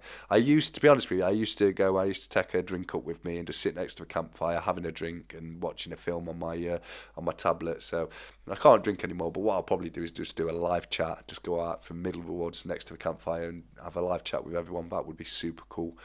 CY Sterling used to spend days playing Command and Conquer on PS1 back in the day. For me, it was PC. Used to love Command and Conquer on PC. It really was. And Silverpunks, yes, said he was in one of them. Absolutely. I can't remember. Was he? It might have been Red Alert. I think it might have been Red Alert he was in. If thinking back, but so long ago. KOH said, I'm staying at my granddad's and he doesn't have a bed. Oh, the original, the OG PS1. Love it. It came out. Had to dust it off. Come on. As soon as, who was it? I can't see. CY Sterling said the PS1, I had to go and dust it off. Yeah. I remember when that came out. It came out when I was 13 years old. And the best game the best game for PS1, I don't care what anyone says, the best game for PS1 was the original Resident Evil. Love that game. Proper. Yeah. Fantastic game because you played it and you thought you'd finish the game. You actually thought you'd finish the game, and then all of a sudden you're out of the house, you're out of the manor house, and you're into the hive, and it's like, wow, it's still going. And it was so scary. It was super scary when you'd be walking through the tight corridors of a manor house, and then all of a sudden a giant tarantula would come out at you or something. I used to absolutely love that. On the what was it? Nintendo GameCube was it? Or was it Nintendo 64? The best game of that was GoldenEye. That was fantastic. That really was. 64. Yeah. I used to love playing that around at my mate's house. Spent so long on that. KOH says my dad spent a whole year of his life on his PS1. I'm not surprised, mate. I'm not surprised. I spent a lot longer than that playing on consoles or PC. I've probably spent about a good 5 years solid. If you took all the time and put it together. Luke said, anyone have the spring for the PS1 so you could play cheap games? Oh, I remember that. Yeah. So you could play the bootleg games in there, 100%. CY Sterling's going. He said, good night, everyone. Well, CY, we're about to do a duck race for the Small Stack Bullion bit. So if you want to stay for that before you go, let us know. And give us a phrase, buddy. What phrase are people putting in the comments this time? Oh, that's a good question. I think. So we say crown because we're giving away a crown. So we say crown. Crown, yeah. Crown. Okay. Everyone go ahead and put crown or a crown emoji. It doesn't matter which one. Both are fine. Please only put it once or my little brain gets far too confused. But if you pop crown in the comments, you will be entered in for the next duck race, which is for the Small Stack Bullion bits, which you've got the Queen Mother's 80th birthday crown. You've also got the Winston Churchill crown. You've got the 1938, was it? 1938 500 silver Fretme bit, because Small Stack Bullion loves a Fretme bit. You've got both poker chips, myself and Small Stack Bullion, and you'll get the TSC and the Small Stack Bullion channel sticker as well. So yes, we've got a lot of crowns coming through. That's fantastic. We'll giveaway of a Oh, lifetime. definitely. Oh, Tuli is here. Fantastic to have you here with us, Tuli. Tuli's got an amazing channel. She really has. I've really enjoyed watching and following her channel. And she's another person who does some fantastic silver pouring as well. Really, really. KYH, you're the worst. He says he's put it twice. Well, you can. I don't. Oh, okay. Yeah, you've done. Okay, I'm gonna. Yeah, I'll keep the first one and I'll get rid of the second one because I'll count it again and it'll make me go wrong. But you're all right. It's never going to happen again. So don't worry about it because from now on, as I say, to be entered into the duck races for next week, all you have to do is put in the comments of this video, not the chat. Put in the comments the word duck, and you will be entered into any duck race we do next week. I'll use the same list of people. Oh, okay. Yeah, I will certainly read that later, Tuli, and get back to you. I wasn't aware you'd emailed me. You probably done that while I've been live, but I will certainly give it a read and get back to you on that one. Okay, so it seems to be slowing down a little bit. I'll start totting up the crowns very shortly. Let's go to the top. So the first one I can see is by Luke. And we've got 1, 2, 3, 4, 5, 6, 7, 8. James Elliott is 8, 9, 10, 11, 12, 13, 14, 15, 16, 17, 18, 19. Oh, who was 19? This is what gets me. The chat jumps up and I lose my place. So I've got to start again now. This is why I've had to change it. 1, 2, 3, 4, 5, 6, 7, 8. Hold on. We are, yeah. 1, 2, 3, 4, 5, 6, 7, 8 is James Elliott. 9, 10, 11, 12, 13, 14, 15 is Coin Noob. 16, 17, 18, 19, 20 is Anxious. 21... 22 for Brian Kerr. I've got 22 there. I don't think I've missed any. Quick double check. Okay, 20. I said 22, didn't I? Yep, you said 22. Brilliant. Okay, so it looks like. Oh no, 23. Ellie has just come in last minute, so that's 23, and we'll give you a final 10 seconds to put crown in if you haven't done so as of yet. That's 8, 7, 6, 5, 4, 3, 2, 1. And we're at 23 ducks, so I'm going to get that set up. Here we go. Let's have a quick look. How long are we doing this one for, buddy? Oh, this one, I think we go on for a little bit longer. Yeah, why not? Keep your commentating skills going. I think we're going for a good 39 seconds, I think. 39 seconds. I thought you were going to go a bit longer. 39 seconds, that's absolutely fine. Let me get this set up. 23 people, 39 seconds. Cool. And yeah, okay. So we will fade over to the duck race, not to black. We'll fade to the duck race. So we'll give that a second for it to catch up, and I'll let you confirm to me that the duck race is showing and that everyone's not looking at a black screen. Not quite yet. We're still on the thing. I hope no one's been a bit of a smart aleck and put 5 shillings instead of crown. No, well, if they put 5 shillings, they've lost themselves out of the duck race, because I was only looking for crowns. So exactly. Yeah, we got it now. Got it. Okay, so as you can see, we've got 39 seconds. We've got 23 numbers. We'll set that, and I like that, but I'm tempted to keep that. What should I do? Should I keep it? Should we shuffle it? It's up to you, buddy. Not here yet. We're still on the 30. We can still see 30 seconds on the top. We've got Clown Duck, Alien Duck, Pirate Duck, King Duck, Rudolph Duck, Doctor Duck, Old Lady Duck, Superman Duck, Mermaid Duck's in here, Scott. Oh, perf. I mean, we got Crown Duck in the back. Exactly. We've got you've got King Duck and Crown Duck. Exactly, that's what we need. I think we need to do it. All right, we'll keep this one. Okay, we'll keep this one. So, give me the countdown from 3. As soon as you say go, I will hit that start button and we will be off. The race begins in a 3, a 2, a 1. Go, go, go. And they're off, and straight away out of the block it is plain duck number 18, I believe that is, but I can't see his number, so I'm only guessing. But it is still plain duck number. It's plain duck number 18 out in front. Rudolph duck number 6 is out there too. But what are you doing here, Rudolph? It is nowhere near Christmas time. Get yourself back to the North Pole. Stripey duck number 16 had the lead for a very brief moment there, but was taken by plain duck number 9. Both of them are now falling to the back, and with halfway through the race, it is plain duck number 18 back in the lead with plain duck number 11 there fighting his way through, but it's plain duck number 40. Where are all the good ducks? It's plain duck number 9. He's flying through, and he's taken it. Plain duck number 9. Well done, duck 9. Let's fade back over to the live stream. I will shut this duck up because it just continually just quacks in my ear, and we'll find out who was crying number 9. So let's have a look. It was Luke Nudge number 1, wasn't he? So yeah, what? 1, 2, 3, 4, 5, 6, 7, 8. Oh, I thought James Elliott won again then. Like, I would not be able to convince people he wasn't rigged if James Elliott won it 3 times in a row.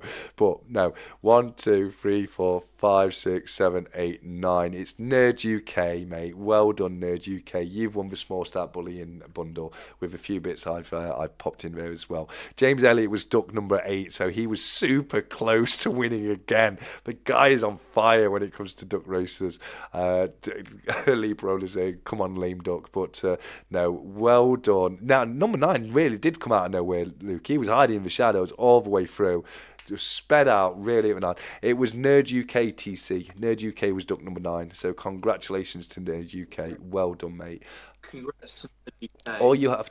He's gonna have 2 sets of What? Poker chips because I sent him one earlier. Oh, did you? Fair enough. Yeah. Fair enough. No, well, he gets lots. Yes. Have fun. Yeah, why not? Why not? You know, he can sell one on the black market for a nice pretty penny.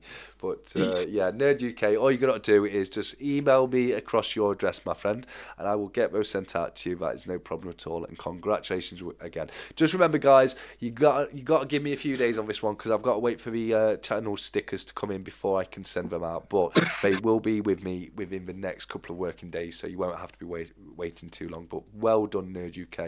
Fantastic job there. And just one last reminder, for next week we're going to be doing it differently because that gets far too confusing for me at this time of night. So all you have to do is put duck in the comment of this video, not in the live chat. If you're on a phone, you'll have to swipe it across, come out of live chat and go into the actual comments. You can do it now, you can do it later on. After we're live, the video will be saved on the channel for people to come back and watch it at a later date. And as I say, all you have to do is put the word duck in the comments of this video.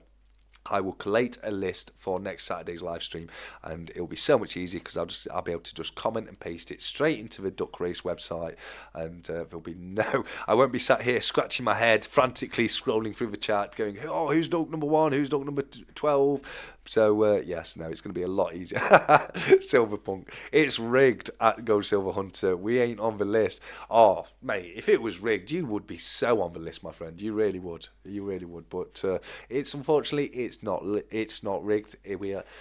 We are at the mercy of the ducks. Nobody knows who's going to win until whichever duck it is crosses that finish line. In this case, it was plain duck number 9, and well done, Nerd UK. So fantastic job there, mate. Really was a fantastic job. So Small Stack, I'm having a lot of fun tonight, mate. I really am. It's been great having you on, buddy. Yeah. So thank you. So am I. Thank you for joining me tonight. I'm equally looking forward to having you back on the 25th of May as well. That's going to be a lot of fun as well. So it really has been great. So yeah, what can we expect from your channel going forward? Is it going to be more of the same? You got anything in the pipeline lined up or? Ooh. Well, I know I'm going to be hopefully once I can finish filling up this tube. I'm going to be buying some new types of coins, so that's what we can see from the future. But also, I've had this in the back of my mind for a while. I kind of want to start casting, casting really. But I want to do some low temperature metals, like a little bit of zinc or bismuth or something like that. I know bismuth has some quite nice colours, so I might try cost than that. Bismuth has beautiful colours to it, but can be very, very difficult to work with. It's a Yeah, very because brittle it's metal. quite a crystalline structure, isn't it? Yeah, it is. It really is. What's in the tube, Small Stack Bullion from Cobra? Well, I'll show you. It is nothing, because what was in the tube was my collection of Silver Britannias. Ah, okay. You pop them out. Because they all go in the tube. Love it. But I got them all out. And capping off the tube is my lovely 2019 Oriental Border one that I got from a local coin shop of mine, for a pretty good price. 100%. Tuli's just shared the link to Small Stack Bullion's channel. The alternative way to get there, I put a link in the description. I always put a link in the description of the live chats to the guest channel, but thank you so much for doing that, Tuli. I've also noticed a couple of people have put duck in the live chat. It's not in the live chat, it's in the actual comment section of the video. So as I say, if you're on a mobile, you have to come out of the live chat and then you have to swipe it across, and then you'll be able to go into the actual normal generic comments, as it were. So if, I don't want anyone to miss out because we've popped it in the wrong place there. So yeah, definitely. Have you got Chinese food for dinner, TSC? I 100% have. I've got the usual chicken in black bean sauce with egg fried rice, ramen noodles, and a couple of spring rolls, which I will be eating with the chopsticks you sent to me, Jamie. So yeah, no, 100%. I do. I feel all authentic like when I eat Chinese food with chopsticks. I really do. Oh, that's fantastic, Cobra. Why isn't Cobra such a nice guy? He said, "Little present from me. I will send you to Brits, bro." And that's such a nice thing. Man, you are proper stand-up guy, man. Thank you so much, Cobra He Stacker. really is. He really is. I presume you'll be able to find me on Discord and that, but thank you so much for that. Yeah, proper stand-up guy you are, man. He really is a stand-up guy. I just want to interrupt very quickly because CY Sterling really is off now. He will catch up with the rest tomorrow. CY is over in Cyprus, so he's a bit later than us. So it's probably going to be about 1 o'clock in the morning for CY, something like that between nights. So thank you so much for joining us, CY. It's been a pleasure having you here, mate, and I look forward to speaking to you soon, my friend. APM said any ducks put in the live chat and not the comments will not be entered, but you may still be charged. You will definitely still be charged. But yeah, I'll tell you one thing I've got in the pipeline that I want to do. I really, really want to do this. I'm going to make it work one day. It's probably going to have to happen in the summer. Oh, that's a bit ominous, Cobra. Cobra's put, "I will find you," all in capitals. So, yeah, a little bit ominous, but I know he's only sent you some Brits, so it's all good. It's not something you want to hear from Cobra, is it? "I will find you, bro." You know what I mean? But going back to what I was saying, what I would love to do is a live action duck race. Really, really want to do a live action duck race because you can find very much in the theme of the ducks you get in the duck race. It was APM who showed me this, but you can buy them online. Like lots. I know Cobra Stacker's got one. He's got the security duck. I've seen it on his channel before, and I want to buy a load of different ducks. Go and find a stretch of river and do a live action duck race one time. That would be pretty wicked to see. Wouldn't it just? I think I have to make the trek up there to see it in person. I think that would be hilarious and excellent to see in person. You just proper spectacle. Yeah, you just have me running down the river, like doing commentary. But I've got to find a stretch of river that I'll be able to use it. It's got to be a stretch of river that I'll be able to collect the ducks afterwards because I wouldn't be able to pollute and let them get away. So, you know, it's gonna take some thinking. Maybe something we do in line with the 24-hour charity live this year. We'll be coming back. I promise you all. We are going to be doing a 24-hour live once again, probably around the same time as we did last year. I would love to have my beautiful assistant Cobra Stacker back to join me with it, but it's completely down to him. And but I think he said he's up for it anyway. But yeah, we might have to do it something along those lines. I've watched motor sailboat race before. It was fun to watch, says Thule. Well, the live action duck race is going to be even better. I promise you that. TSC, my town had a live action duck race last Monday. They stole my idea, KYH. They stole my idea. They obviously broke into my brain and stole my idea there. It's the only place they could have got it from. I will send Tarson out with it at 8 p.m. I love it. I really do love that. Would go viral. I'd love that to happen. I really would. GSH has said, I think you should get all the creators dressing up in duck suits and racing. That would be fantastic. I'd be up for that. I'd be up for that on 1,000,000%, but really would. Stack Collector, put the SSB poker chip in James's package. Yeah, done. It's been moved across. That's very, very kind of you, Nerd UK, mate. Yeah, that will be sent out to James. So there we go. Have you got Nerd UK? Have you got an APM poker chip or a 365 Days of Silver poker chip?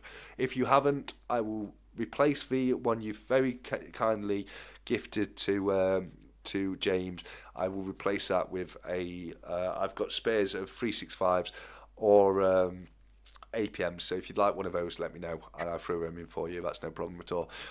Jamie Frost has said, I hope the ducks are biodegradable. No, I'll be collecting all the ducks. I won't leave any stray ducks in the river, I promise you that.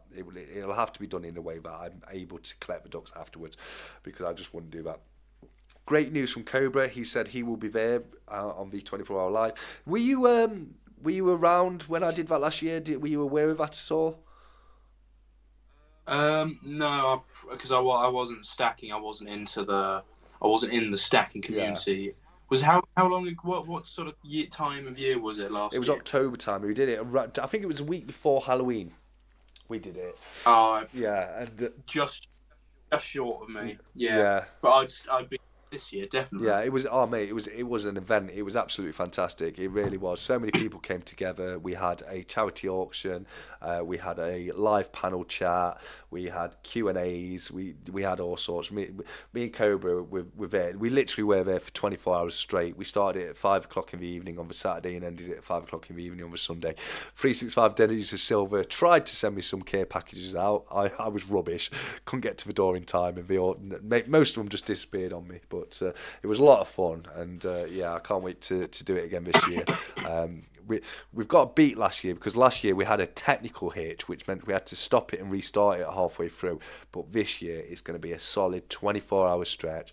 I'm not going to look at anybody else's YouTube videos whilst on the live stream and get it closed down, because that's what we did. Cobra, I think it was a trading card coins. I'm sure it was a trading coins, and we went on someone's video to have a look at them, and the OBS software picked up that I was showing somebody else's video through my live stream, and it closed it down, and it gutted me. But it was my own fault. We learned a lesson last year, and we know better this year. So it's going to be a full solid 24-hour video, and I genuinely can't wait for that. Nerd UK has said 365 poker chip, please, and that's no problem at all. I will throw you a 365 Days of Silver poker chip in to replace the Small Stack Bullion one that you've sent across to Nerd UK. So yeah, kindness begets kindness in my book. So yeah, that's no problem at all. KYH said, I may be small, but I'd win that duck race in the Trump suit. Oh, I'd love that. We should do that. Everyone should get their own little character. But it wouldn't be on ground. It wouldn't be on land. It'd be in water. Everyone's got to jump in river and swim down the river, and you've got to go against the current as well. That's how I'd do that. Oh. Yeah. Tuli said, I did not join in the charity last year. Oh well, you've got to join us this year, Tuli. It really is a lot of fun, and it gets super fun around 18 hours, because you got me and Cobra just there like don't know, struggling to go on, and but we get there. We made it. It was a lot of fun. I think apart from 45, I went 45 minutes because I went and I tried to get an hour's sleep, couldn't get to sleep. I had a shower and a cup of coffee, and I felt a lot better when I came back. But yeah, it really was a lot of fun, and I can't wait to do it again this year. KYH has said, I've got to hop in my sleeping bag now, guys. See ya. Can't wait till I'm on next week. Neither can I, KYH, mate. It's going to be a lot of fun. Looking forward to having you with me next week. So you go and get yourself rested up, buddy, and I will definitely speak to you soon. And it's been a lot of fun having you here with us tonight, mate. So thank you very much for that. GSH has said, APM, my wife says I should enter as a T-Rex. Absolutely. I would be the slowest T-Rex ever, and probably the first T-Rex to trip over his short arms. Well, I don't know about that, because I think the slowest T-Rex ever is the T-Rex out of Jurassic World. I mean, the T-Rex in Jurassic Park was really fast. That kept up with that Jeep really well.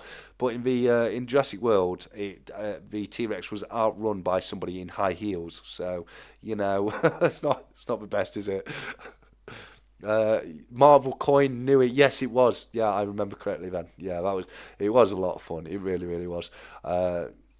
Just for two of you this time. No, I'll put it out to people to come and join us and have a panel chat if you want to jump on Thule. Thule, you should come and join me on a stack chat sometime. That would be amazing. We've had Cranky on.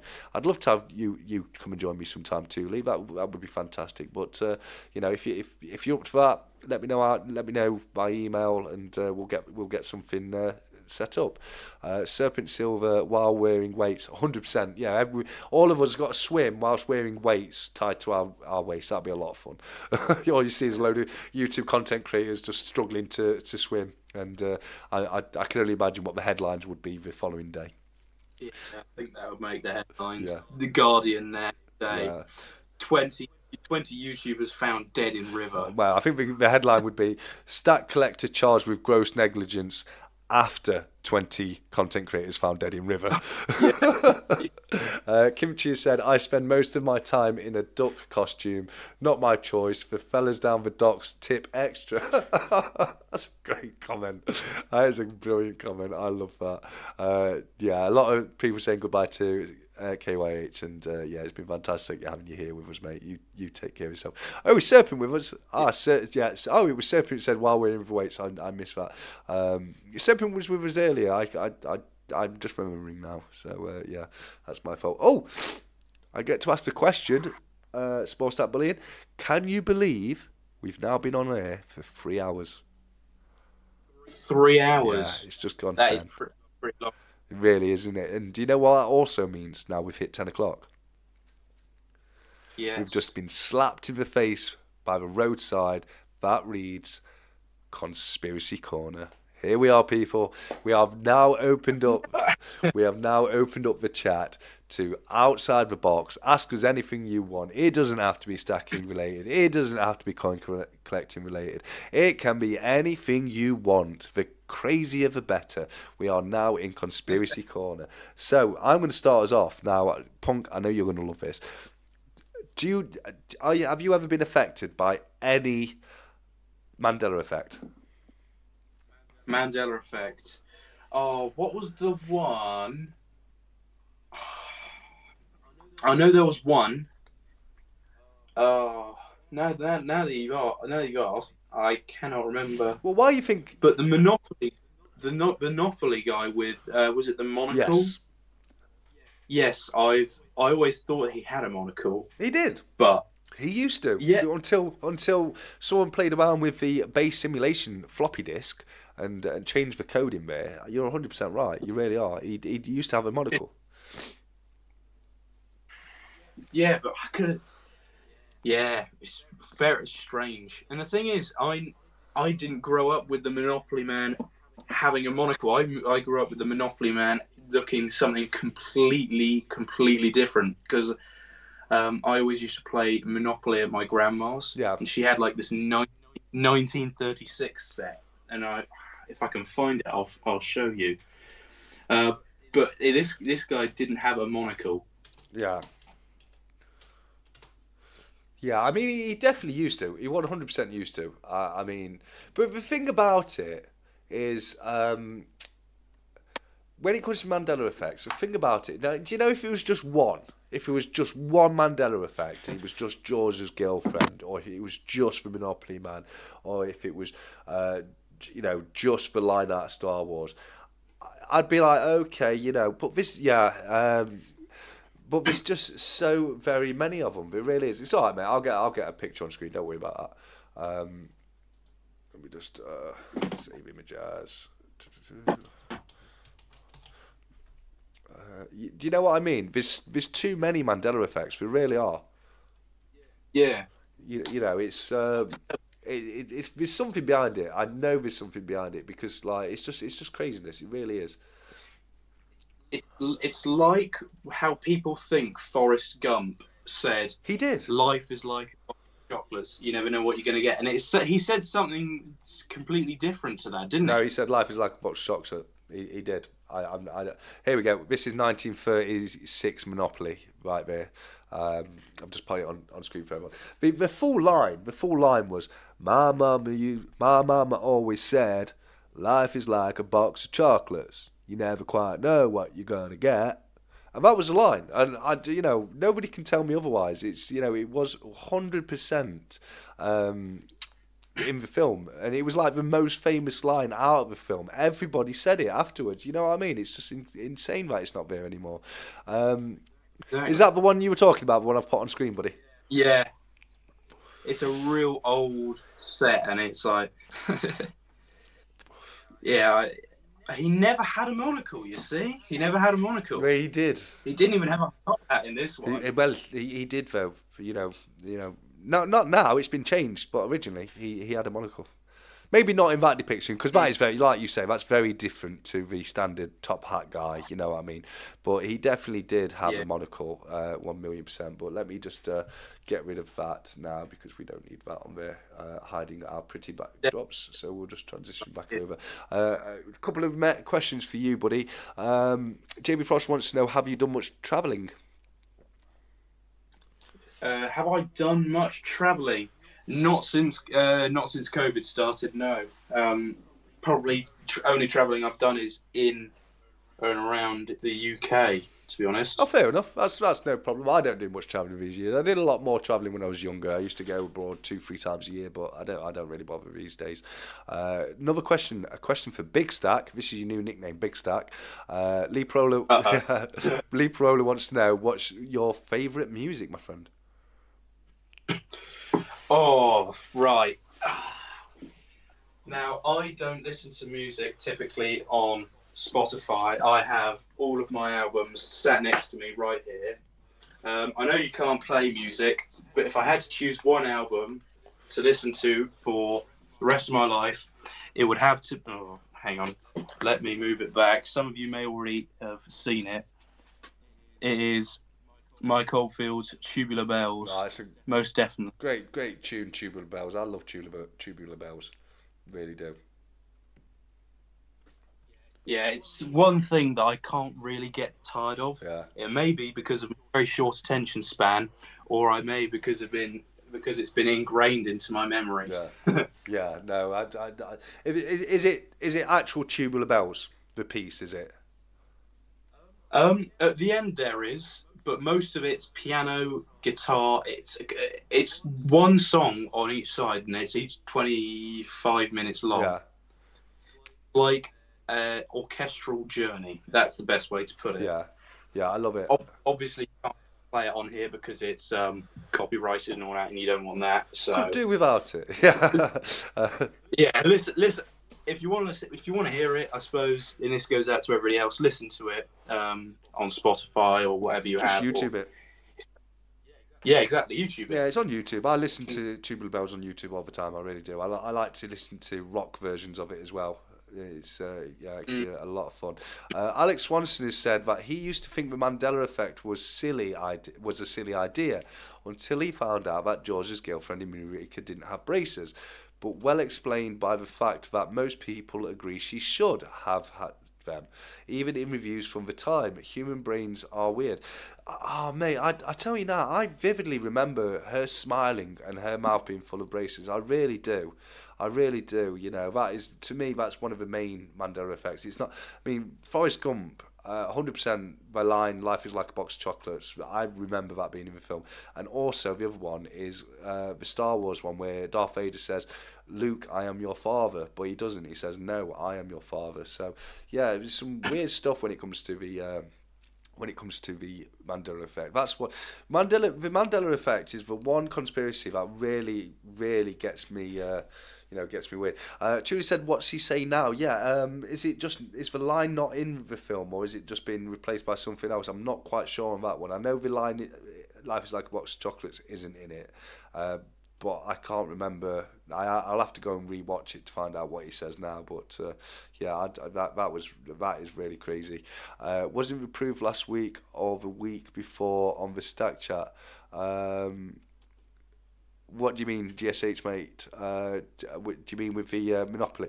We Thule thought she was so sure that the Monopoly guy had a monocle. She had to go and find her Monopoly set, and she came back and said, "No, he doesn't. He doesn't have a Monopoly monocle." Oh, here we go. Great one from Serpent Silver. Probably more for the USA listeners out there, because we didn't really have the Berenstain Bears here, but I know the Berenstain Bears versus the Berenstain Bears is one as well. But I don't think they were quite as big in the UK, so it doesn't quite affect us that much. Yeah, APM said he hasn't seen that Serpent Silver. It wasn't. It was a big thing in the States. I know that is a big one in the States. I know that through watching videos about the Mandela effect, etc. Luke, think we are or several generations removed from SSB. Oh, bless, no. I'm at least a generation or two removed, unfortunately. Love to be your age again, buddy. I really would. What an age to be alive. Anxious Stacker, someone proved he had a monocle a little while ago. There is a Monopoly game collector that has hundreds of different variations of a game, and a girl reached out to him and he sent her one and had it. I saw that there's somebody out there who's got a set of Monopoly, and it's one certain type of banknote still has the monocle, but the rest of the game didn't have a monocle. The board cover didn't have a monocle. None of the other banknotes had a monocle, but one of the banknote types had the monocle. So there are a few pieces of evidence out there that he did have a monocle, but generally speaking, yeah, his monocle has disappeared, as it were. But many famous lines, quotes get misquoted, e.g. "Play it again, Sam," and "Beam me up, Scotty," not in the original film/show, but sound right. Well, are they not in the original show because they've been Mandelaed? Because "Play it again, Sam," that is a big one. A lot of people remember that. "Beam me up, Scotty." Now, I'm sure. It's big. But I'm not that familiar with the original Star Trek series to say for definite it was definitely in there. I couldn't say for definite what. Whereas with the Forrest Gump one, "Life's like a box of chocolate." I mean, that's the full quote. My mama used to tell me, "Life is like a box of chocolates. You never quite know what you're going to get," and that was the full quote. You know what I mean. So I vividly remember that being in there. But I know what you're saying. Some may not be as vivid to some people as others, but it's just the sheer volume of Mandela effects that are out there, and some of them are just like, it was definitely one way before. It's like can you remember the DreamWorks Studios intro where Tinkerbell used to, she had a magic wand and she'd dot the eye to make a little sparkle, and that never happened either. But I vividly remember that from being a kid. We're being gaslit by Anxious Stacker. Who knows? It could be. It could very well be. Although SSB is the Luke littler of the Stack community. 100%. 100%. I agree with that. Wingnut has let us know that he finally made it home. Did I miss all the good discussions? Well, it depends, Wingnut. It depends what you're into, because we've just entered Conspiracy Corner. You have missed the duck races, unfortunately, and because you weren't here earlier, I will just remind everybody, if you want to be in the duck race next week, what you have to do is you have to put the word duck in the comment of this video, not in the live chat, in the comments, and I'll list everyone who's put the word duck, and I'll be able to enter you into next week's duck race, because it's getting far too confusing for me, getting people to put the word in the live chat and then trying to tally up the names.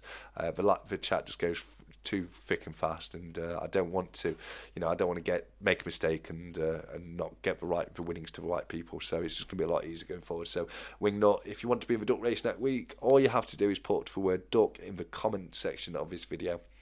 Lee said, "Good lad, vinyl rocks." I've got a record player in the other room. I love listening to vinyl records every now and again. I really do. It's a lot of fun. I've got Nirvana in Outro on vinyl, and then I've got like a load of singles on vinyl, which have got like 2, maybe 3 songs on them. But yeah, I love vinyl myself, and a lot of respect to you for that, mate. 100%. Let me just have a look. Where? Here we go. TC, you do love your Tubular Bells. In all the time I've known you, you've been listening to it. You sure do. Look, I can't fault you, mate. I'm a big fan of Tubular Bells. I really am. I think Tubular Bells is awesome. Yeah. Oh, here's a great question from Jamie Frost. Blackadder series 1, 2, 3, or 4? Right.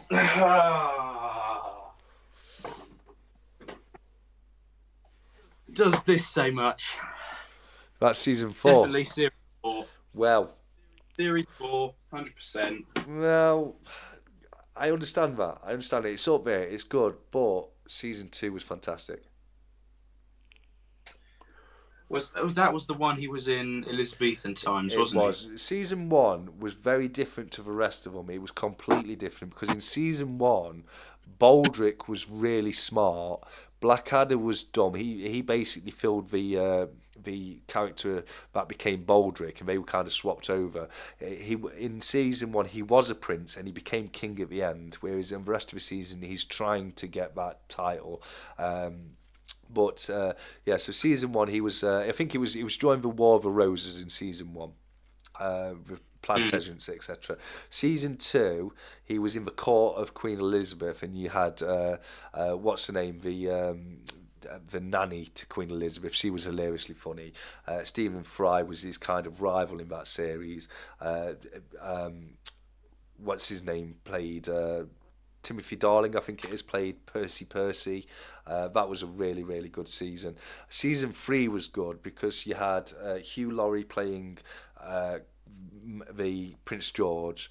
That was a good one. But then again, like you say, season 4 was fantastic. I think season 2, 3, and 4 were all fantastic in their own rights, and I can understand anyone liking any one of those as their favourite. Season 1, it was so different. It's not that it wasn't good; it just wasn't as good as maybe some of the other seasons were. But it was a fantastic show. It's one I really used to love. Yeah. I mean, I still love it. I still go back and watch it sometimes. Yeah. But yeah, if I had to choose between all of them, I think season 4, because it's just, I don't know, really. It's just kind of, I feel like this season 4 has got more hijinks that happens. Oh, I don't know about that. Like when he shoots the carrier pigeon and Baldric Speckled says, Jim. What did he say? Oh, the delicious plump-breasted pigeon. We did not shoot down this. We did not shoot this delicious plump-breasted pigeon. Speckled Jim. Yeah. You killed Speckled Jim. I love that. It was a great series. It was a great series. But for me, hijinks. I think season 2 took it for hijinks. You had some really good ones. You had Bob in there. Bob was the woman who was clearly a woman, and she said, "My name's Bob." And Blackadder fell in love with her, and all the way through he's like trying to go and get help because he thinks it's a guy. He thinks he's falling in love with a guy, and it turned he's so relieved at the end that it's not a guy, it's a woman. But then Rick Mail comes in the end and is Lord Flashheart and steals her away. You had what was that bishop's name in season 2? The bloody bishop who he had it out for Blackadder, didn't he? So I know what you're saying. Season 4 had a lot of hijinks, but I think season 2 was maybe a little bit more for hijinks. Season 3 definitely didn't have as much hijinks in as the other two. I think one of the best ones in season 3 was the dictionary episode where they burnt the only copy of the dictionary. And they got into a lot of trouble with that. And then right at the end, Baldric wrote a little novel which was "I once had a sausage and I love that sausage." And the guy who wrote the dictionary went crazy and stormed out. And then they looked in the dictionary and they found out that he'd forgotten to put the word sausage in the dictionary, and that was a lot of fun. They were all good seasons. Don't get me wrong, I loved them all. I've got the collector's edition on DVD, and I'm the same. Every now and again, I'll get it out and give it a good watch over again. Alex Swanson said Tubular Bells has a weird rep. Many people think it's creepy because it was used in The Exorcist, but listening to it without the context, and it really isn't. I like Tubular Bells. You're right. Was it The Exorcist or was it I thought it was The Omen. I thought. It was The Was it Exorcist. Exorcist? I always get them two mixed up, to be fair. But I knew it was in one of them. But I love Tubular Bells. I always have loved Tubular Bells. I think it really is a great piece. APM said, I heard a theory Mandela effect was an experiment to see how much they could change little things to see how much and how many people accepted it or how many refused to accept it. Yeah, but that's not possible, APM. Like, because people would still have old copies of board games and be able to bring it out and say, no, look, it did have it. And they'd be able to get the old original copy of the VHS and put it in and be able to say, oh, no, look, it was originally in there.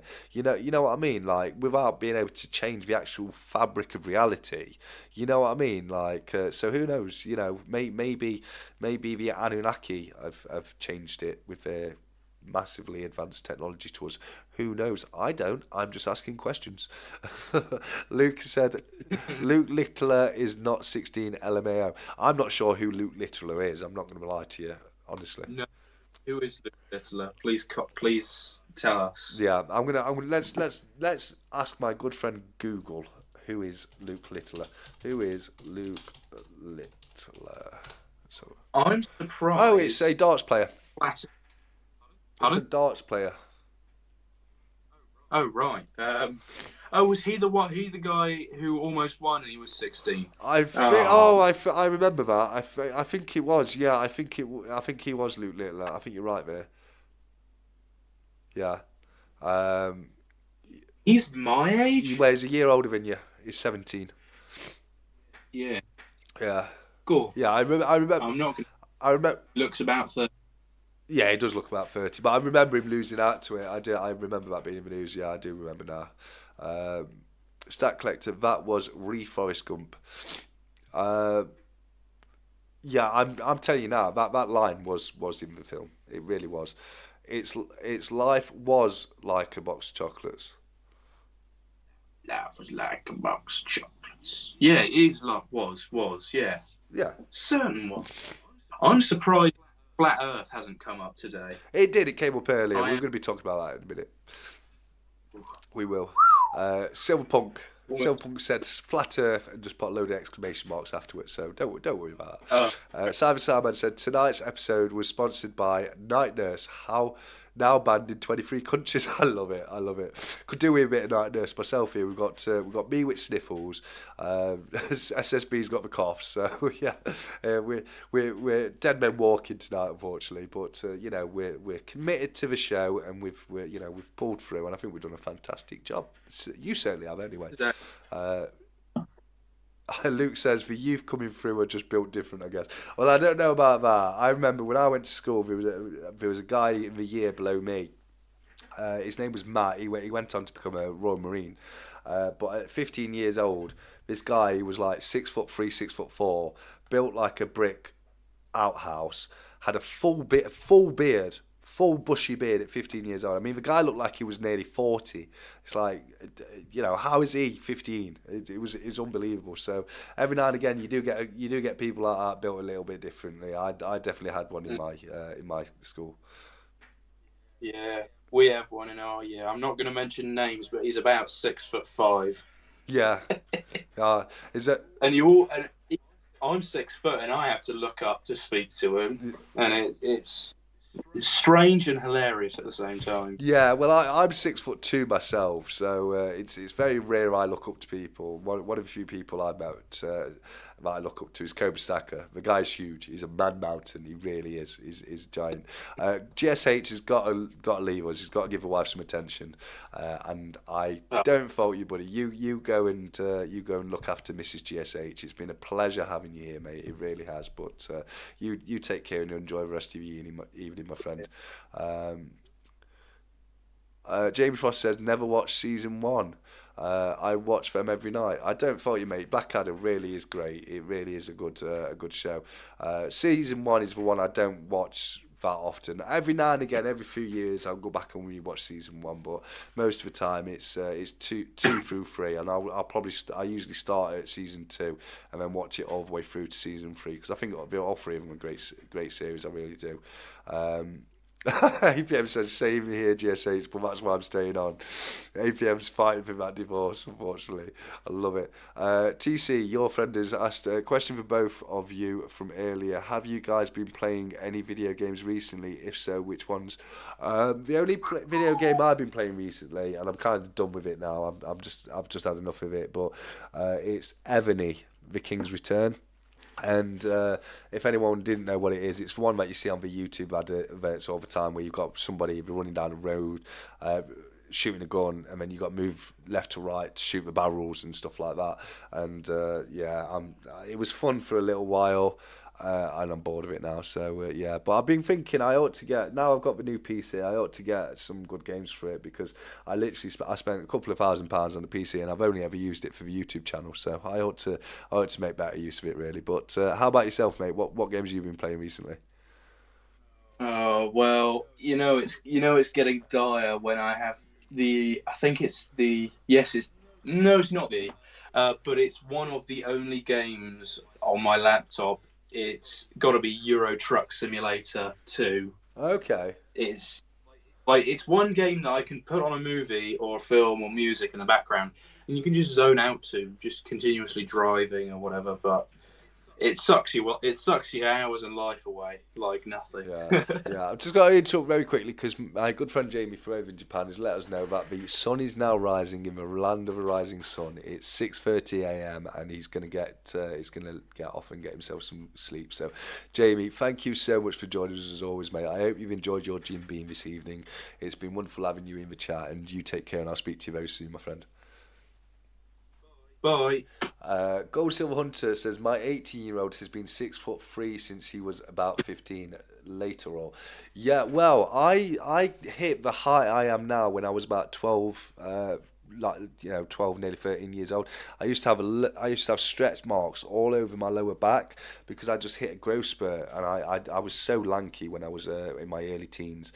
But yeah, that was me as well. But I didn't have a full facial beard, you know what I mean? Like I still looked pretty young, but I was pretty tall when I was younger. Mm. Yeah, yeah. But people are just getting taller and taller, aren't they? You know what I mean? It's like when I was a kid, it was like being 6 foot tall was really tall, and now 6 foot's kind of like standard, isn't it? Yeah, 6 foot is standard. They're feeding us different things. There's another conspiracy. They're feeding us growth things or whatever. What makes you grow faster? Growth hormone, human growth hormone, That's HGH. it. Or they're feeding us, what do they put? What do they put on the plants? Agrochemicals, Roundup. They're feeding us that. And that's what makes us grow quicker. Roundup don't make nothing grow, mate. You spray Roundup on stuff if you want to kill it. The active ingredient in Roundup is glyphosate. Glyphosate. What's that? It's a poison that is also found in bread. Funny enough. Ah, FYI, don't eat Roundup. Yeah, no. Seriously, don't ever eat Roundup. Like, I don't use Roundup. I use a concentrated glyphosate, industrial strength stuff, which I have to mix down myself, and I have to use full PPE equipment. If 365 is still in the chat, or Future Investment still listening, they'll know, and Jamie Frost as well if he's not left yet. Recently, I was spraying a customer's property, and I didn't have my full proper face mask with me. I was wearing goggles, but they were like safety goggles, and I got a good face full of glyphosate in there, and it wasn't fun. I had some sore skin for a few days, and I didn't feel too well. But it's strong stuff. Glyphosate is. It's Roundup lost a court case a couple of years ago because glyphosate is a carcinogen, and leads to non-Hodgkin's lymphoma as well, or very much heightens the risk of non-Hodgkin's lymphoma. But that's I'm very familiar with that stuff through what I do for a job. So yeah, please don't eat Roundup. Yeah. Yeah, 100%. Thule said 5'8" is average in the US for males. Oh, yeah, well, yeah, I'd probably go with that. I mean, it's getting closer and closer to 6 foot. It's not going to be long until, like, 6 foot's the minimum, and everyone's going to be like 8 foot tall the way things are going. Alex has said if using same PC for both YouTube and gaming, recommend separate drives, operating system for each, then less chance of something on the gaming side messing up your YouTube. That's no problem at all. It's partitioned already. I don't even use the second the second partition, so it would be no problem putting another operating system in there and using that for gaming. But I probably would do that if I was to use it for gaming. I think, to me personally, I don't need a high tech game. I love strategy games. Like you were saying earlier, where you have to build a city or you build an empire or a theme park or whatever. So I'll probably do very well just getting an emulator of an old game that I used to play back in the day or something like that. Nerd UK said don't eat bread. 100%. Oh, Skinwalker Ranch. Any thoughts by Nerd UK? Now, what's that? That's the the Sherman Ranch, isn't it? It was originally called the Sherman Ranch and is now called Skinwalker Ranch. Very interesting. I've really enjoyed watching videos and stuff about that. Have you ever heard of the Sherman Ranch or the Skinwalker Ranch? Do you know what a Skinwalker is? Skinwalkers in general, because I had a German exchange student in my class. He kept going on about them. Okay. And it was, but yeah, it goes over my head really. But yeah. Well, a Skinwalker is kind of like a werewolf, but they're Native American shamans that are able to adopt the form of an animal by wearing that animal's skin. But it will never look exactly like the animal. It will always look a little bit off, a little bit iffy, if you were to believe in that kind of thing. Daddy's back. Stephen with a freeze of ease. He's back. So it's great to have you back here, buddy.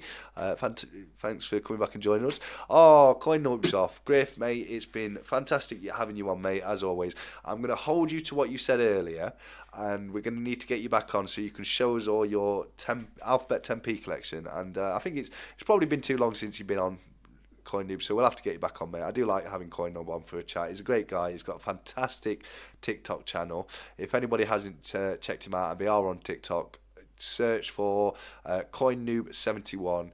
Great guy, highly recommend his stuff. He really does know his stuff. He's got some beautiful silver as well. So you take care of yourself, mate, and thanks for joining us. And also APM is off as well, so he's going to switch to watching TV now. So no more commentating for a bit. Just want to say it's been a great Stack Chat so far. Thank you, APM, mate, and thank you for joining us, guys. It's been a pleasure having you here, and I will definitely speak to you both soon. And to TC200, I loved Civ, mate. Civilization, I was a huge fan of Civ.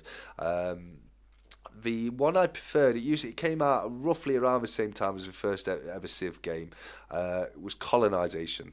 And that was very, very similar. But I used to love that as well, and I thought they were fantastic games. I might have to give them a download and have a quick play on them. Our Urban Stacker's out till next week as well. Once again, mate, it's been fantastic having you here, mate, and I look forward to seeing you again next week. Really is fantastic here. Nerd UK Germany, where the werewolf came from. Well, yes, no, that's more werewolves, but skinwalkers come from Native American mythology. A skinwalker does, but same as saying, very, very, very similar to a werewolf. It's just kind of a little bit different, and they don't necessarily change into wolves. They can change into any kind of animal. They have to wear the skin of that animal, and they can change into it. But yeah, I love werewolf. Great, Alex, I love that. APM's still going to be watching just through TV, not phone. Okay, so you're still going to be there, you're just not going to be able to type along. I get what you're saying, mate. Got my first Civ 6 science victory a while ago. First time I've ever finished a game. Oh, fantastic. Well done indeed, mate. Well done. June on the Amiga. Great game. Oh, I'd never played that myself, but I can imagine it was a great game. That's from Stephen with VEs, Freeze for VEs. Highland has a lot of folklore. It does, Luke. It has a lot of folklore. You've got the Kelpies, you've got the leprechauns, you've got a lot of Irish folklore. I do love a Kelpie. A Kelpie is like a Kelpie is a horse that lives in water and comes out of water to snatch people and drag them off and drown them and kill them. I've always been into cryptozoology and cryptids and stuff like that. I've always found it really interesting. How about yourself? No, I've never really, to be honest. Oh, you, Folklore's a strange though, isn't your it? friend TC's off, mate. Oh yeah, I'll see you later. I'll talk to you later, TC. It's been fantastic having you here with us, TC, mate. Thank you so much for joining us, and you take care of yourself, my friend. Yeah, he's a great guy. He is. He's just finished off a game that he develops games, so he's just finished off a game. He's a great guy. Great guy. Yeah, no, that's fantastic. I used to do stuff like that years and years ago. I haven't done it in years, but I coded a couple of games. They were like quiz games. I did it as part of my college course, but yeah, no, I used to be really interested in that kind of stuff. So I've got a lot of respect for him for doing that. Has anybody watched the recent Skinwalker series? I haven't, mate. What's it on? Let us know. I tell you what, I've started watching. Netflix have just had a new series land on it. Files of the Unexplained or something like that. Looks kind of interesting. I might give that a watch and see how I get on with it. It's certainly not as good as the Y-Files. The Y-Files are the one to watch. Fantastic YouTube series. I know. And if anyone watches Silverpunk's videos, he did an alien paw recently. Did you see that? No, I need to catch up on lots of the videos. No. I haven't really had to. It's so easy to fall behind on them. I've got a few I need to catch up on myself, mate. But on the alien paw that he did recently, now he has on the end of his videos he'll has somebody else's video in background. You can hear them because he's listening to them as he's pouring. And on the one he did for the Area 51 alien paw, he had the Y-Files on the background, and I couldn't believe it. I was like, oh, hold the phone, that's for Y-Files. And yeah, he said he had to do it because it was an alien paw, and they're the best conspiracy channel out there on YouTube. And the reason, like, it's not just they're so entertaining, so much fun to watch. But what makes them the best is they don't just play on the conspiracy for the views. They actually go into it and they actually turn around and say, they'll debunk things and tell you when things are fake. They won't just say, oh no, this is the story and it's true. They're grounded in reality. They'll tell you the story to start. The first half of the video will be all about the story, as if it is gospel, as if it is true. And then after that, they'll turn around and say, but is it true? And then they go on to the debunk section. We can see we've got a bit of love for the Y-Files in the comments. Wingnut loves the Y-Files. Luke, I caught the Y-Files when he was polishing. Yeah, absolutely.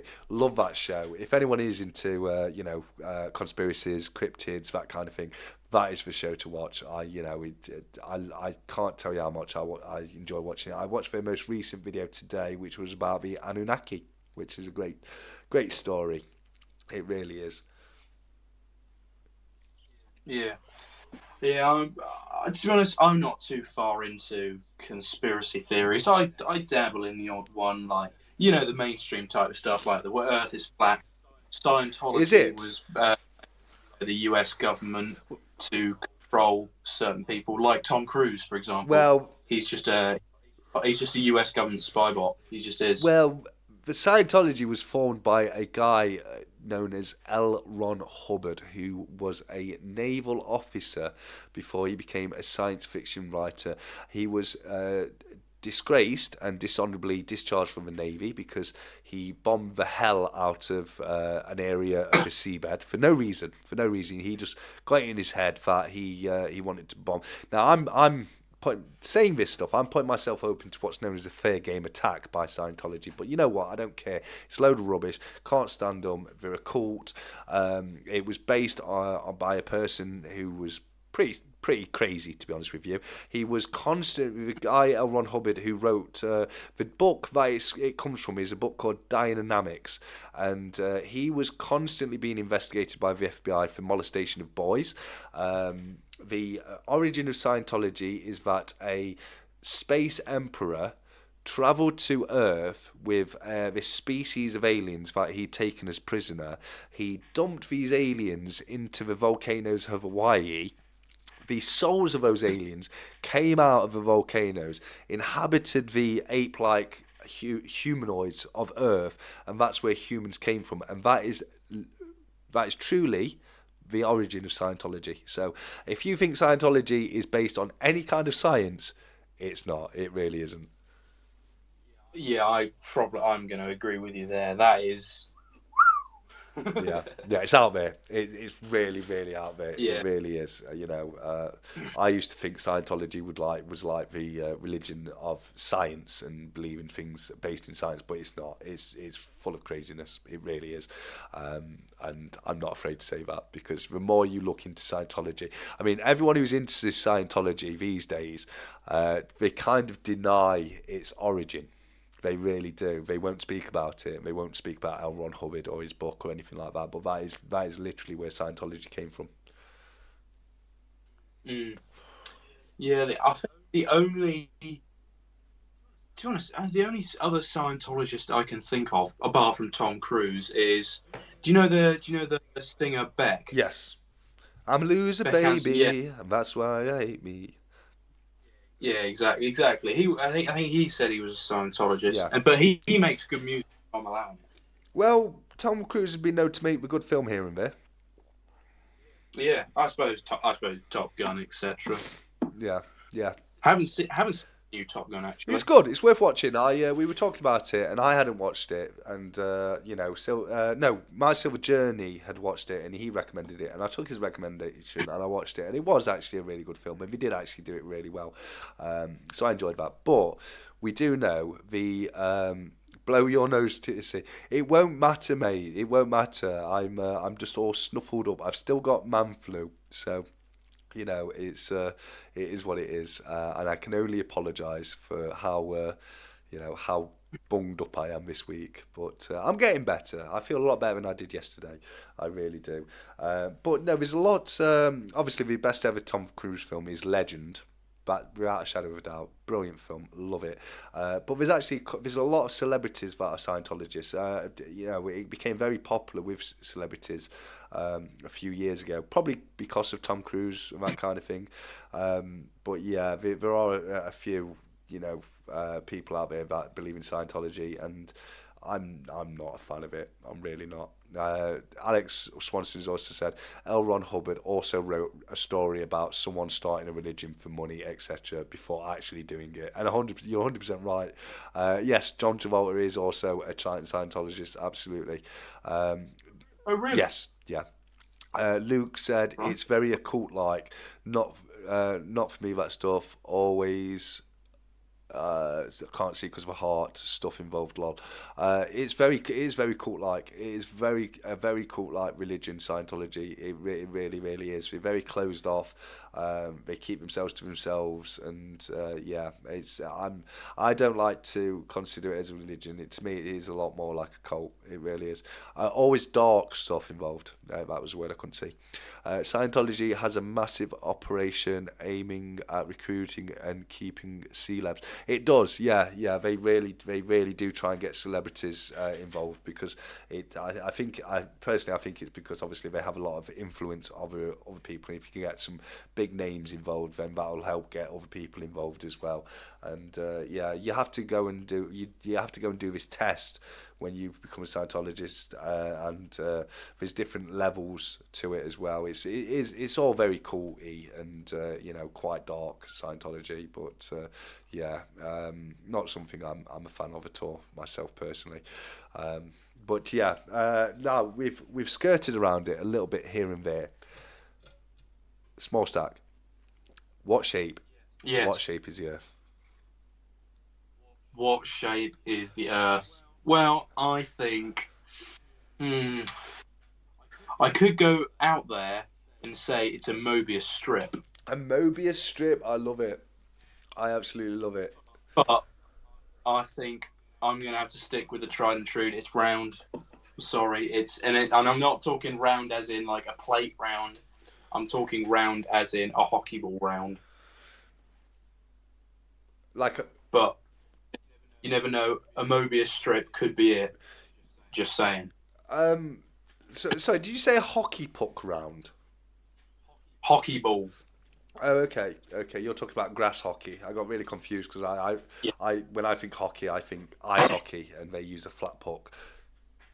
Oh yeah, fair enough. Yeah, no, it could be. It could be a Mobius round. It really could be. Do you want to let people know what Mobius round is in case anyone doesn't know? It's kind of an Yes. impossible shape, isn't it? Yes. Hang on. I'm trying. You can't. To be honest, you can't really describe it. It's a flat. It's a like, if you take a flat piece of paper and you twist it and double back it on itself, you kind of Yeah, get that. yeah. So it's a Let me see. Let two-sided me see if I shape. can do a Mobius strip for people. Let me just get a piece of. Right, I'll Yeah, do a visual representation. Oh, that's not long enough. Hold on. Here we go. Let me just rip this, and then we'll do our own. We'll do our own Mobius strip. Science with TSC on a Saturday night. Here we go. Oh no, don't rip there. Here we go. Come on, right. Okay, so a Mobius strip is kind of like this. So it's like you've got a flat thing in a circle, but it's got a twist in it, hasn't it? So it's kind of like that, isn't it? That's kind of like a Mobius strip. yeah. It's like a flat strip.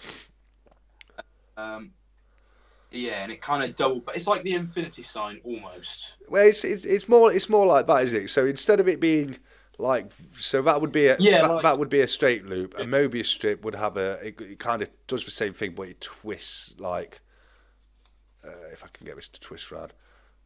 So exactly. yeah, so that is a Mobius strip. It's not doing a great job of it, but yeah, that's a Mobius strip. I like that. It's almost as good as a Jeremy Beremy, which is kind of like a Mobius strip, isn't it? A Jeremy Beremy. If anyone doesn't know what a Jeremy Beremy is, it's how time works. Time doesn't work in a lineal. It's not lineal. It's in a Jeremy Beremy, which is a Mobius strip, which is actually in the shape of the word Jeremy Beremy. And if anyone doesn't know what I'm talking about, it's from a show called The Good Place, which was a fantastic show. And if anyone hasn't watched it, I highly recommend to do so because, yeah, it's a really good show. It had Ted Danson in it, and it was about this woman, and she dies and goes to the good place in brackets, and she thinks she's in heaven, but all this stuff keeps going wrong, and she doesn't think she's supposed, because she wasn't a good person, so she thinks she's got into heaven, but isn't supposed to be there. So she's kind of keeping it quiet to herself, and it turns out she's not in heaven, she's in hell, and they're pretending it's heaven as a kind of a prank to kind of mess with people's heads, and it's a really good show. I really enjoyed watching it, but it's called The Good Place, and I highly recommend it. Secure Team 10, the best UFO channel on YouTube. Oh, I don't know about that, Stephen. It's Y-Files for me, but they're not solely UFO. It's like they'll do UFOs and all different kind of stuff, but I would definitely check out Secure Team 10. Alex once said, from Monty Python and the Holy Grail, it's banana shaped. Love it. Great film. It's a great film. Spaceman said, so that would mean they restrict Antarctica because by proceeding through Antarctica, you would return to the north. 100%. I think we're onto something here. I think you've accidentally stumbled across the truth here, Small Stack. No matter which way you walk, you just keep going around to the same place. It's how it is, you know. Yeah, it's indistinguishable whether or not it's rotating clockwise or anti-clockwise, isn't it? Precisely. Yeah. Luke said frozen yogurt. Is that from Good Place, isn't it? Because I think that is. And don't we have like something to do with? Was it Chowder, isn't it? And the Chowder goes bad or something like that. It's been a while since I watched it, but what's the name of this movie? Says Ellie. It's a TV show. If it's one I was referring to, it's called The Good Place, and it's a TV show. It's fantastic. It really is a great watch. A lot of fun to watch, and it's one you really get into. Durbin said, "Wow, still going. I've been down the pub and back." Well, I'm glad you're back with us. How was the pub, mate? Did you have a good time? Space Minder said, "What would be the hypothetical uh, directionally of said mobile against current mapping systems?" Yeah, I'm not sure how it would work against current mapping systems. I'm really not. Don't dig into it, Space Miner. The more you dig, the more it'll fall apart. We're just saying it's a Mobius strip. That's all we're saying. Also, if you stitch a Mobius strip to the top of a beaker, you get a Klein bottle. Yes, which is handy because it has infinity capacity. Yeah, love it. Absolutely love it. It kind of Mobius strips kind of remind me of those impossible stair cases. You know where? Oh, it's strange. They Yeah, are. yeah. They are. Like, I mean, they've been. You can't get them obviously because it's a staircase where you go upstairs and then you come round and you end up back where you were. So it's obviously impossible. People have done videos that he was. Sorry, I'm sorry, Stephen. Come on now, that's a little bit cruel. He said the poor were sent to hell, in brackets, Nottinghamshire. Mm. Mate, come on, thought we were friends. He's saying that because he knows I'm in Nottinghamshire. What county do you think would be hell? Nottinghamshire. It's not wrong. Uh, it's called osmium. I know that, Space Miner. It's called osmium. Oh, awesome. What was it called? Very well done. I'm a little bit lost right there. Sometimes I get lost with the chat. You know. Sorry, mate. I think they may have been carrying on a conversation from earlier Maybe. because I saw Space chatting about osmium a little while back. Yeah. But I'm not too certain. Yeah, it can be easy to miss things in the comments. That's 100%. So I've just seen that Space Miner says, "I love this part of the show." I'm not gonna lie, it's one of my favourite parts as well, where we get into conspiracy corner and the Ashford warnings for staircase. Yeah, absolutely, Alex. Thank you. Yeah, there's some videos out there that have been really well edited and it makes it look like they're on the impossible staircase. But yeah, no, a lot of fun. Blow your nose, TH. If I blow my nose, it'll be exactly the same, mate. I can promise you it will be. It won't do anything. I promise you that. It doesn't even feel like there's anything in my nose. It's just really at the top. It's just bunged up, and I do apologise. I do. I'm a poorly TSC this week. I am, but you're not doing too well yourself either. You got a bit of a chesty cough. Yeah, it's you got it. Everyone, I feel like everyone around me, everyone around me got it in about February, January time, and they just cleared it all away. It's still just hanging around, but it started off like how you are. There's nothing in your nose. It's dry as a bone, Yes. but nothing. No air's going in or out. 100%. 100%. That's exactly what I've got. It's bone dry, but it's just kind of blocked. Like Luke said, it's in deep, man. Yeah. I'm just waiting for weather.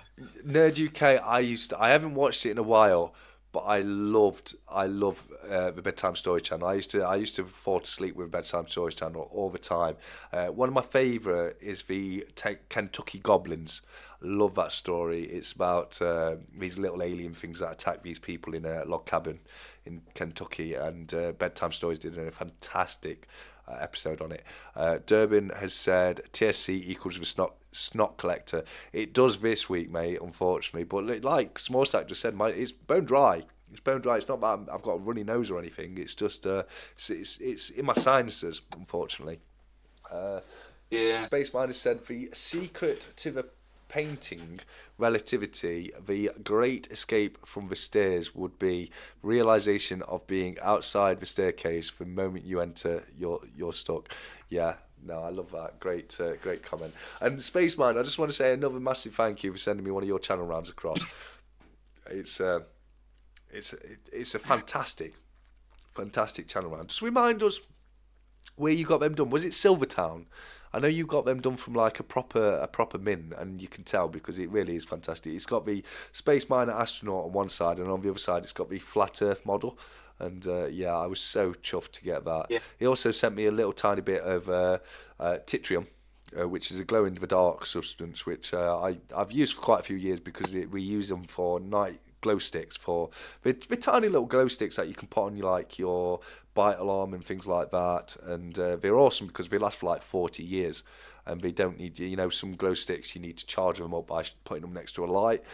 These just stay glow in the dark. They're fantastic, really are. Try a saltwater nasal sinus rinse, but make sure to use well boiled and cooled salt water for safety.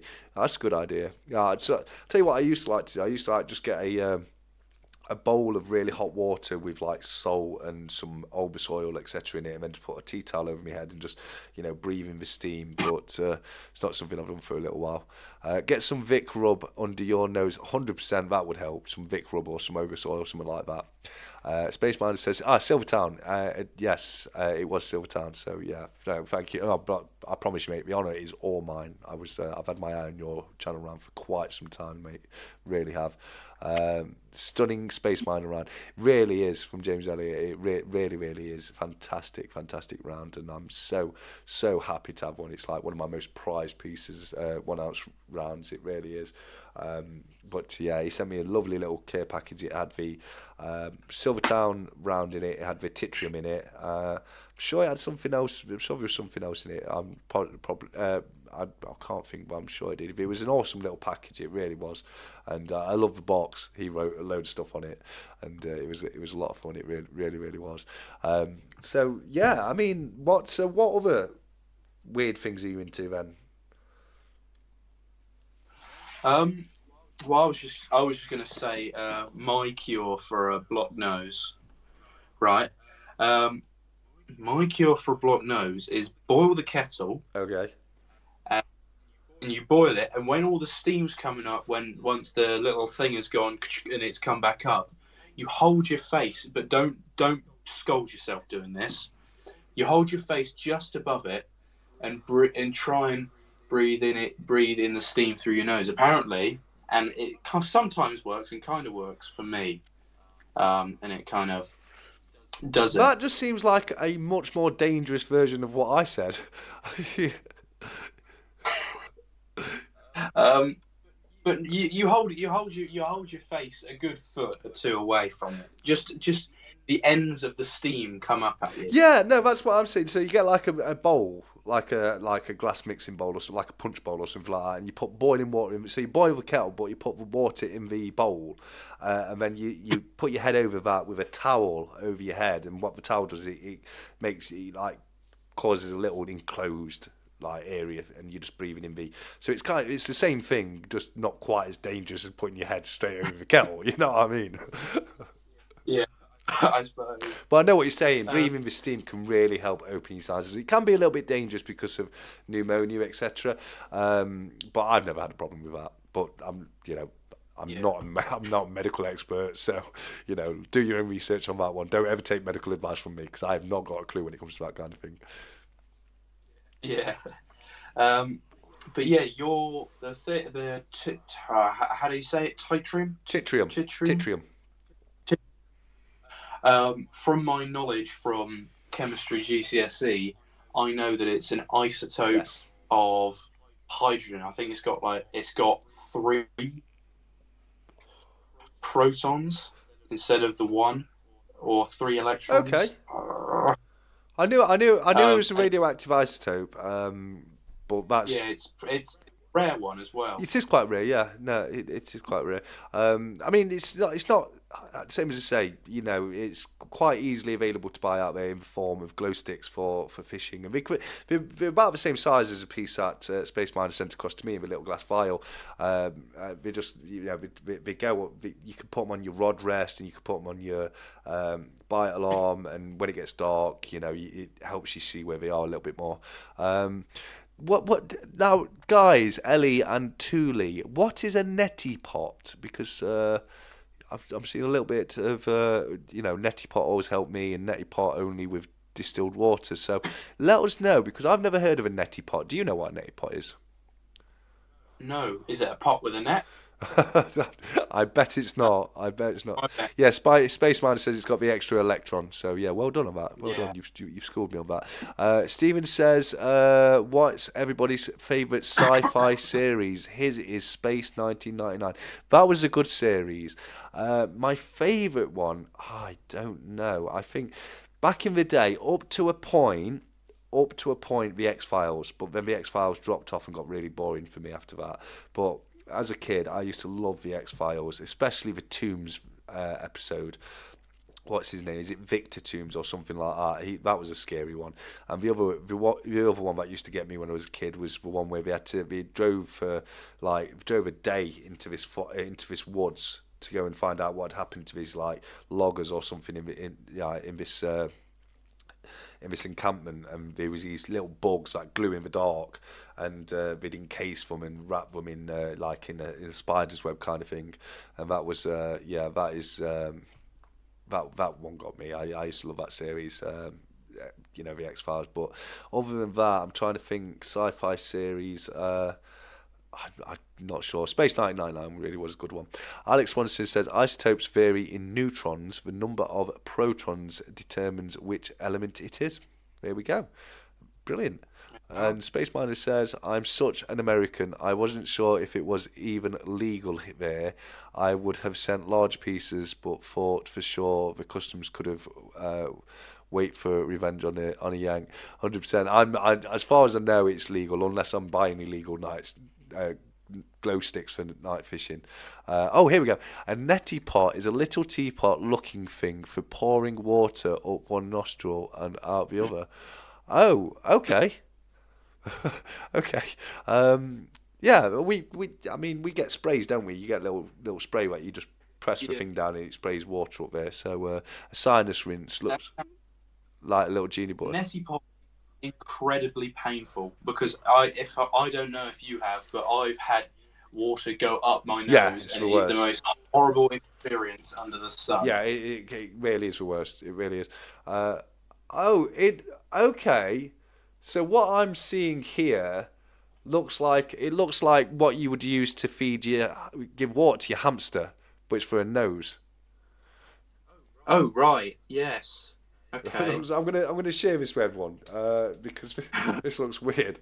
I'm sure there's other neti pots available, but let me just get this on the live chat for people to see, because it literally does look like, those hamster water bottles. Yeah. It literally looks like one of those. So let me just get this up for you. Here we go, neti pot. Here we go, and okay. So check this picture out, everybody. That is a neti pot. Get a second for the lag. Oh, Kimchi's off. He's saying good night all. So awesome, Kimchi. You take care of yourself, mate. It's been brilliant having you here. Ali Arms just said Alex is correct. Yeah, I thought he was. Neti pot is one way to do nasal sinus rinse, but not the only way to do it. Neil Mad Squeezy bottle and buffered salt sachet is probably the easiest way for beginners. Well, over here in the UK, we have they look like the little tiny bottles, but it's got like a pump action lid on it, right? You press down and that sprays water up. So see those. Can you see that picture yet, mate? Yeah, it is the. It doesn't. The picture is one to remember. It does that not look like she's got a hamster's water bottle up her nose? Yes.